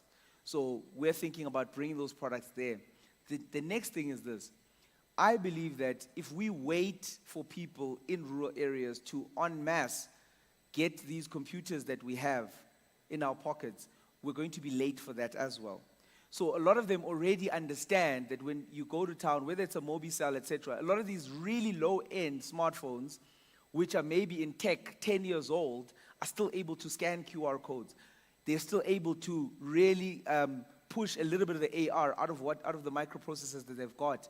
So we don't have to literally go with the most powerful. We can really say, if we were creating something using this type of power from 10 years ago on an AR basis, like what Facebook did, they literally said to themselves, we're going to do a Facebook Lite because you know that people still want to read, even if they can't see the picture. Oh, we'll load like 360p pictures so that they can kind of see that's granny, right? I love grannies. So I think that we've got to move now, not when we can see the signs, and we know that the progression of a life cycle of something, of the adoption of technologies, how it takes. So we've not got to wait and say to ourselves, we're going to wait until the rural sort of populace is ready for it. We've got to push them there and say, you know, work with the guys that are building the tech, the Mobicels, the the Samsungs, etc., the Vivos, the Honor phones, the Huawei's, to say we need something that's going to be able to be sold at that price point